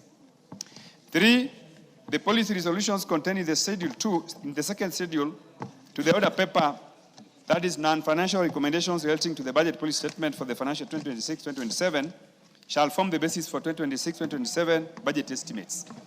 And 4, the minimal adjustments in the gross ceilings in the second schedule to the report be accommodated in the revenue yield expected from the ongoing administration reforms and the enhanced funding to KRA. Thank you, Honorable Speaker. Honorable Speaker, I intended to make a long speech, but I've received wise counsel from the Majority Leader and the leadership of the House that because the BPS that we are processing today is not the final budget, that the House will have another opportunity to discuss the estimates in a couple of months. So, Honorable Speaker, I just want to say that this BPS, the fourth BPS under the Kenya Kwanza government, is also the second BPS under the broad-based government regime. Honorable Speaker, the Majority Leader has spoken more about the manifestos of the Kenya Kwanza regime as well as the manifestos of the broad-based government. And we have said in the past, Honorable Speaker, that the manifestos were more or less similar because of the issues that we wanted to pursue as broad-based government, as the Mio government, were almost the same as the issues that were contained in the manifesto for the Kenya Kwanza regime. And I want to agree with him that even when we are joined together as broad-based government, we are actually aligned in our economic thinking. Honorable Speaker, I just wanted to say that, to thank members of the Budget Committee who worked tirelessly with me to process this BPS Honorable Speaker, you are aware that BPS is processed under very, very tight timelines. And together and coupled with that, there's a requirement in Article 201 that maximum public participation must be conducted before the document is presented here. So I want to thank the committee, the various committees led by their chairs, who took time to work with us and to be able to come up with this report. Honorable Speaker, in processing this report, we also engaged with various stakeholders, and we were able to speak to the Office of the Auditor General. We also met the Commission for Revenue Allocation, and we also met other stakeholders that also spoke to us about other very important segments of the BPS, which include the shareable allocation to counties. Honorable Speaker, we spoke to the Council of Governors, and they gave us their views about the contents of the BPS. Honorable Speaker, I just want to say that, our economy has been growing steadily, and that in this current financial year, we had projected that the economy would grow by about 5%. But looking at the growth in the first 3 quarters has been very, very promising. In the first quarter, Honorable Speaker, our GDP grew by about 4.9%. In the second quarter, it grew by about 5%. And in the third quarter, it has grown by about 4.9%. So, Honorable Speaker, if you look at those growth percentages, you will see that our projections in the current budget we are actually achieving them. Honorable Speaker, this BPS is equally promising to grow our economy by about 5.3%. And Honorable Speaker, this growth is going to be anchored on a number of factors. The first factor that is going to determine this growth is the agricultural expansion. Honorable Speaker, our economy continues to rely heavily on the performance of agriculture. And agriculture has not let us down, Honorable Speaker. And in this BPS, we have continued to allocate resources that is going to support the projected growth in agriculture, that is going to fuel our growth in GDP. Also, Honorable Speaker, there is the efforts that has been put in place to pay pending bills. Honorable Speaker, pending bills in the road sector has been paid substantially. And because of this, Honorable Speaker, most contractors of stalled projects that had stalled have resumed construction. Mr. Speaker, this is going to have a very big impact in the performance of our economy. Because one, we are going to see, first of all, the performance of the financial sector.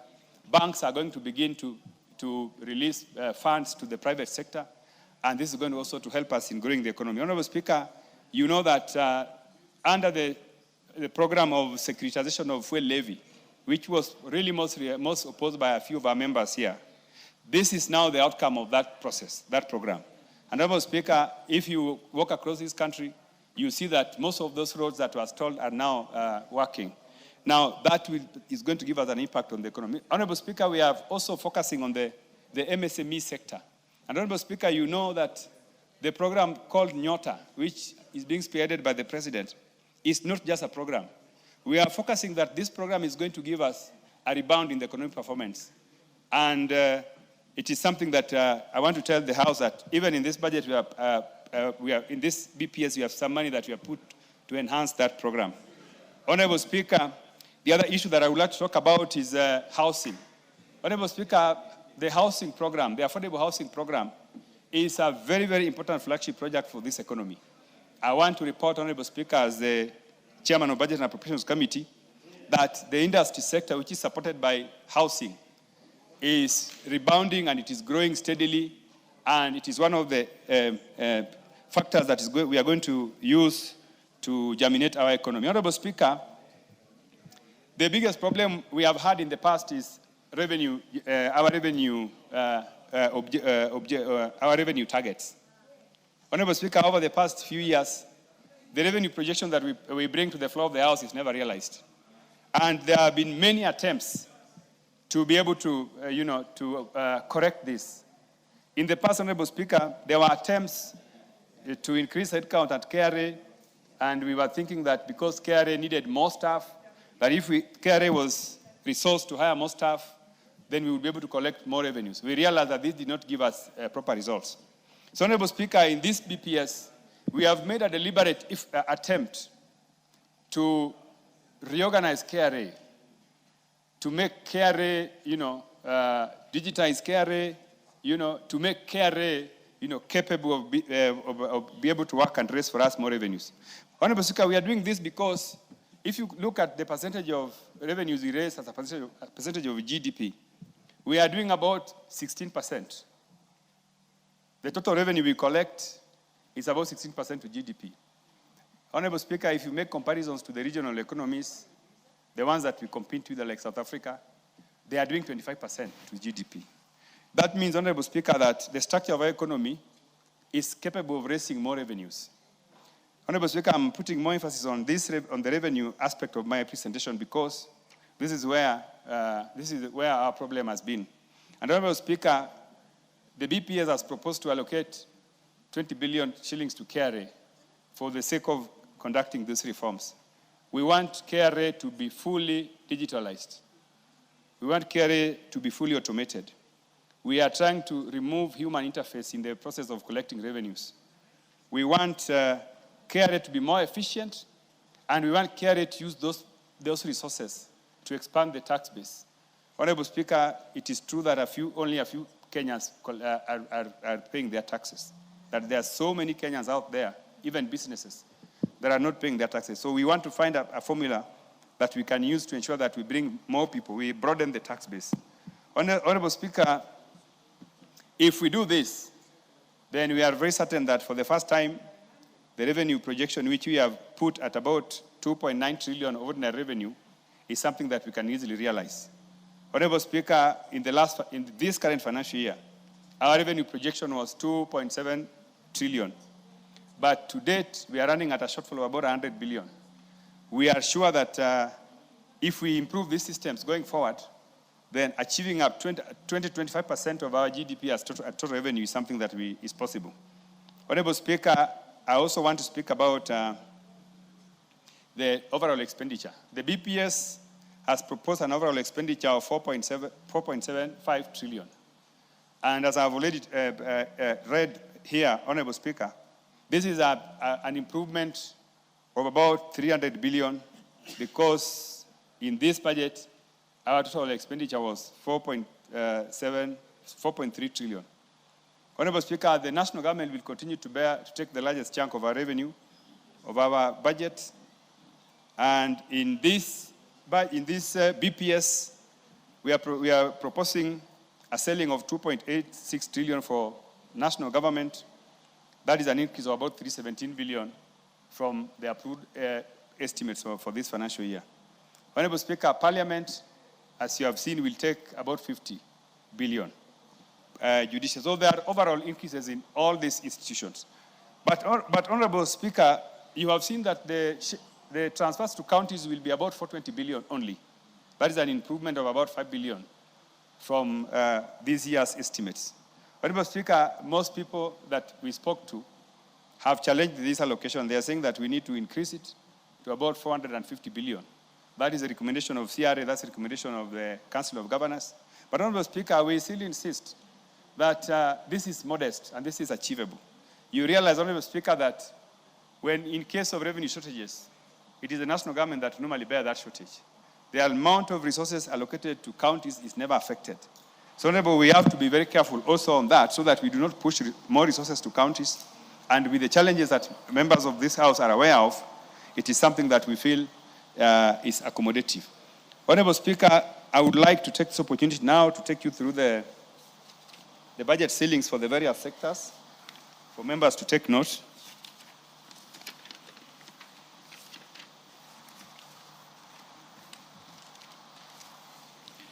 And Honorable Speaker, I just go take the members through the ceilings for the various sectors.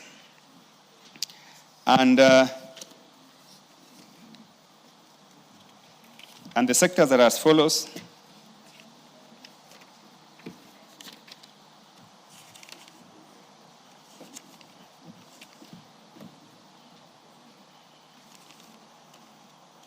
The first sector that I want to speak about, Honorable Speaker, is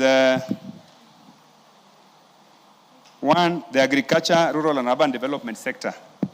Honorable Speaker, the selling for this sector has been increased by about 17.7%. Honorable Speaker, I spoke about this sector.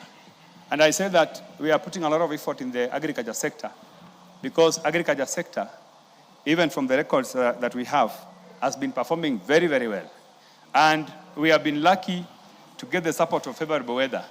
We are hopeful that even in the coming financial year, we are still going to enjoy favorable weather to allow us to enjoy the fruits of the investments we are putting in the agriculture sector. Consequently, Honorable Speaker, the agriculture sector selling is 97 billion and 7. Secondly, Honorable Speaker, I want to speak about the energy infrastructure and ICT sector.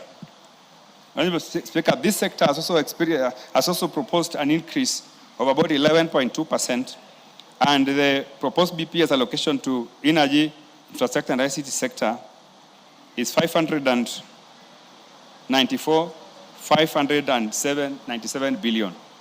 Honorable Speaker, let me move to the general economic and commercial affairs sector. This sector has seen an increase of about 6.9%, and the total allocation in the ceiling is 62 billion, 192 million. Honorable Speaker, the other sector is health. Honorable Speaker, this is also one of the sectors that is going to be very instrumental in this BPS. As you are aware, the primary health in the universal health program is intended to address comprehensive health care for all Kenyans, including those who are not able to earn, the poor and the rest.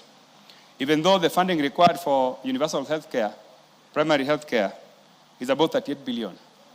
In this BPS, we are proposed to allocate about 13 billion. We hope that in the course of the year, we should be able to raise more resources to support primary health care. Consequently, Honorable Speaker, the allocation for health program is 167 billion, 407 million, an increase of 21% from this year's estimates. Honorable Speaker, I want to move to the education sector. The education sector, Honorable Speaker, takes the largest chunk of our budget, always. And even in this BPS, we are proposed to allocate even more. And the education budget is growing by about 9%. From 703 billion in this year's budget to 767 billion in the BPS that we are processing. Honorable Speaker, the next sector is governance, justice, law, and order, where we propose to increase their budget by 16.6% from an allocation of 283 billion to 329.989 billion in the present BPS. Honorable Speaker, the other sector is public administration and international relations. This is where we have the public service, we have the foreign affairs, and etc. In this sector, we are proposing an increase of 10.4%, from an allocation of 321 billion, 503 million to 354 billion, 999 million. Honorable Speaker, the next sector is national security. National security is very, very important, Honorable Speaker, and just for members to know that we have really never funded national security satisfactorily. But we have an increase of 18.2% in this BPS. We are moving there, selling from 253,770 billion to 299,963. That's an increase of 18.2%. Honorable Speaker, the other one is social protection, culture, and recreation, where we are growing their selling by 18.2% from 78,994 to 87.225 to 87,225 million. Honorable Speaker, the last sector that I want to talk about is environment protection, water, natural resources, where their budget is growing by 11.3% from an allocation of 95 billion in the current estimates to 106 billion, 706 million. Honorable Speaker, as I mentioned earlier when I began, that the BPS is just prepares us to process the real estimates, which is going to happen in the next few months. So I know members are going to have a very big opportunity to to discuss the estimates, and we'll have more opportunity as a House to interrogate the estimates. I would like to ask members to support the BPS 2026. Give him the mic so that he may. You have the mic. Yes, thank you, Honorable Speaker. Honorable Speaker, I would like to urge members to support the BPS. We have made a few changes in the parliamentary service vote, in the security vote, and also in the Auditor General vote, and also as well as judiciary. But remember, the report is here, and every member, I think, has the report. So I would like to urge you members to support this BPS so that we can be able to proceed to the estimates. Therefore, I would like to ask the Vice Chairman of the Budget Appropriations Committee, my brother, Dr. Pukose, to pronounce yourself on moving. Oh, thank you. Thank you. I therefore move and ask the Vice Chairman to support, to second. I beg to move and ask the Vice Chairman to second. Bokose. Thank you, Honorable Speaker. Honorable Speaker, I second the 2026 budget policy statement that was tabled in this House, and it went through the various committees. And Honorable Speaker, this budget statement sets the ceilings for the various ministries, and it also sets the ceiling for Parliament, the judiciary, the executive, and also allocates money to the counties, which we've allocated 420 billion, Honorable Speaker, compared with the last financial year where we allocated 415. So it's an improvement, Honorable Speaker. Honorable Speaker, we are hoping that when the estimates will be tabled, then that is where members can be able now to look at what has been allocated per line item. And we are hoping that in this case, ministries and even the counties will prioritize pending bills as the first charge. Because, Honorable Speaker, in this we have pending bills that have stayed for quite a long time without being paid. And this limits money circulation, because wherever people talk about that the economy is growing, but we are not feeling the money in their pockets, because some of those pending bills are actually not being honored, and people go into new projects while neglecting the old projects. So we are hoping that in the budget estimates, all stalled projects must be prioritized. All pending bills must be first on the charge. And Honorable Speaker, you know, when the CS Treasury appeared before our committee, the only thing he can do is for the accounting officers to be, it can take away their signatures as accounting officers. That's the only power he has. But this House has more power, because when accounting officers cherry pick what pending bills to pay and what not to pay, then it hurts the economy. It hurts Kenyans who have invested and done works within either the county government or the national government. Honorable Speaker, in this budget policy statement, we've also given KRA about 20 billion. We are hoping that KRA will use this 20 billion to make sure that they generate more, because out of this, you find that 5 billion will go into their medical scheme, because KRA, when an officer has a child who is sick, that officer and is also looking for money to pay for the medical bills, it becomes a challenge. So we've taken care of our KRA staff so that they have a medical scheme that is working, and the other money they can utilize it to make sure that they are able to collect more, especially widen their collection base, so that we can be able to get more money.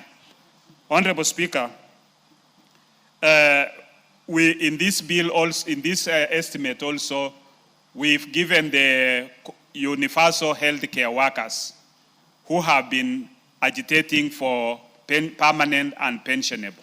And this will now be taken to the counties where they are working, and they'll be able to be now employed as permanent and pensionable, because under this we've provided about 7.9 billion, so that that can go into absorption of all the UHC workers who are working within the counties, so that, and the payroll will be transferred to the counties beginning 1st July. Honorable Speaker, we are also moving into an election year.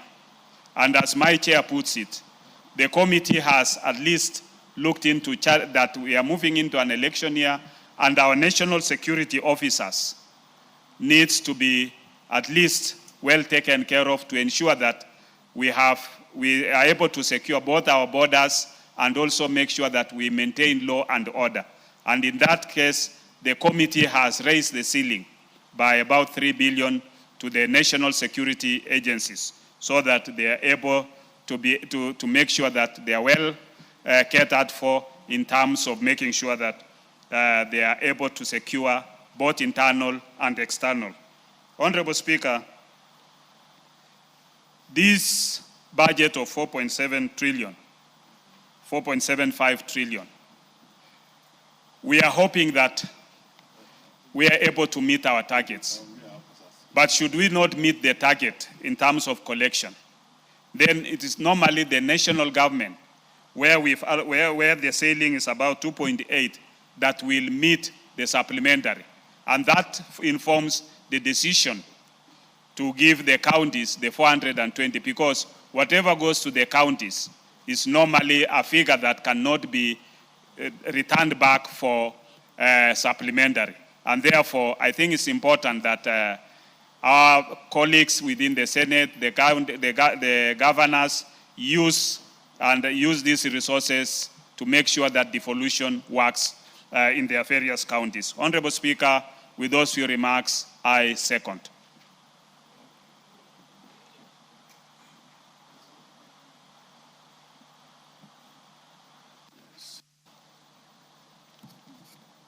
I now propose the question that this House adopts the report of the Budget and Appropriations Committee on the Budget Policy Statement BPS for the financial year 2026-27 and a compendium of departmental committee reports on the 2026 BPS laid on the table of the House on Wednesday, 4th March 2026, and pursuant to the provisions of Section 25(7) of the Public Finance Management Act 412A and Standing Order 23 in brackets 9 and 10,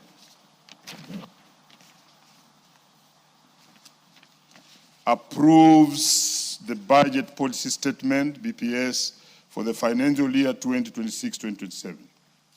B, make the following financial resolutions with respect to BPS. That one, that the national government budget ceiling be approved at Kenya shillings 2,878,426,500,000, of which executive is appropriated 2,797,202,700,000. Two, Parliament, of which I'll take that again. Of which executive takes 2,797,202,700,000. Of which Office of the Auditor General has 9,026,300,000. Parliament has 50,782,000,000. Judiciary has 30,441,800,000. Two, that the allocation to county government equitable share be approved at 420 billion Kenya shillings. Three, and the chair budget to approach the speaker's table. Proceed, Chair. Honorable Speaker, I launched the necessary amendment, Honorable Speaker, and it was approved. That is why it's on the order paper. Honorable Speaker, after meeting the relevant industry, Honorable Speaker, the committee in its engagement realized the following. The implementation of the county aggregation and industrial parks, which commenced in July 2023, is based on a co-financing arrangement requiring both the national government and the respective county governments to each contribute 250 million. However, the current implementation status indicates that several county governments have not adequately prioritized this budgetary allocation, posing a significant risk of project delays or stalling due to insufficient counterpart funding. Secondly, Honorable Speaker, furthermore, the recent engagement with the Cabinet Secretary for Trade, Industry and Infrastructure Promotion, it was not acknowledged that the current implementation model of the county aggregation and industrial parks requires restructuring as the initial framework adopted as uniform approach across the counties, which inadequately accounting for the diverse economic activities and comparative advantages of each region. In the light of the existing funding caps, consistent county commitment to co-financing obligations, the need to redesign the framework to ensure counter-specific implementation, it is not prudent to allocate additional funds to CAIPs in financial 2026-27 until model is reviewed and counties show commitment to funding their shares.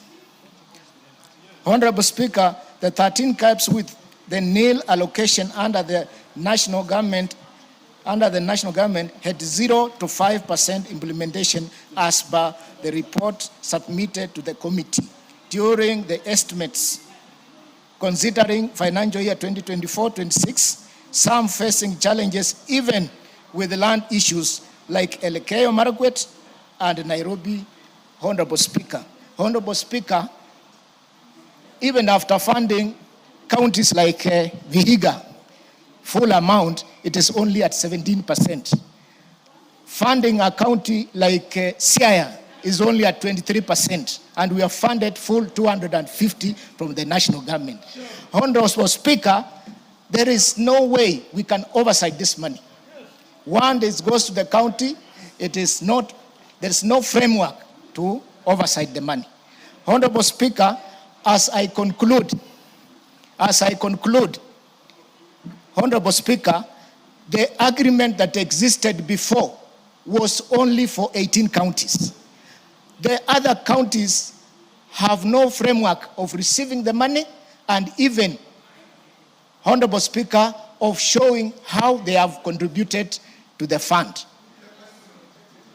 Honorable Speaker, as we stand, we have financed fully 8.5 billion to 34 CAIPs up to now. We ask this House to resolve, Honorable Speaker, that the funding stops until it is redesigned, restructured, so that the taxpayers' money, it is not lost in this manner, Honorable Speaker. Who's your seconder? Thank you. Who's your seconder? Who is your seconder? Give him the mic. Give him the mic. Who is your seconder? Yes. Relax, I'll give you a chance. Honorable Speaker. Order, Honorable Makali, I'm coming to you. Honorable Speaker, I beg to move and ask Honorable Marianne Kaitani, the Vice Chair of Trade Committee, to second. Honorable members, I know you have several things to speak of on this, but allow Honorable to second, and then I'll allow you to proceed. Proceed, Honorable. Thank you, Honorable Speaker. I stand to second this amendment that has been passed. where the ceiling, the lines, that is the industrial promotion development line item of 4.2 billion is being reduced to 1.447. And the next line, that is the standards and quality infrastructure and research amount, is increasing from 650 to 3.430 billion. And that in effect does not affect the ceiling for that particular vote head, that is D1175. The vote head remains as 9,191,600 as per the budget policy statement. As I second Honorable Speaker, I wish to raise that, I wish to state that this particular item came before the departmental committee, and we really looked at the issues that came before the committee in terms of how these CAIPs or county aggregation industrial parks are being implemented. One is the State Department itself told us that they are unable to oversight this particular fund, and the reasons they are not able to oversight is because of the way the structure of the funding has been put. Initially, the counties are supposed to give an equivalent amount as the national government. So if the national government gives 250 million, they are also supposed to put in 250 million. So far, we've done 34 counties which have already received the full allocation at national government level. And we only have 8 counties that have been able to implement their county aggregation industrial parks.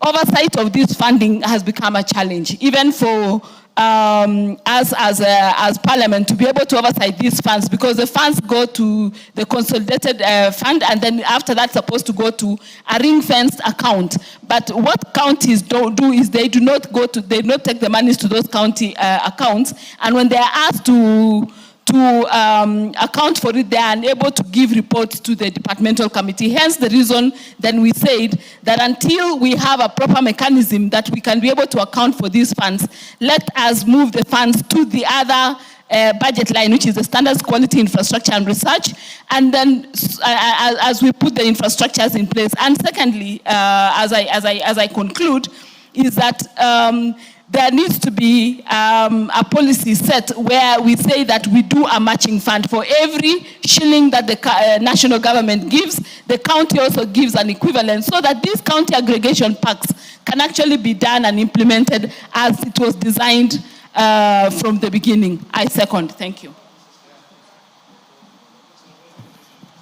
Order, members. The Speaker of the National Assembly is a very seasoned person, and when you see this on the order paper, allow it to go, and then we shall give you a chance to speak on this. Honorable members, I therefore proceed to propose the question that the first schedule to the order paper be amended under vote D1175, State Department for Industry, as follows. A, under program 032000 Industrial Promotion and Development, by deleting the expression Kenya shillings 4,227,600,000 and substituting therefore the expression Kenya shillings 1,447,600,000. B, under program 032100 Standards, Quality, Infrastructure and Research, by deleting the expression Kenya shillings 650,000 and substituting therefore the expression Kenya shillings 3,430,000. No, this one we must hear from members. The reaction was quite loud, and now the leader takes precedence. Chair, Honorable Speaker, I rise to oppose this amendment. Because, Honorable Speaker, CAIPs are an integral part of the bottom-up economic transformation agenda, because you cannot transform a country from one corner or from the center. And CAIPs became that model where you were trying to aggregate, that's why they were called at the county level, aggregation centers, to aggregate produce in a certain locality so that they can value add at that particular point and help grow the economy of those particular counties across the country. And I hear the sentiments by the chair and the vice chair of the trade committee But I think it is a trade committee that is failing this house. Because the issues you are speaking to, what I've heard the vice chair say, are issues that can be addressed within the trade committee in terms of implementation and proper oversight of those projects, how they are being rolled out. Therefore, you cannot now use the house, because now you're asking the house to agree with you that you punish people by removing money. You will not be punishing those that you are targeting. You'll be punishing the constituents of those particular counties, because you are not even telling us which particular type are you taking money from. For instance, if you take Kirinyaga County is almost at 90 or 95% completion. What if the money you are taking away from them is from Kirinyaga or Busia? Because Busia also is doing very well. I think even the county of Kitui, where Makali Mulu comes from, is doing well. My county, Kiambu, we have problems, but the problem is governance at the local level. We should be able to sort the governance problems at the county level, press our governor to push forward the KIPES, but we should not use this house to deny a government program the resources required to move it forward. I wish what the Trade Committee had done were policy recommendations, or even brought amendments to add to the policy recommendations on how you ensure there is proper governance within the implementation program of these KIPES. Therefore, Honorable Speaker, I want to urge the House, we oppose this particular amendment, because it also set a very bad precedent if we allowed the Budget and Appropriations Committee to input all the work that they input, because the committee had the opportunity also to convince the Budget Committee. If you did not convince the members, your colleagues in the Budget Committee, 17 of them, 27 of them, why do you want to convince 349 members? If you cannot convince 27, you cannot convince the 300 of us. I oppose. Makali Mulu, you really had a great interest in this. I see all of you. Please give Makali Mulu the mic. You have it now. Thank you, Honorable Speaker. You know, Honorable Speaker, the issue I wanted to raise is a constitutional issue. And I think our standing orders allow us to interrupt the debate at any point, so long as you are raising constitutional issue. Honorable Speaker, what I really appreciate the explanation by the chairman of the Trade Committee and the vice, and where there could also be a very good justification as to why they are reducing the money. I think the fact that the chair budget committee said he is not aware takes us back to Article 114 of the Constitution. And on the basis of that article, Honorable Speaker, because this is a money bill, it falls in the class of money bill. By the fact that the chair of the budget committee says he's not aware, Honorable Speaker, automatically, irrespective of how good the justification is, it falls.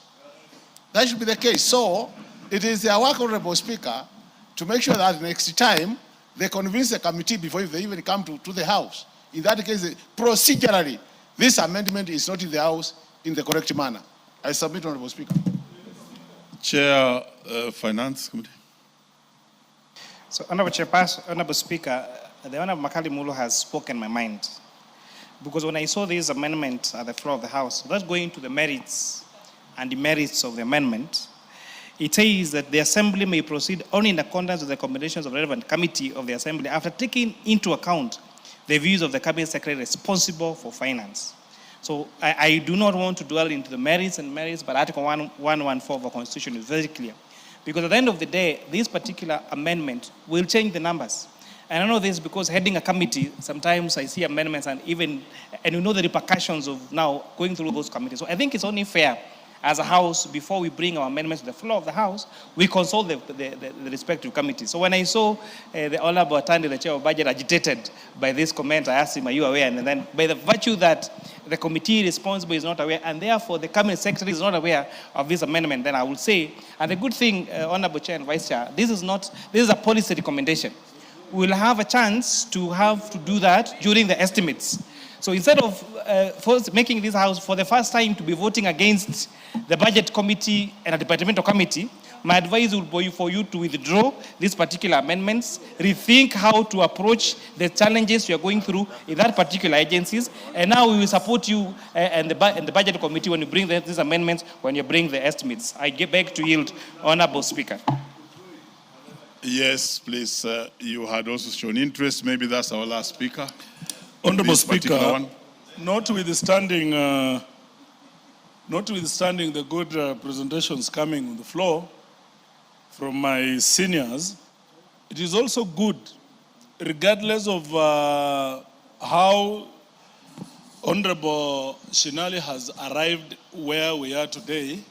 I know it's a procedural issue that it may not be correct, but it's not bad to take stock, to do some stock taking of what is happening in these counties.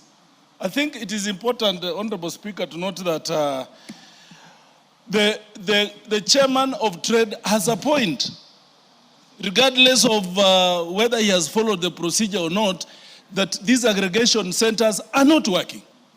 That the county governments have given the national government a raw deal, and it should concern the national government. That because this one is one of the flagships of this administration, that hardly 20% of these counties have done what is supposed to be done, Honorable Speaker, is worrying. So yes, as we may be guided on matters of procedure, but I think the Trade Committee needs to find a better avenue to introspect this particular issue, and because we must call out the county governments, Honorable Speaker. So yes, I agree with Honorable Atandi, I agree with Honorable Mulu and Majority Leader on matters of procedure, but the county governments must not escape scrutiny of this important function. Thank you, Honorable Speaker. Honorable members, I've heard from the two sides, and I think this was a subsidiary amendment, and therefore we don't need to proceed further than that, and therefore I'll proceed to put the question. I would just advise that in future, lots of consultations are important before such a matter is here. But order. The Speaker is on the floor. And given that the Speaker of the National Assembly had gone through this and put this on the order paper, I advise that I proceed and put this question and you make a determination.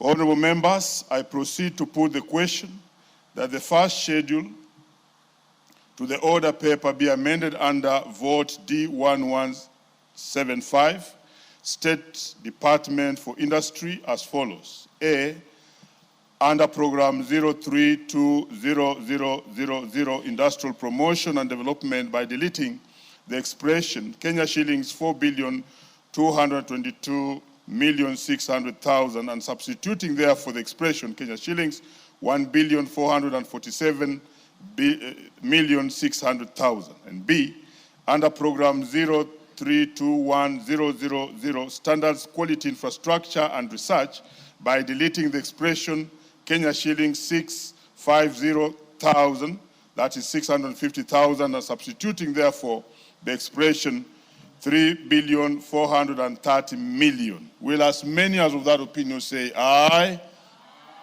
Will as many as of different opinions say nay? Nay. The nays have it. And therefore, we go back to the original motion as moved by Honorable Atandi. And now I can give the first chance to the Honorable Ridikiri.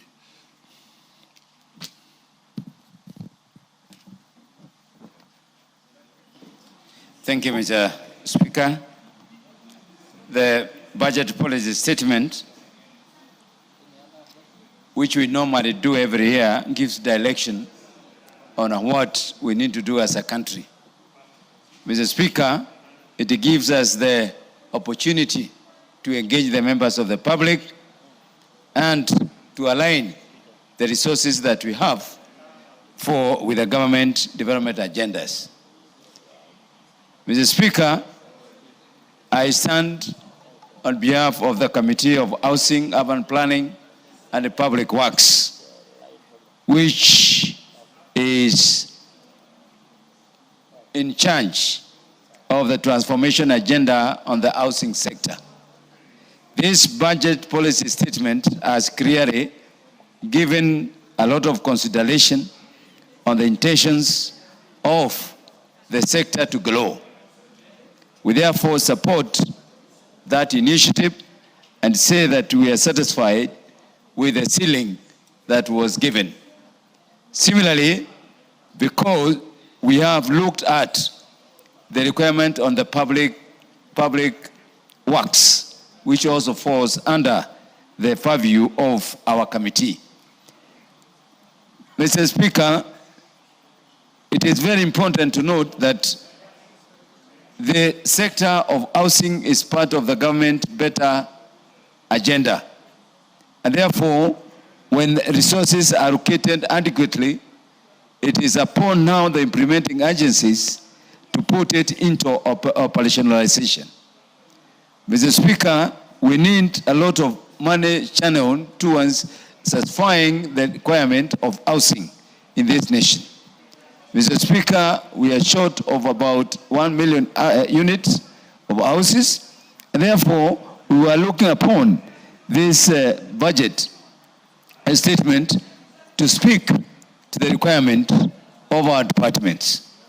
Mr. Speaker, we have issues as far as I want to engage the Speaker. I'm engaging the Speaker, I'm not engaging the chairman of PIC. Please, I want the Speaker to hear what I'm talking about. Mr. Speaker. Proceed, Ridikiri. Mr. Speaker, it is very important at this juncture that each particular as departmental committees were, because that's where the bulk of the money is being spent, that we are satisfied that the amount that has been set is sufficient enough to implement the government agenda. And I've just spoken about the housing. Mr. Speaker, we have issues with the public works as part of the implementing agencies.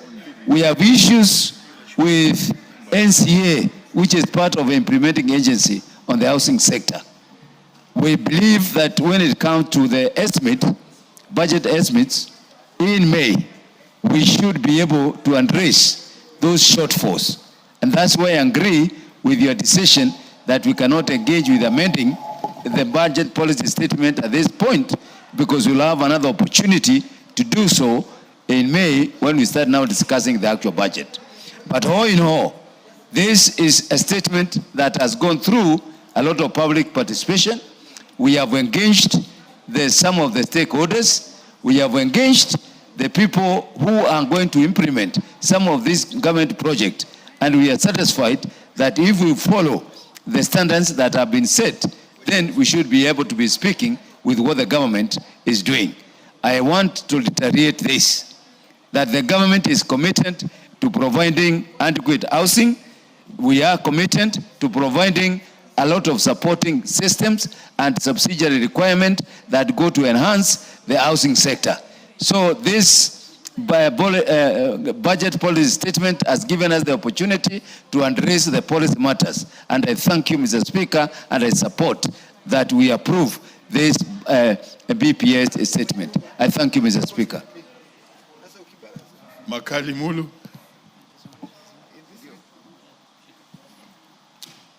Yeah, thank you, Honorable Speaker, for this opportunity. And Honorable Speaker, I want to start by appreciating the departmental committees and the budget committee where I sit for looking at this important policy document. Honorable Speaker, this being a policy document, it focuses more on policy direction and strategic thinking of the executive as at now. And in terms of how they want to push the resources, which will be collected through taxation and all other means, Honorable Speaker. That being the case, Honorable Speaker, I would want to highlight some of the areas I think, as we move to the future, we could improve for purposes of getting it right at the policy statement, Honorable Speaker. One of them, Honorable Speaker, is the issue of revenues. When you look at this document, Honorable Speaker, over time, the government has been projecting revenue. And if you do an analysis of the years in the past, you realize that, Honorable Speaker, year in, year out, we have been over-projecting our revenue. And as a result of over-projecting our revenue, Honorable Speaker, then we don't get it right in terms of projecting our budget deficit. And it's on the basis of that, Honorable Speaker, that we need to get it right in terms of revenue projections.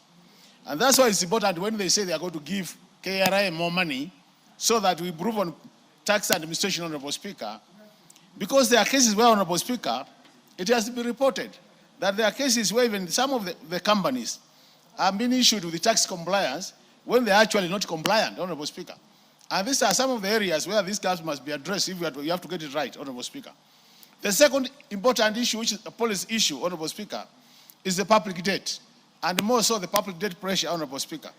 Honorable Speaker, over time, if you look at the figures given there, Honorable Speaker, you realize now we are at a level where our debt GDP ratio is at 65.6%, and our revenue debt ratio, Honorable Speaker, it is 68, meaning for every 100 shillings we collect, Honorable Speaker, 68 shillings goes to the payment of the bill. And what that does, Honorable Speaker, it reduces our fiscal space so that we cannot really implement the other activities. So, Honorable Speaker, as a policy matter, what has happened is, Honorable Speaker, that over time, when you look at the years, Honorable Speaker, year in, year out, we have been revising our revenue downwards through supplementary budgets, and we have been revising our expenditure upwards. So what that does, Honorable Speaker, it leads to what we call a moving budget deficit. So despite our 3-year annual budgeting program, Honorable Speaker, you find it like anytime we say this is a deficit, like now, this House has fixed the deficit, budget deficit, at 5.3, Honorable Speaker. Honorable Speaker, you'll be surprised that by the time we get to the end of the financial year, we might even be as high as 6%.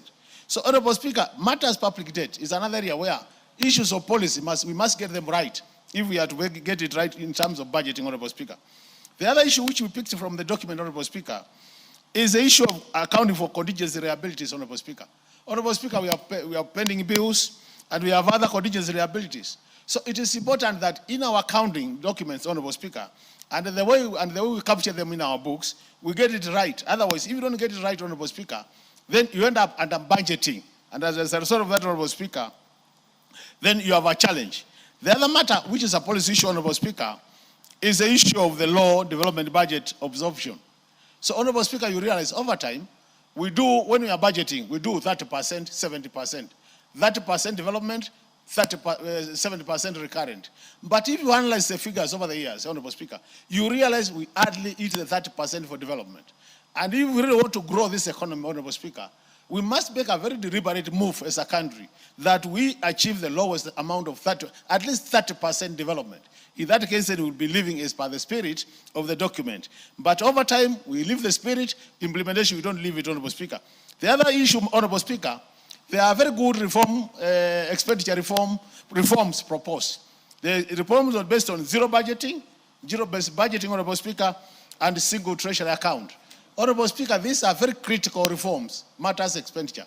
How I wish we could implement them and fast track them so that we get it right, Honorable Speaker, matters policy. Because if we don't get it right at the policy level, Honorable Speaker, even at the implementation level, we never get it right. So these are some of the things I picked. I wish I had more time, but I think if we go this direction, Honorable Speaker, then the budget policy statement will start making sense. Very well, the list is quite clear here. Honorable Gitonga Murungaro. Thank you very much, Honorable Speaker.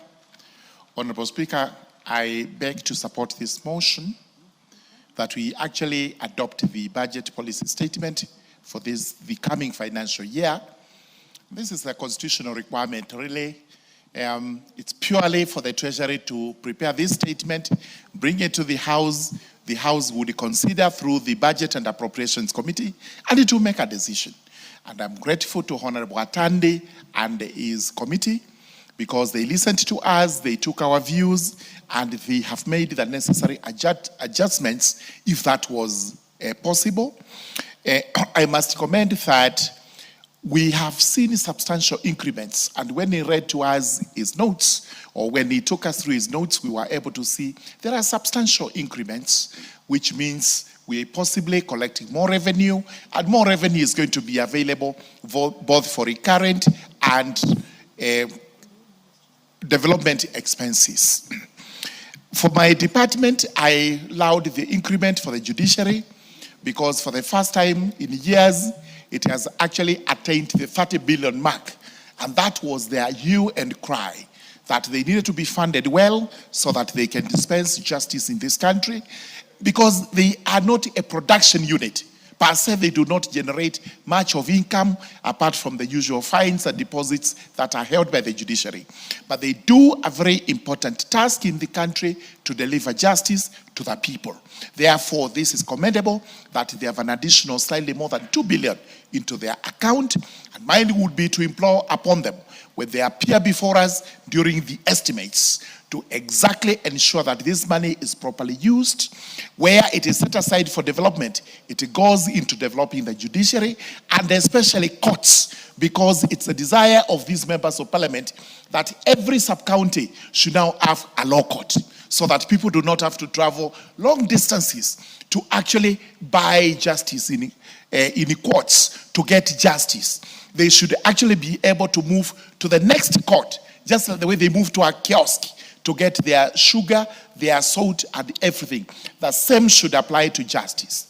We have also had increments for IBC because we are moving to an election year next year, and that increment of up to 41 billion is actually justifiable and justiciable, but we will also be calling upon them to work on it slightly in a better way so that the essential elements of an election are catered for first. That is why we were raising an issue as to why printing of ballots had not been provided for when other lesser necessities had actually been provided for. The same applies to ESCC, the same applies to ODPP and the State Law Office. All these have received the increments, and this is commendable. So from here, we move to the estimates themselves, where we listen again to the agencies. And here also, we do public participation. This is where we'll be going to Honorable Atandi. For the 4 billion that he has set aside, he is able to allocate slightly more of development projects to us when we do public participation. Those very many remarks, Honorable Speaker, I beg to support. Thank you very much. Very well, Chair, but in my own sub-county, we have built courts which your department has not adopted, and they are getting destroyed. But anyway, that's a case for another day. Let's have the Honorable Elachi. Honorable members, all of you will speak to this. Thank you, Mr. Following the queue. Thank you, Mr. Speaker. I also rise to support the report on the budget policy statement of year 2026-2027.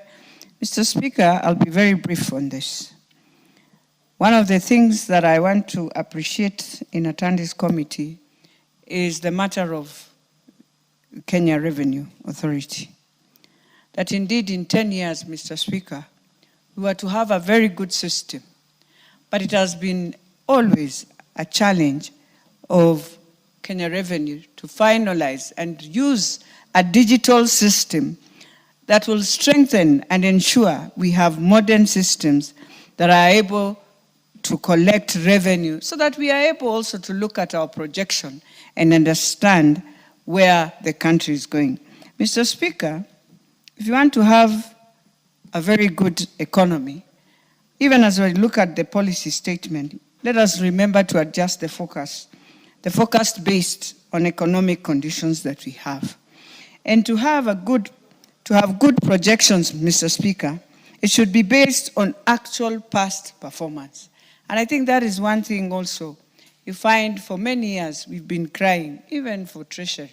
For us to help this House, it is important for us to be moving now in itemizing our budgets. Remember, Mr. Speaker, we've allowed ourselves to now go onto a payment system, a digital payment system. And I thought within that system it would have been very easy for our country to understand how to expand their revenue base. And so even as I look at the report, Mr. Speaker, one of the things that I know many of the people will be looking at education. And I see in education, we've put in, yes, the budgets. We've also put in budgets for the JSS teachers. As much as I know, they are really trying to ensure all of them are taken into permanent and pensionable, but we need to have a discussion with them as we move slowly by slowly to ensure we indeed, this House gives the promise that they gave. Mr. Speaker, the one thing I would want to, as I finalize, is in the health docket. And I want to plead with the health docket. When I look at SHA, which is very critical and important to us, but there are some areas, Mr. Speaker, if they do not reorganize, for example, children who have autism, to just have their therapies. And now it is important for us to also be frank to Kenyans, that sometimes you find you have a challenge of a patient who has really serious chronic disease. Let us start engaging Kenyans and tell them there is a level where you can pay your SHA and the rest will be supported, Mr. Speaker. And let us not fear. And I want the SHA people not to fear. It is important to create their awareness because they know very well, if there was no SHA, then it will be even worse. But if you come and tell a family, look, this disease will accumulate 1, 2, 3 million. Just do yourself justice and pay something small on top of what you normally pay. And the rest will be handled by SHA. Why am I saying this, Mr. Speaker? It's because quietly, when they realize they go to hospital and the bill is very high, you find now the patient is being taken in so many circles, but you find the biggest challenge is just a challenge of explaining to the family, and the families will agree. With those few remarks, Mr. Speaker, I beg to support. Honorable Archie, when you speak about JSS, 44,000 of them, just be strong. I saw you lower your voice. They need to be budgeted for and ask the House to do so. Yes. To PNP. Let's hear from, Githinji is not there, so we must now listen to Githinji. No, you are coming, so we hear Ecomas, because he's the one who is next. Thank you, Mr. Speaker, for the opportunity to comment on this year's budget policy statement. Mr. Speaker, I also sit in the Budget and Appropriations Committee that is ably chaired by the Honorable Atandi. I want from the onset to laud chairpersons of departmental committees who appeared before us, as well as other stakeholders, the National Treasury, the Office of the Auditor General, and others who appeared before us for the presentations that they made in regard to the budget policy statement. As you know, Mr. Speaker, besides setting out the government's strategic priorities, the budget policy statements also sets out measures for revenue mobilization. This year, we are talking about a total budget projection of about 4.7 trillion Kenya shillings. Ordinary revenue is projected at about 3.6 billion. This is the money that is going to be raised locally from Kenyans. And as has been said before, last year, the revenue projection under ordinary revenue was lower than this figure. The year before, the revenue projection under ordinary revenue was lower than that figure. The year before, the revenue projection was lower than 3.6 billion. And yet, in the 3 years succeeding this one, we were not able to meet our revenue projection that was lower. And the committee was wondering, and we did engage the Treasury on this, what miracle are they going to do this year to achieve ordinary revenue of 3.6 trillion? We are apprehensive that if we continue setting out revenue projections that we are not able to meet, this is a panacea for causing pending bills, because we are going to be spending money that we do not have. Mr. Speaker, number 2, to grow an economy, you also need to have an efficient system of dispute resolution. Our disputes ordinarily are resolved by the judiciary. And you would recall that 3 years ago, the judiciary was receiving about 18 billion shillings. And so we want to laud Parliament, we also want to laud the executive, because for the last 3 years, the judiciary has seen increase in its budget that is accumulating today to about 30 billion. And we want to request the judiciary to play its rightful role in growing this economy, to make sure that especially commercial disputes that come before them are resolved within time, so that we can release that money that is under dispute to the economy, so that the money can circulate and so that investors can have confidence in our economy. Mr. Speaker, as has been mentioned before, and also as the Vice Chair of the Justice and Legal Affairs Committee, we are now going to an election year. And we started giving IEBC funding for preparation for the elections, the current financial year, and going into the next financial year and the financial year of 27-28, IEBC will also be given money for purposes of the elections. We are a country that is a constitutional democracy. We sit here by virtue of elections that we are presided over by IEBC. Our constitution itself demands that our elections must be free, fair, democratic, and peaceful. We are also a country of great trust deficit. And as a result of having trust deficit, our elections have been very expensive. But that cannot be taken so that we double spend on some of the items. We are, for example, questioning why IEBC wants to buy 41,000 KIMS kits without proper justification as to whether the ones that were purchased in the last elections and the ones that are existing have become obsolete. And we have asked them to give us an expert report to show that the kits that are existing are not able to work, so that we provide the billions that they are asking for buying new KIMS kits. With those remarks, Mr. Speaker, I beg to support and urge the House to adopt this year's BPS. Leader will take precedence, after which, Owundo, you are supposed to have been the next, so you'll come after Leader.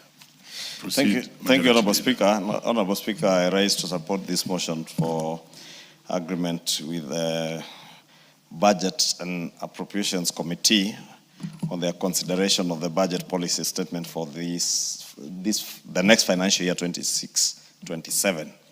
Honorable Speaker, allow me to thank the Chair of the Budget Committee and all the members of the Budget Committee for their diligence and the amount of work they put together with all our chairs of departmental committees, including those of trade and industry, whose amendment has fallen. But it's only right that we do things in line with our own procedures, because we have accorded each committee time before this report comes here to engage with the Budget and Appropriations Committee, who then also share whatever they engage with the National Treasury, and that's the matter that Honorable Makali was alluding to, that procedurally that amendment should not even have been here. But now that it was, I think the House has made the right decision. I'm saying this, Honorable Speaker, because all our departmental committees have spent a lot of time considering the budget policy statement for this year, and also the division of revenue, which without anticipating debate is bound to come to us from next week. I say this, Honorable Speaker, because this afternoon I had mentioned there are quite a number of chairs who have been missing sittings, and some who have had business before the House. And I remember even this morning I mentioned the chair of the Special Funds Committee, Honorable Fatuma. And you know, Honorable Fatuma is a very diligent chair. She does not chair departmental committee, but she sits through the House all the way to the end. And I was being informed later by the Deputy Speaker that she had actually excused herself. You know, in the holy month of Ramadan, and being a Muslim lady, she had excused herself to go and break her fast in the evening. That's why she was not in the House. And I think it was only fair to put that record straight. Honorable Speaker, I'm saying that because many of our other chairs also in the last week or so have taken a lot of their time together with members of the departmental committee. And I know they have sat through committee sittings even at a time when the House was sitting. And they have come up with very good recommendations. some of which have been adopted by the Budget and Appropriations Committee. And particularly, Honorable Speaker, I want to note some of the recommendations that have come with this BPS, and one around the state-owned enterprises.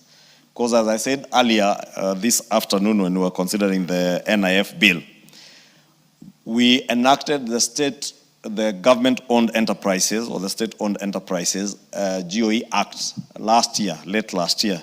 And that act now is an act of parliament and in place. And we have spoken about reforms in our state-owned enterprises years to no end.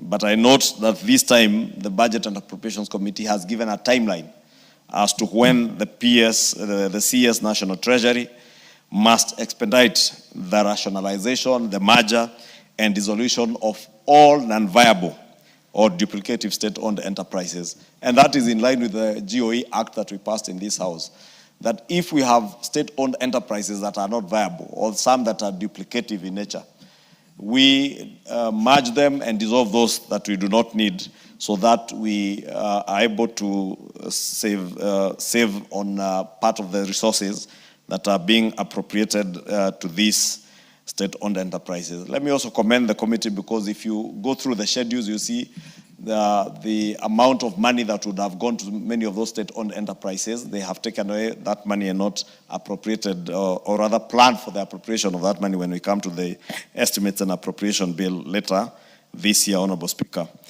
Honorable Speaker, I'm saying that because if we continue financing those non-viable SOEs, then we continue expanding and growing our fiscal deficit. And that's why I'm saying the Budget Committee has done well, that they are trying now to bridge the gap of our fiscal deficit. But also we must ensure that the expenditure rationalization that we are speaking to here is actualized when the estimates come in. And I want to challenge the chair of the Budget and Appropriations Committee to make sure that when we come to estimates, we maintain the fiscal deficit at the level that we... Very well, and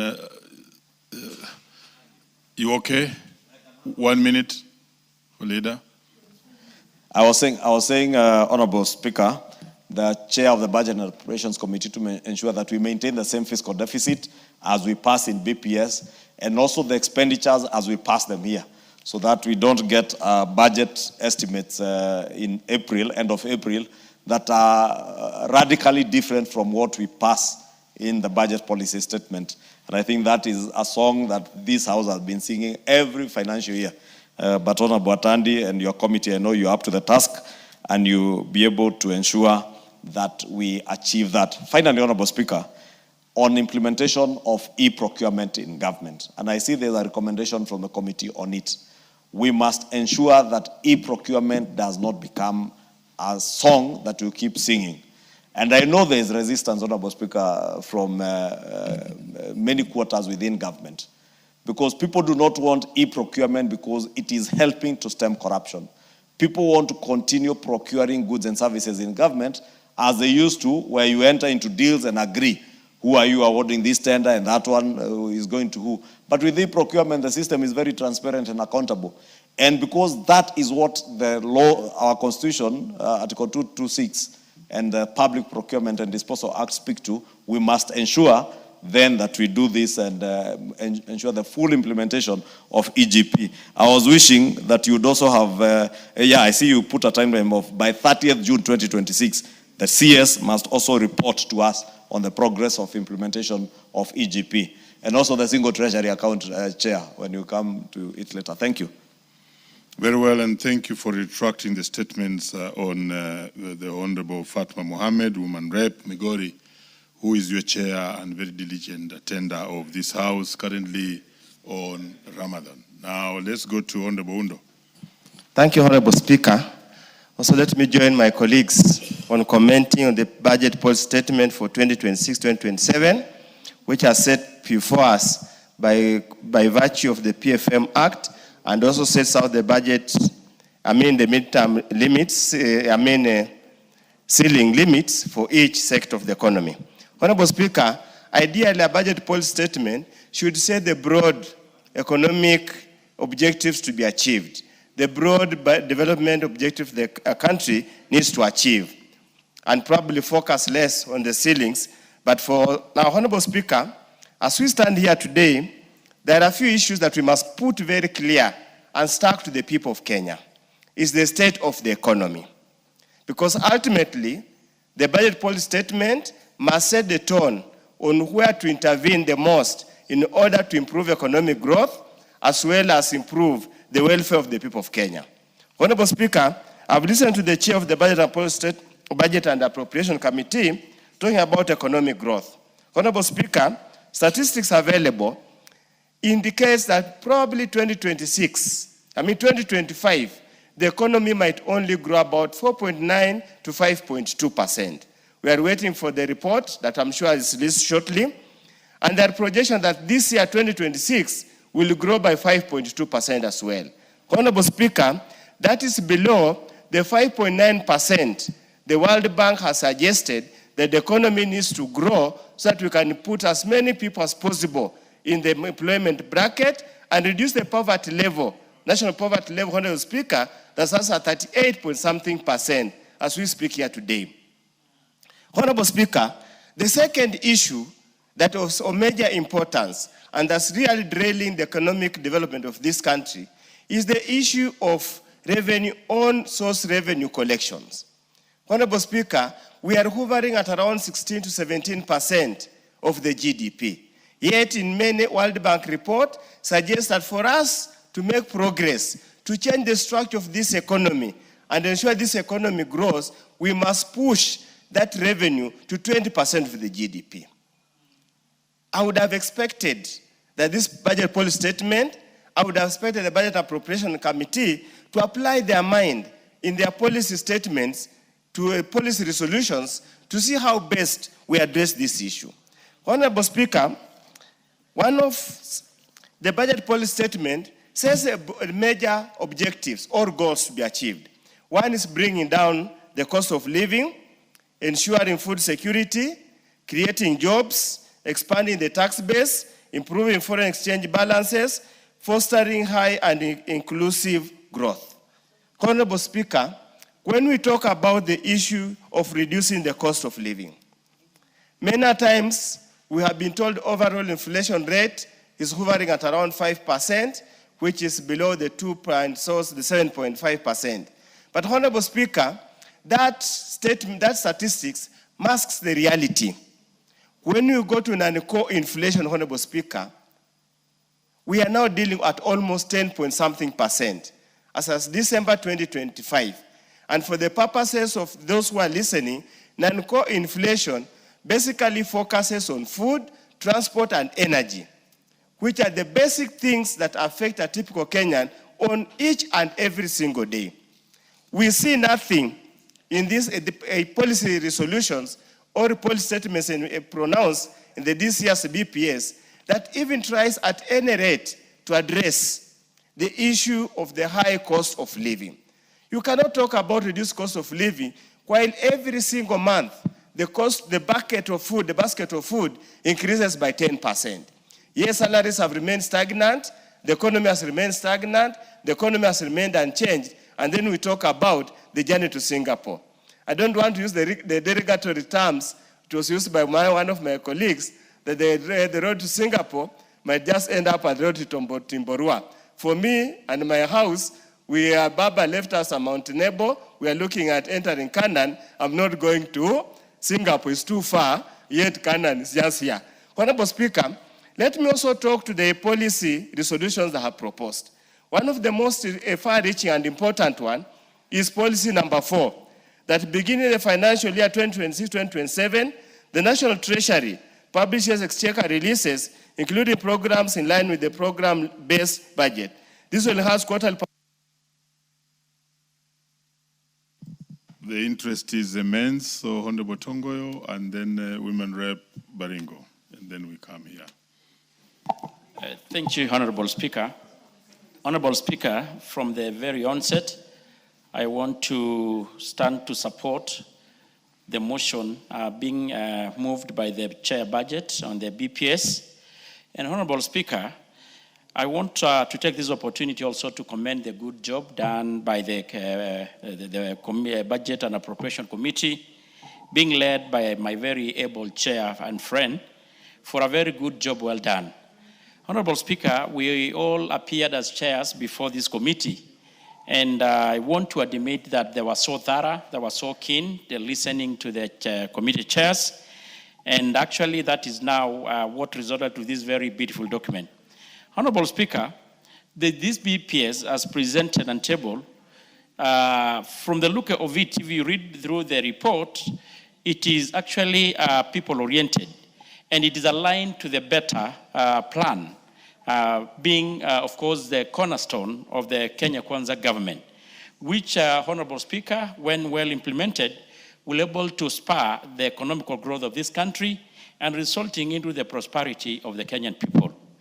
Honorable, and of course, I want to say, and actually looking into this, we are on the right track into the Singapore, Honorable Speaker. So the Singapore dream is real. Honorable Speaker, looking into the report, you can able to appreciate that the very critical sectors like health, education, has gotten a good share, ceiling. And like in education, which I know, Honorable Speaker, you are so keen and passionate about, this will enable Kenya to have the right human capital to continuously driving our country toward the Singapore dream. And I want to talk more, Honorable Speaker, on the security sector. I want to say that, Honorable Speaker, I want to commend the good job done by the chair and the committee. You can note that the budget committee has been enhanced by close to 4 billion Kenya shilling. However, Honorable Speaker, if you note in the NPS, Honorable Speaker, the budget in the NPS, National Police Service, Honorable Speaker, despite that the NPS has been getting a lion's share, you note that 80% of this budget normally goes to PEs and O&M, leaving hardly 12% to do the other operation and the stuff. And if you look, it has been having a big gap of close to 45 billion. And they want to really applaud the enhancement. I know it is going to enable to probably be, maybe when you look into the estimate, because I've seen it has been spread 1 billion in the DCI, 1 billion in the IG, and the 1 billion to the KPS and AP, which, Honorable Speaker, considering that we are going into an electioneering year, we need to enhance the capacity of operation of our security officers to ensure that we are able to campaign in peaceful environment. So these monies will enable to enable them able to achieve their mandate. Honorable Speaker, in the same ceiling, there is a crucial project that has been considered, like Mbagathi Hospital, which has been finished. It has been, is open and running, but it has been having a pending bill of close to 700 million, and it has been considered in the same. But Honorable Speaker, you still consider that there's some very crucial infrastructure like air wings within for the National Police Service, which currently has got only 3 aircrafts flying. And it's regrettably, actually, I think 1 or 2 only pilots. And I think in this BPS, they have expressed that, of course, when the budget is enhanced, is going to consider to continuously training their expertise pilots so that they can able to be flying around our security officers. Honorable Speaker, I want to say with these few remarks, I again want to support the motion. And I want to say that if we continue in this trajectory, we are here, Kenya, we are really on the good track to Singapore. Honorable Speaker, I support. Honorable Thank you. Chimatia and then Mwashako. Thank you so much, Mr. Speaker. I also rise to contribute to this motion on the floor on BPS. And from the onset, Mr. Speaker, I want to declare that I am a member of this committee. And this is my 4th year sitting down and listening to chairs of departments when they are presenting their policy and wishes. Mr. Speaker, what I've noted keenly is that every year, BPS, as much as it should reflect the wishes of the government of the day, is highly duplicated. The ambitions of most of the permanent secretaries and departments of, or heads of departments is not so different. If you look at what we presented in 2024-5, it's almost relative. That one means, Mr. Speaker, that we have not cracked where exactly can we do better so that we are able to have a good collection of our revenue. Mr. Speaker, I also discovered and also analyzed that one of the biggest and one of the reasons why we have a problem when we are in our fiscal deficit is our constitution, Mr. Speaker. We adopted and promulgated a very expensive constitution in this country. To be sincere, it is one of the reasons why, if you look at the living standards in Kenya today, compared to 10 years probably ago, there's a lot of difference. Many Kenyans are increasingly becoming poorer, and there's the shrinking of middle levels Kenyans. And we have very few Kenyans who are able to access probably good health and wealth or generate income comfortably. That shows that at some point, we were not able to sit down and understand whether this constitution was going to help us properly. And I think if you look at all the constitutional offices in this country, that depends on taxpayers. It is not possible for us. To some extent, I don't want to dim our dream that we are going to Singapore, but something must be done. Mr. Speaker, it is not fair as legislators, as much as we wish so well for the government of the day, to watch counties disintegrate. Roles of the counties are not functional, specifically health. Whoever decided, and to some extent, Mr. Speaker, the people who sat and drafted the Constitution of Kenya are not consumers of the Constitution. They are not in politics, for instance. If you look at those people, the experts, we gave them room and permission to do and draw our Constitution. They are not the people consuming this Constitution every day. And that is why they don't feel the pinch. They don't understand the effect of giving us a Constitution that is so progressive, while we are depending on the same Kenyans who are not able to sustain the same Constitution. Mr. Speaker, as a member of this committee, I also noted that Article 223, which was is a good preserve of the Constitution, that we are not supposed to use it when it's always need be, is a bit misused. People who sit in government, on echelons of power, mandris in treasury, wherever they have issues, they look at 2 to 3 as their solutions, without necessarily looking at the bigger picture. And that is why we end up not having infrastructure flow. And I want to also say, because of time, that we need a very intentional way of helping this government and Kenya at large in terms of making progressive policies in the future. Like, for instance, as much as I support the affordable housing, I want to believe our president is going to have the next term. I will want to really urge that all of us rally behind industrialization as one of the policies that are going to help this country grow better. Thank you so much. Honorable Mashako, and then now Chair Finance.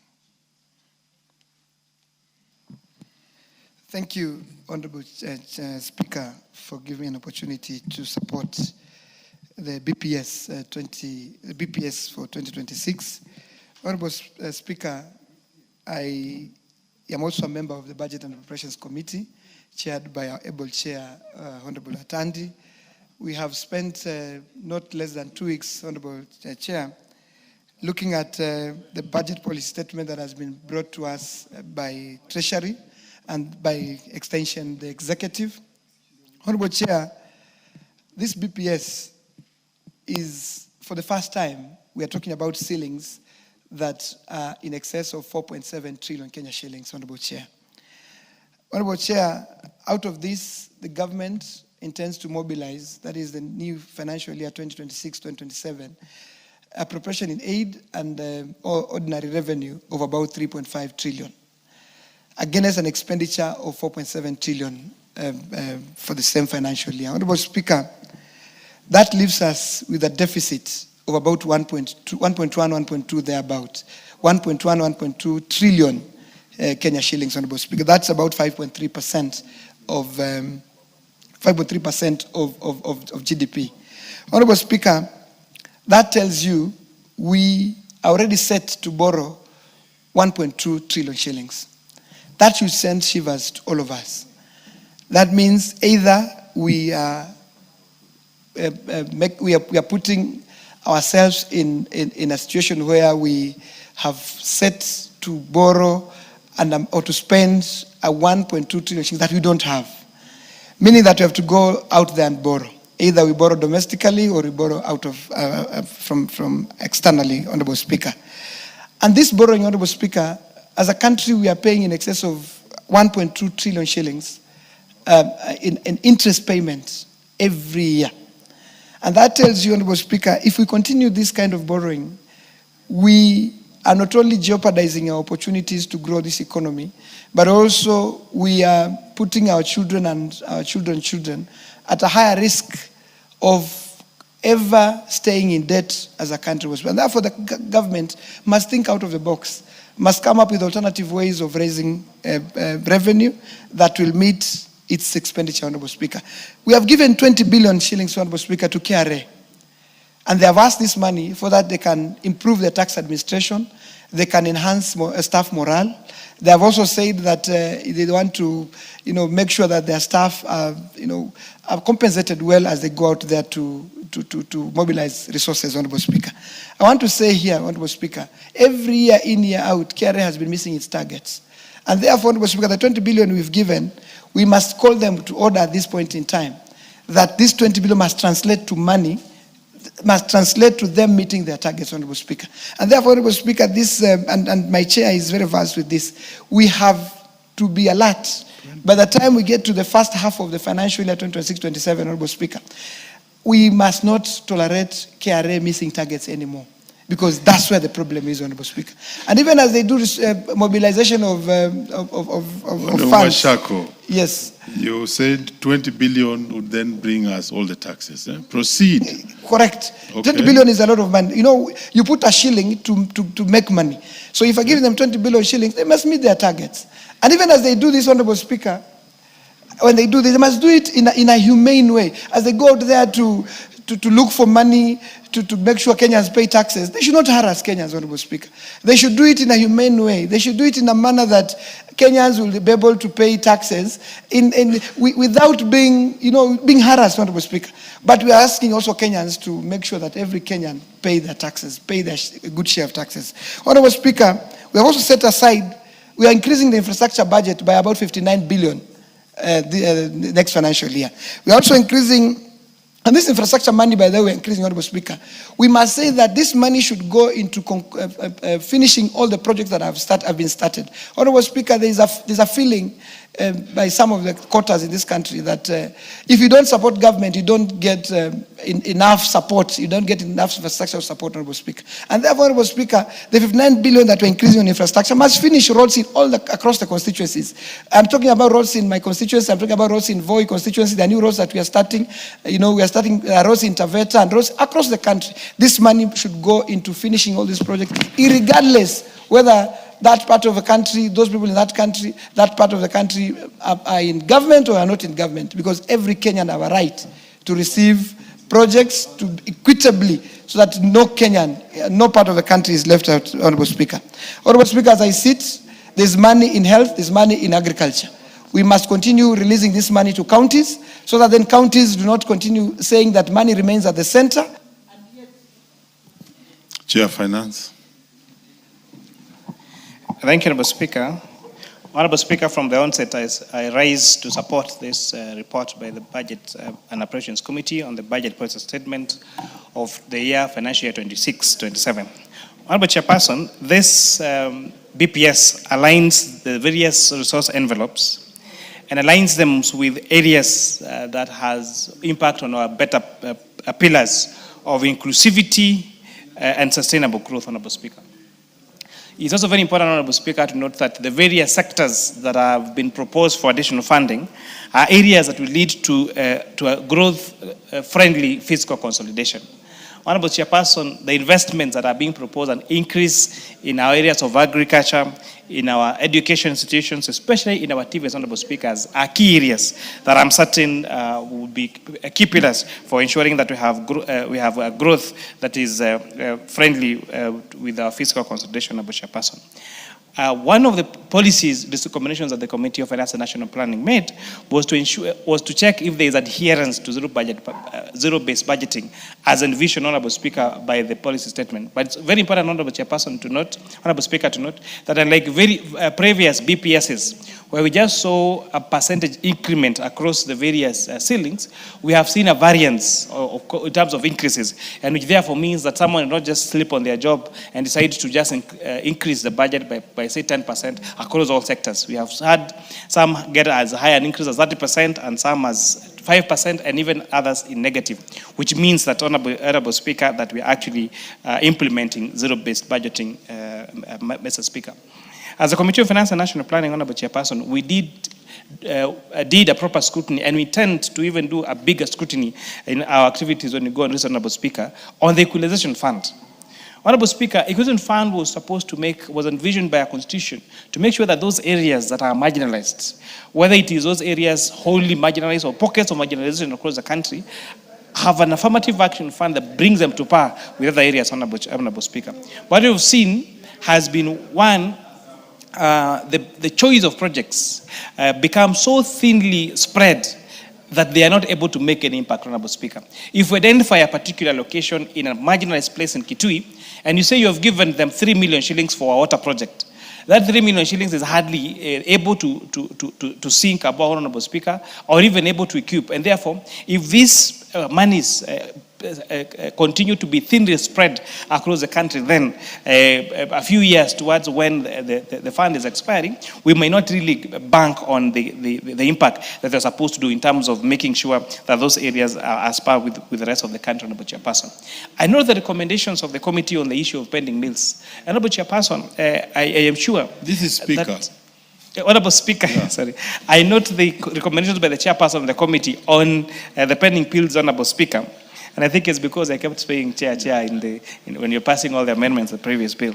The issue of pending bills remain a pain to many business people, Honorable Speaker. For a very long time, you will be able to go to the bank and with an LPO get financing.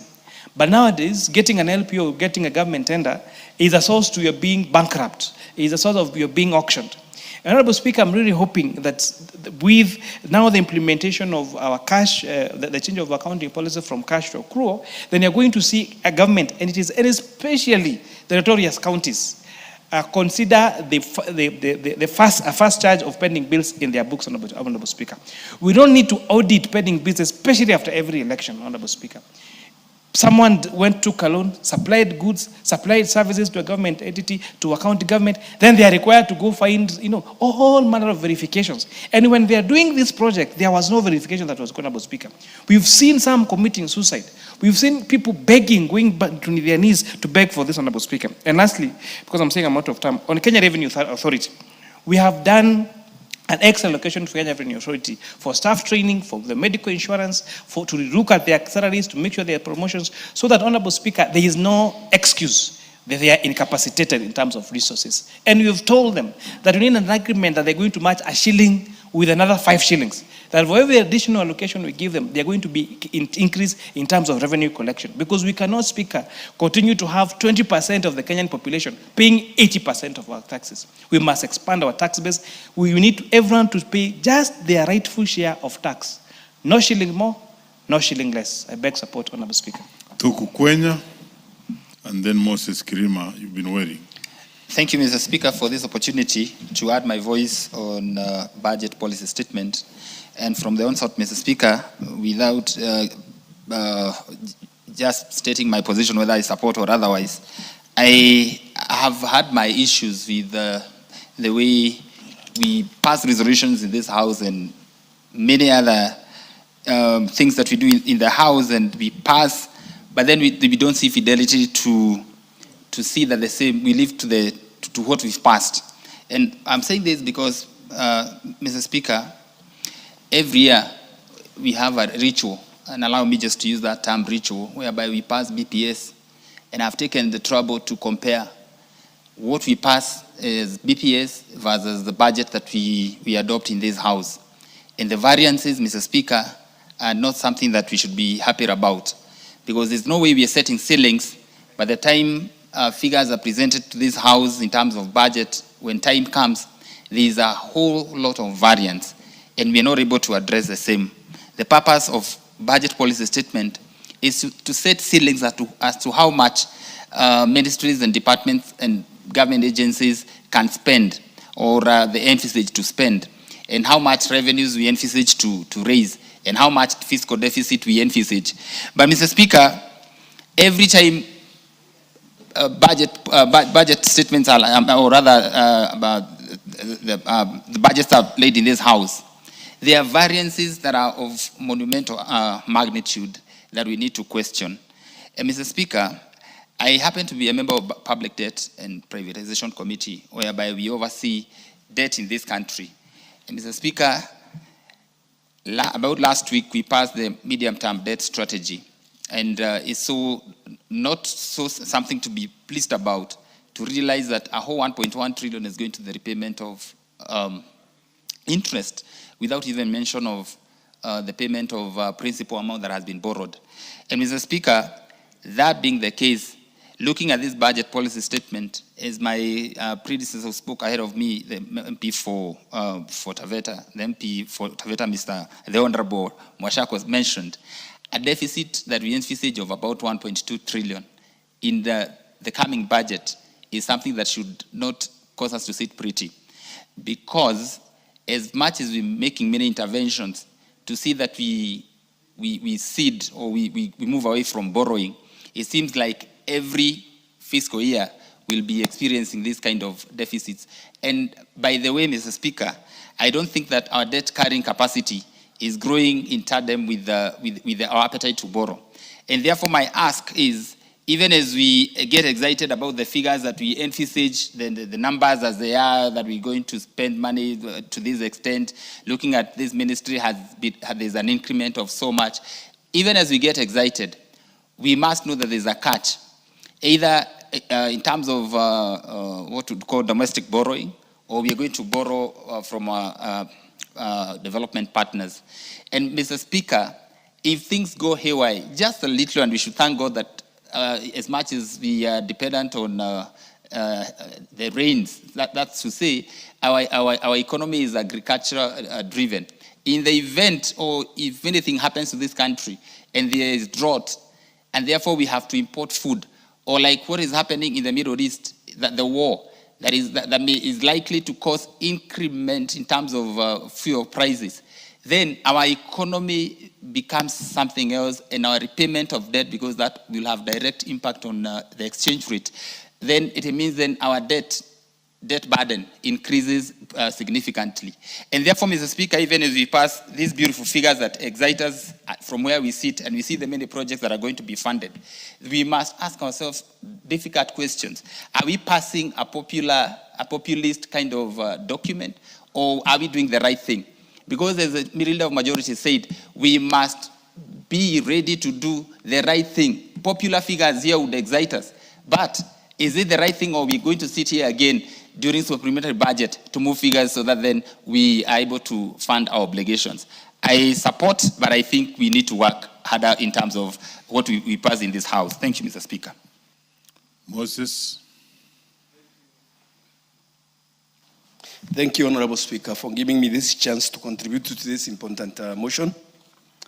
Speaker, I thereby on the onset support the BPS statements which are before us.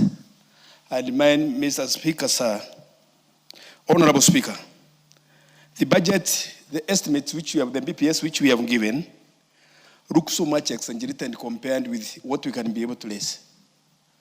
When we compare what we have now, as we are talking of 3.7 trillion, with what we have.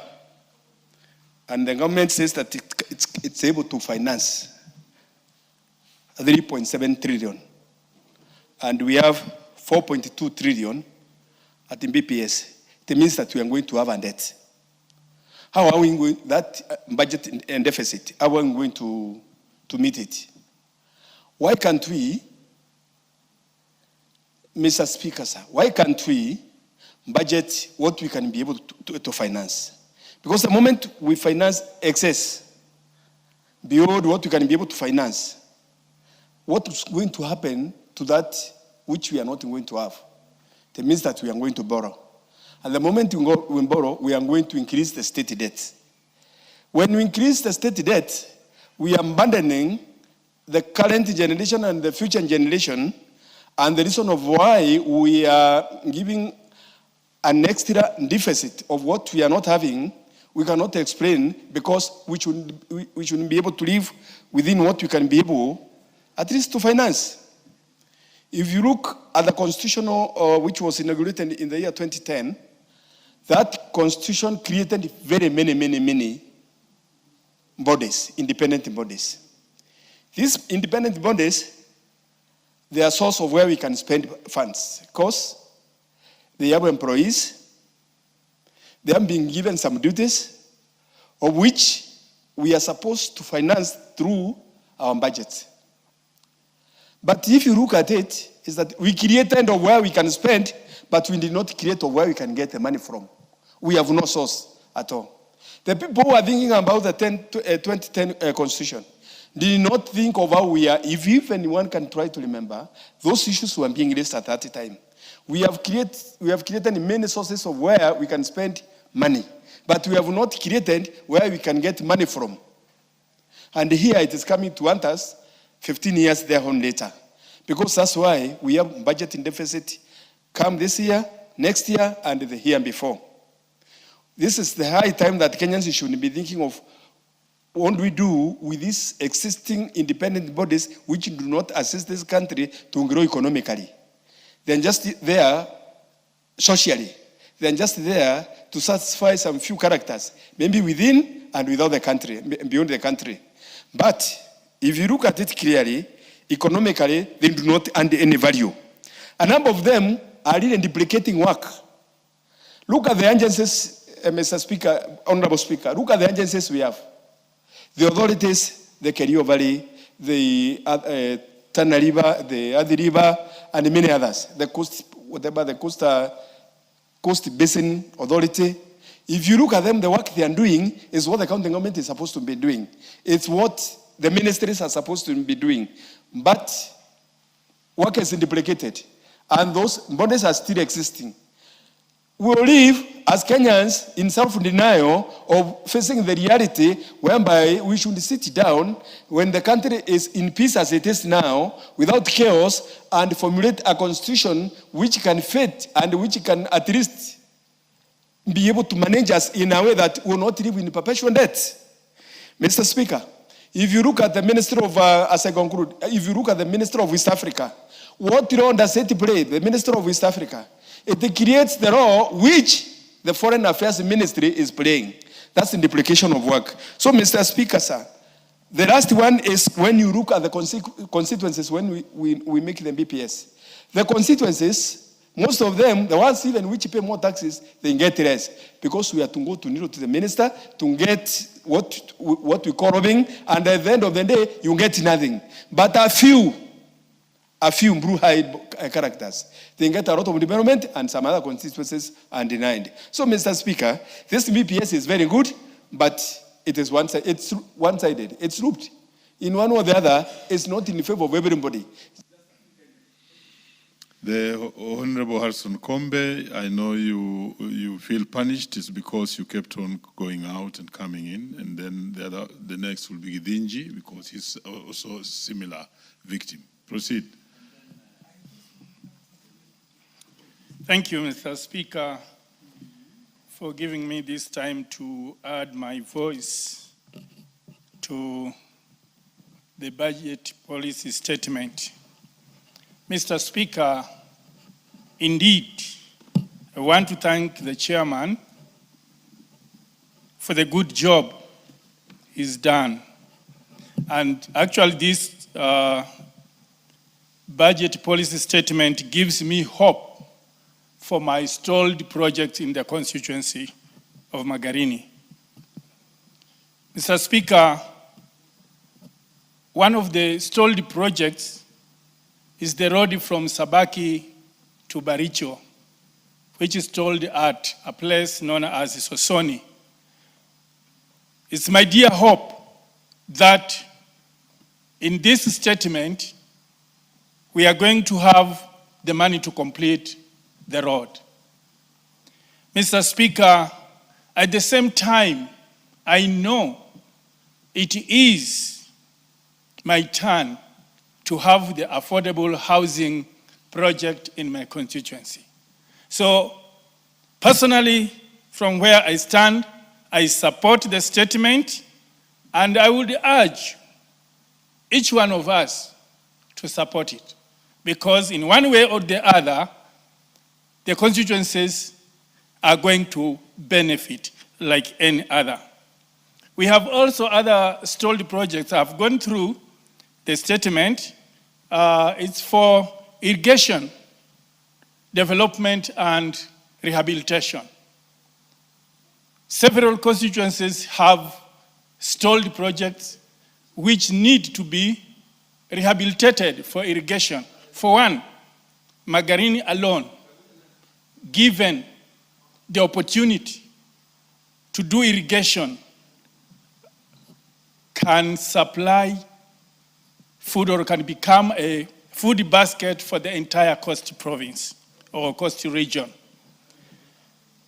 Mr. Speaker, this statement, I can call it the best statement I have ever come across. And it is all contributed to the good heart of the chair. He has considered several factors until they came up with this statement. They have covered the areas of water, which is indeed needed for the production of foodstuffs. Once we do irrigation, there we are. We don't even need the rain.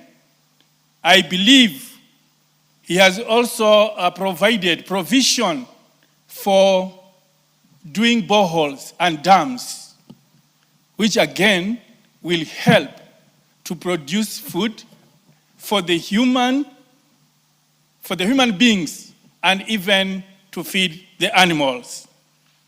It is unfortunate that the northern part of Kenya, at times you look at the livestock dying, and yet there are chances of getting dams in that area, doing boreholes in that area, so that you can have sufficient water for both the human beings and the animals.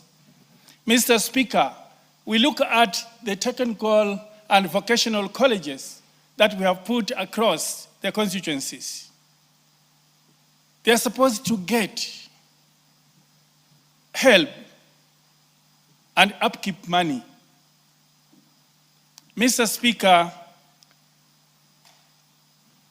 the allocation that has been given to the TVETs is sufficient to the extent that the students will be able to get the training materials.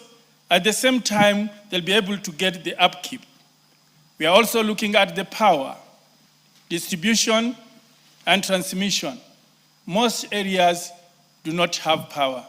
Like in my place, I need the extension and distribution of power to schools, churches, shopping centers. Thank you, Mr. Speaker. The Honorable Gichimu Gidinji. Thank you, Honorable Speaker, for giving me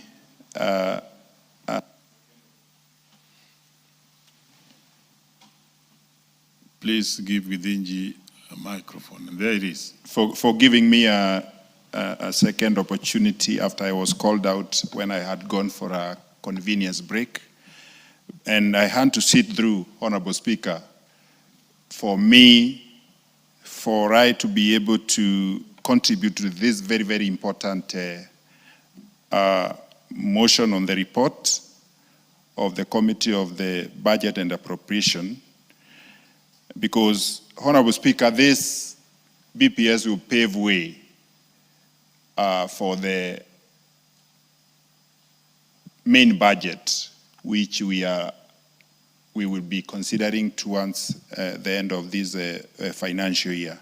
Honorable Speaker, the BPS, as has been said by many members, it ought to give direction, the policy direction, the thinking of the government in its plans for the economy of the country, for the programs in this country, and also giving ceilings that have been proposed by various departments, by the executive, for purposes of implementing those programs to shape the policy direction of the country. Honorable Speaker, this policy direction, policy statement, has greatly focused on empowerment of the youth. And Honorable Speaker, there's a program called Nyota, which has really impacted on the youth of this country. But Honorable Speaker, I see a very good policy direction that this program will continue so that it can be able to empower as many youths as possible to start up their businesses, knowing that we've had a very probably difficult terrain in terms of youth starting businesses. And this policy direction has been captured by the committee, is a very, very good one, and we support. And this being under the Department of MSMEs, I believe it will be able to take our youth to the next level in terms of starting off their businesses. And I'm very happy that the President is very passionate about this program and many others that are seeking to empower our youth. Honorable Speaker, as we also look at this budget policy statement, we should also focus on having the common Kenyan feel this budget going forward.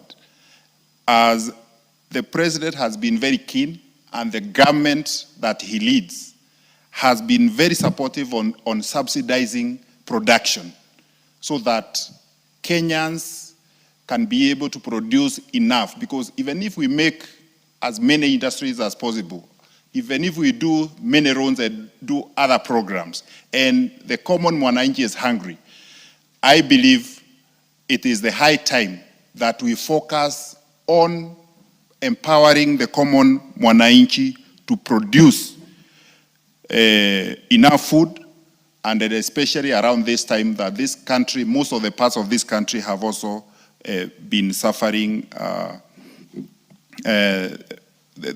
shortage of, have had shortage of rains. Honorable Speaker, and the other issue is the industrialization. This is an issue that should be taken very seriously, and though the amendments that have been brought by the chair of Trade Leaders and Cooperatives Committee failed, were defeated, I think it's the high time that it should be, or the committee should be listened to, because the committee cannot be able to oversight counties. And where there are funds that are appropriated and there is low absorption, yeah, so it should be relooked at so that at least we can put money where there is value, or where there is value for money. And the other thing, as I conclude, Honorable Speaker, is the tax policies. We need... Honorable Wade.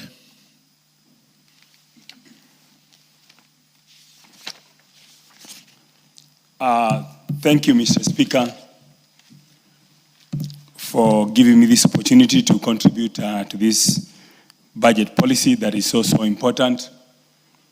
But as we stand here today, sometimes we must ask ourselves some very important questions.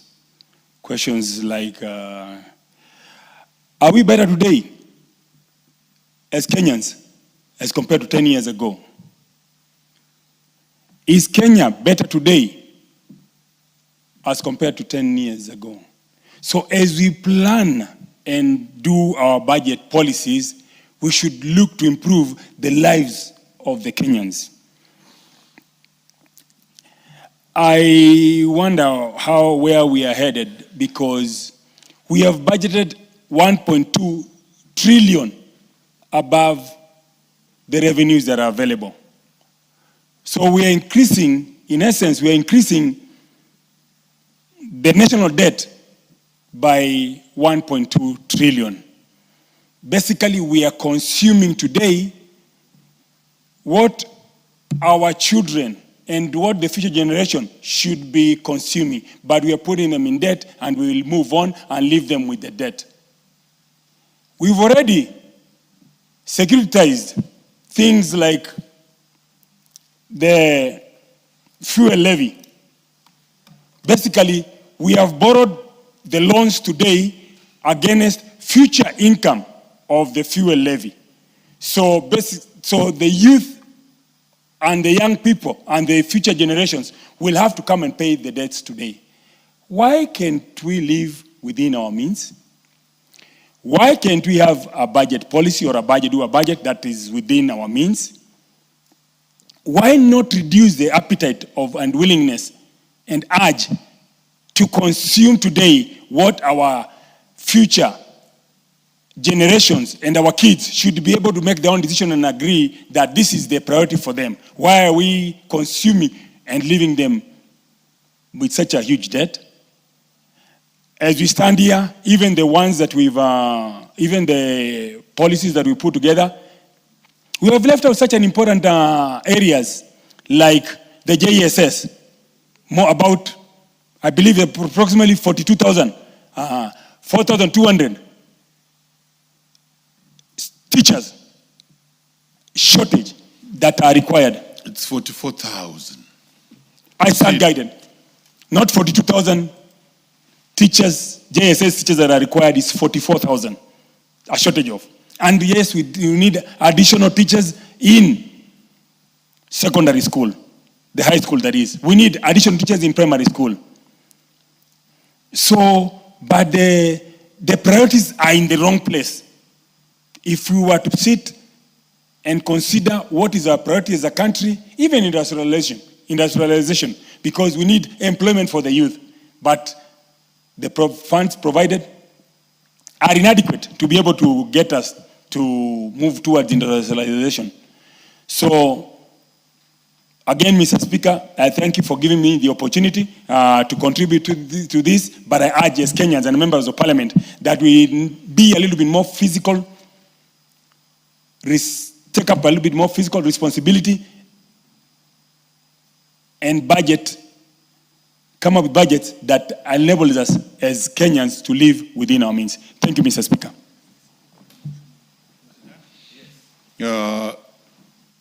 Owen Bayer, Deputy Majority Leader.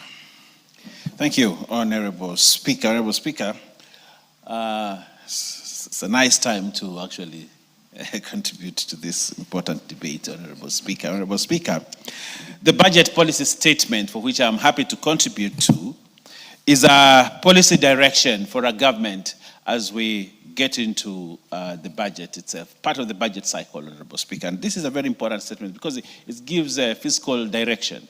Where are we going to invest our money, and what are the ceilings and all that, so that as we populate the budget, Honorable Speaker, we are aware of the ceilings that are available and where the money should go. Actually, somebody told me that, one of my professors told me that if you want to know the direction of a nation, look at its budget. If what they say in public differs with what is in their budget, then there is a problem. But if what they say is actually what is in the budget, then you can see a direction. Sometimes you hear government says, you know, we want to invest heavy in infrastructure, in ICT and all that. Then you come and look at what you have here and you don't see that there's Congress, Honorable Speaker. Again, Honorable Speaker, you hear that we have a problem of youth, the youth bulge. But then when you look at the budget, Honorable Speaker, you don't actually see them solving the problem within the budget. What I'm saying is this is a very important document, and it's upon us as Parliament to give strategic direction, because we are the budget-making house. And therefore, that strategic direction of a country needs to start from here. If we can align this properly, then we can get the country on the right path, Honorable Speaker. But having said that, Honorable Speaker, I just want to touch on a few things. You see, there is 9 billion that has been budgeted for equalization. That is here in the body's statement, the statement about equalization. The equalization fund, Honorable Speaker, is a constitutional fund. But, and it has a timeline. I think we have now a few years to go. But what is the realization in terms of real-time development to actually equalize the country as envisaged by the people that midwife to the Constitution, Honorable Speaker? My people, the people from the coast, woke up very early to go and vote for this Constitution that we are proud of. And one of the reasons that they voted for this Constitution is because there was something called Equalization Fund that was meant to bring them to the same level with other regions of Kenya. But, Honorable Speaker, it is this House with CRA, Commission for Revenue Allocation, that distorted the formula completely, Honorable Speaker, and took money all over and distributed thinly such that we cannot realize what was intended by the Constitution, Honorable Speaker. My people are suffering. They are suffering, Honorable Speaker, because they cannot catch up with the rest of Kenya, because the other parts of Kenya that seem to have been very well developed in the past regimes, Honorable Speaker, took away the money again. They took away the money and took the money to their regions, Honorable Speaker. A very sad state of affairs. And I want to ask the Honorable Atandi, in this BPS, realign the equalization fund. Realign it. And it should be your legacy. Honorable Atandi, for the few years that are remaining on the equalization, it should be your legacy. Then look at the areas that were actually first there. I think there were 14 counties, Honorable Speaker, that were initially said to have been underdeveloped in the past, underserved in the past, and therefore we are putting, give me like 3 more minutes, Honorable Speaker, because I need to make this important point.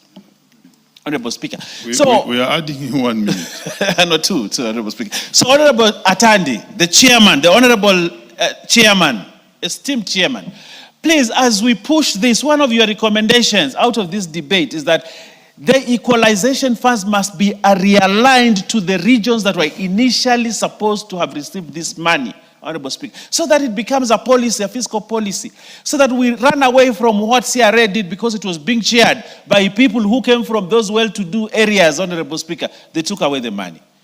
The areas of Northeastern, the areas of Coast, the areas of Nyanza that needed this money was robbed. I want to use that word. They were robbed of their money, Honorable Speaker. And I feel I feel betrayed sometimes. I feel betrayed sometimes on this aspect. That today we were supposed to have water in the coast, in the marginalized areas. We don't have water 20 years after the promulgation of the new constitution, 10 years down the line, Honorable Speaker. We don't have water again. We don't have the roads. We don't have electricity. We don't have the things that we wanted to have through the constitution, Honorable Speaker. We are poorer now. But, Honorable Speaker, the equalization fund is something that must make a difference, a big difference to communities, Honorable Speaker. And just that point, if you can help to realign equalization, the 9 billion that you have put here, Honorable Speaker, instead of my constituency receiving only 7 million, just imagine, 7 million, a region that for many years has been marginalized, Honorable Speaker. What does it receive at the end of the final year, the financial year? 7 million. What can you do with 7 million to equalize a region? What can you do? And it only comes one sublocation, Honorable Speaker. So, Honorable Speaker, there is something that we must do as Parliament, this 13th Parliament, this year, Honorable Speaker. The only thing that I think we need to realign in this BPS is the equalization fund. and what we do with it, including policy change and change of the law, Honorable Speaker, so that it goes back to the areas that it was meant to go. Honorable Speaker, one of the interesting things that I find here, especially in education, Honorable Speaker, education can be used as a systematic tool to marginalize other people. Because if you give other regions better education and give other regions poor education because you're not giving them enough teachers, you're not giving them enough capitation, you're not giving them enough resources, what you're doing is you're systematically continuing to marginalize those areas as you elevate other areas. So what I would like to see, Honorable Speaker, in this budget policy statement, one of the things that you need to input here is an affirmative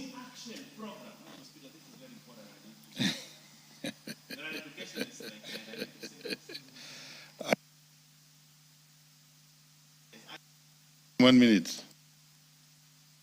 Yes, Honorable Speaker.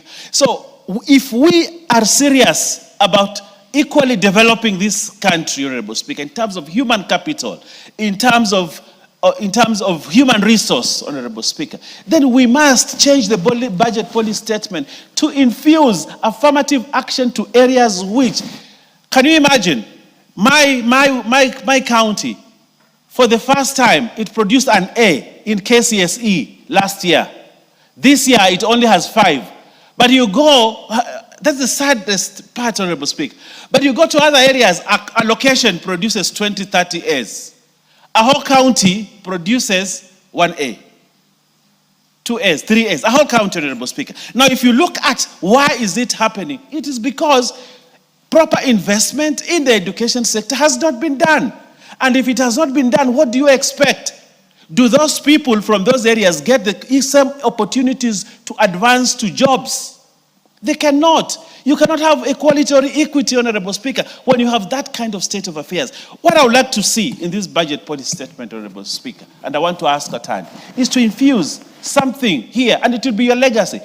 Affirmative action in those areas that education has been poorly performed in terms of scores and competencies, Honorable Speaker. Give them more resources to employ.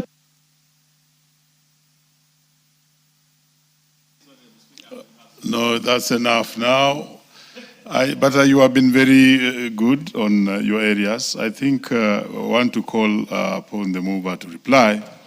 But remember what he has just told you about education, the 44,000. You know, ordinarily I would be speaking down there. The 44,000 teachers would completely revolutionize that area. And the health, honestly, is very important that we get that share working, because that's the bottom line. And of course, the CBA for teachers. Thank you. You may reply. Thank you, Honorable Speaker. Honorable Speaker, first of all, let me begin by appreciating the members of Parliament who have interacted with this report and have listened carefully to their submissions and their concerns. Let me just respond to a few, Honorable Speaker, with your permission. And I would like to start with the concerns raised by the Honorable Owen Bayer on the Equalization Fund. Honorable Owen Bayer, your concerns are indeed right, and are also similar to the concerns that have also been raised by members of the Budget and Appropriation Committee. Honorable Owen Bayer, we interacted with the CRA, Commission for Revenue Allocation, as part of preparation for this report. And we equally were concerned about the new formula. The new formula for sharing equalization fund, which was developed by the previous commission, has indeed distorted the broader vision of the equalization fund, to the extent that if you go to a place in developed areas of the country, you will find that in one particular village, an allocation has been reserved for one single project. Indeed, equalization fund, for the drafters of the Constitution, they wanted a fund that was going to elevate areas that had been neglected. And it was meant to develop huge projects in infrastructure that was going to make a difference. But now you find that we have a formula where 2 million has been given for a borehole in one particular area, even in developed parts of the country.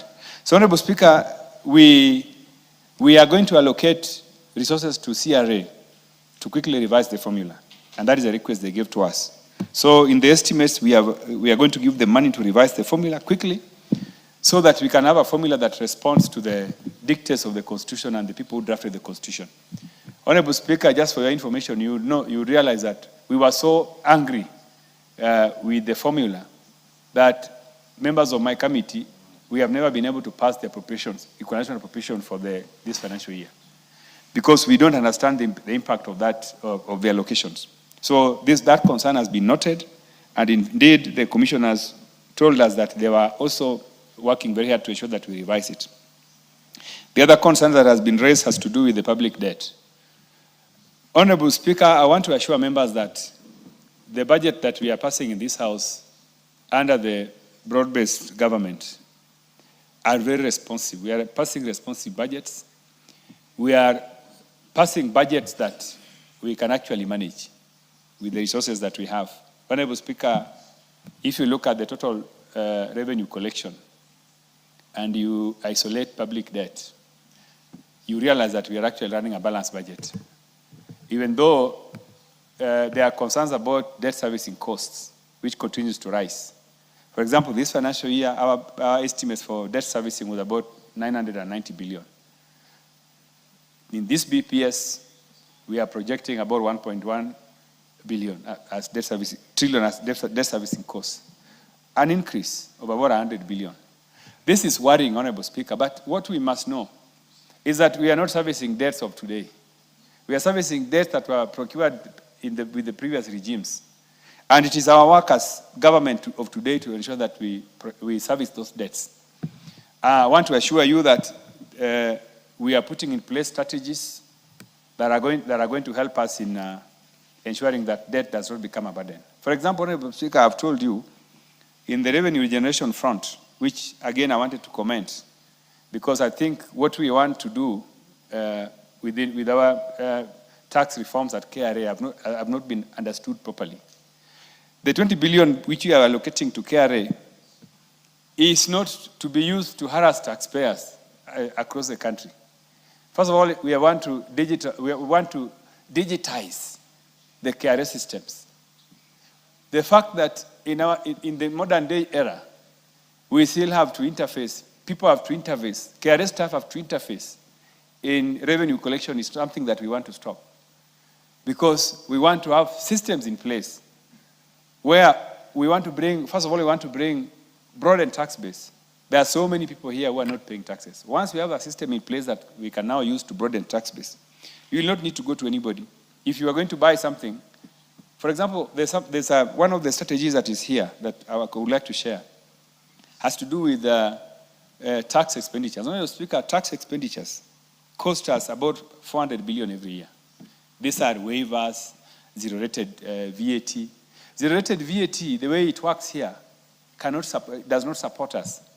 Because you find that the manufacturers are the ones that benefit from zero rating. They claim VAT tax. But we want a system where, Honorable Speaker, that you can benefit from that zero rating directly from when you go to purchase a zero-rated item. For example, when you are buying from duty-free shops, you get the benefit there and there. We want people to get the benefit there and there as opposed to companies claiming VAT refunds from us.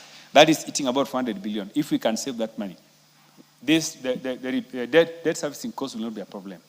So therefore, Honorable Speaker, we honestly believe that the reforms that we are trying to recommend for KRA, which involve fully digitizing systems of KRA, is going to help us. We must work hard, we must work together as Kenyans to be able to achieve all these gains.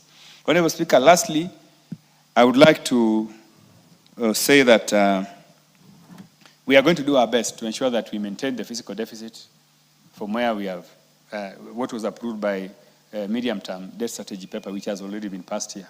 It's never our intention to normally go above what has been passed here, but we are going to do our best, because that was a concern which was raised by the leader of majority. We are going to do our best, and we are going to ensure that we continue to run a responsive budget that meets the expectations of Kenyans. Honorable Speaker, with those many remarks, I wish to reply.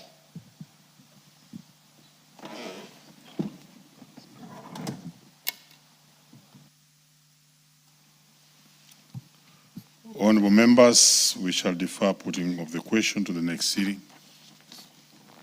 Honorable members, and the time now being 8:47 p.m., Honorable members, this House stands adjourned until Tuesday, 10th March 2026 at 2:30 p.m.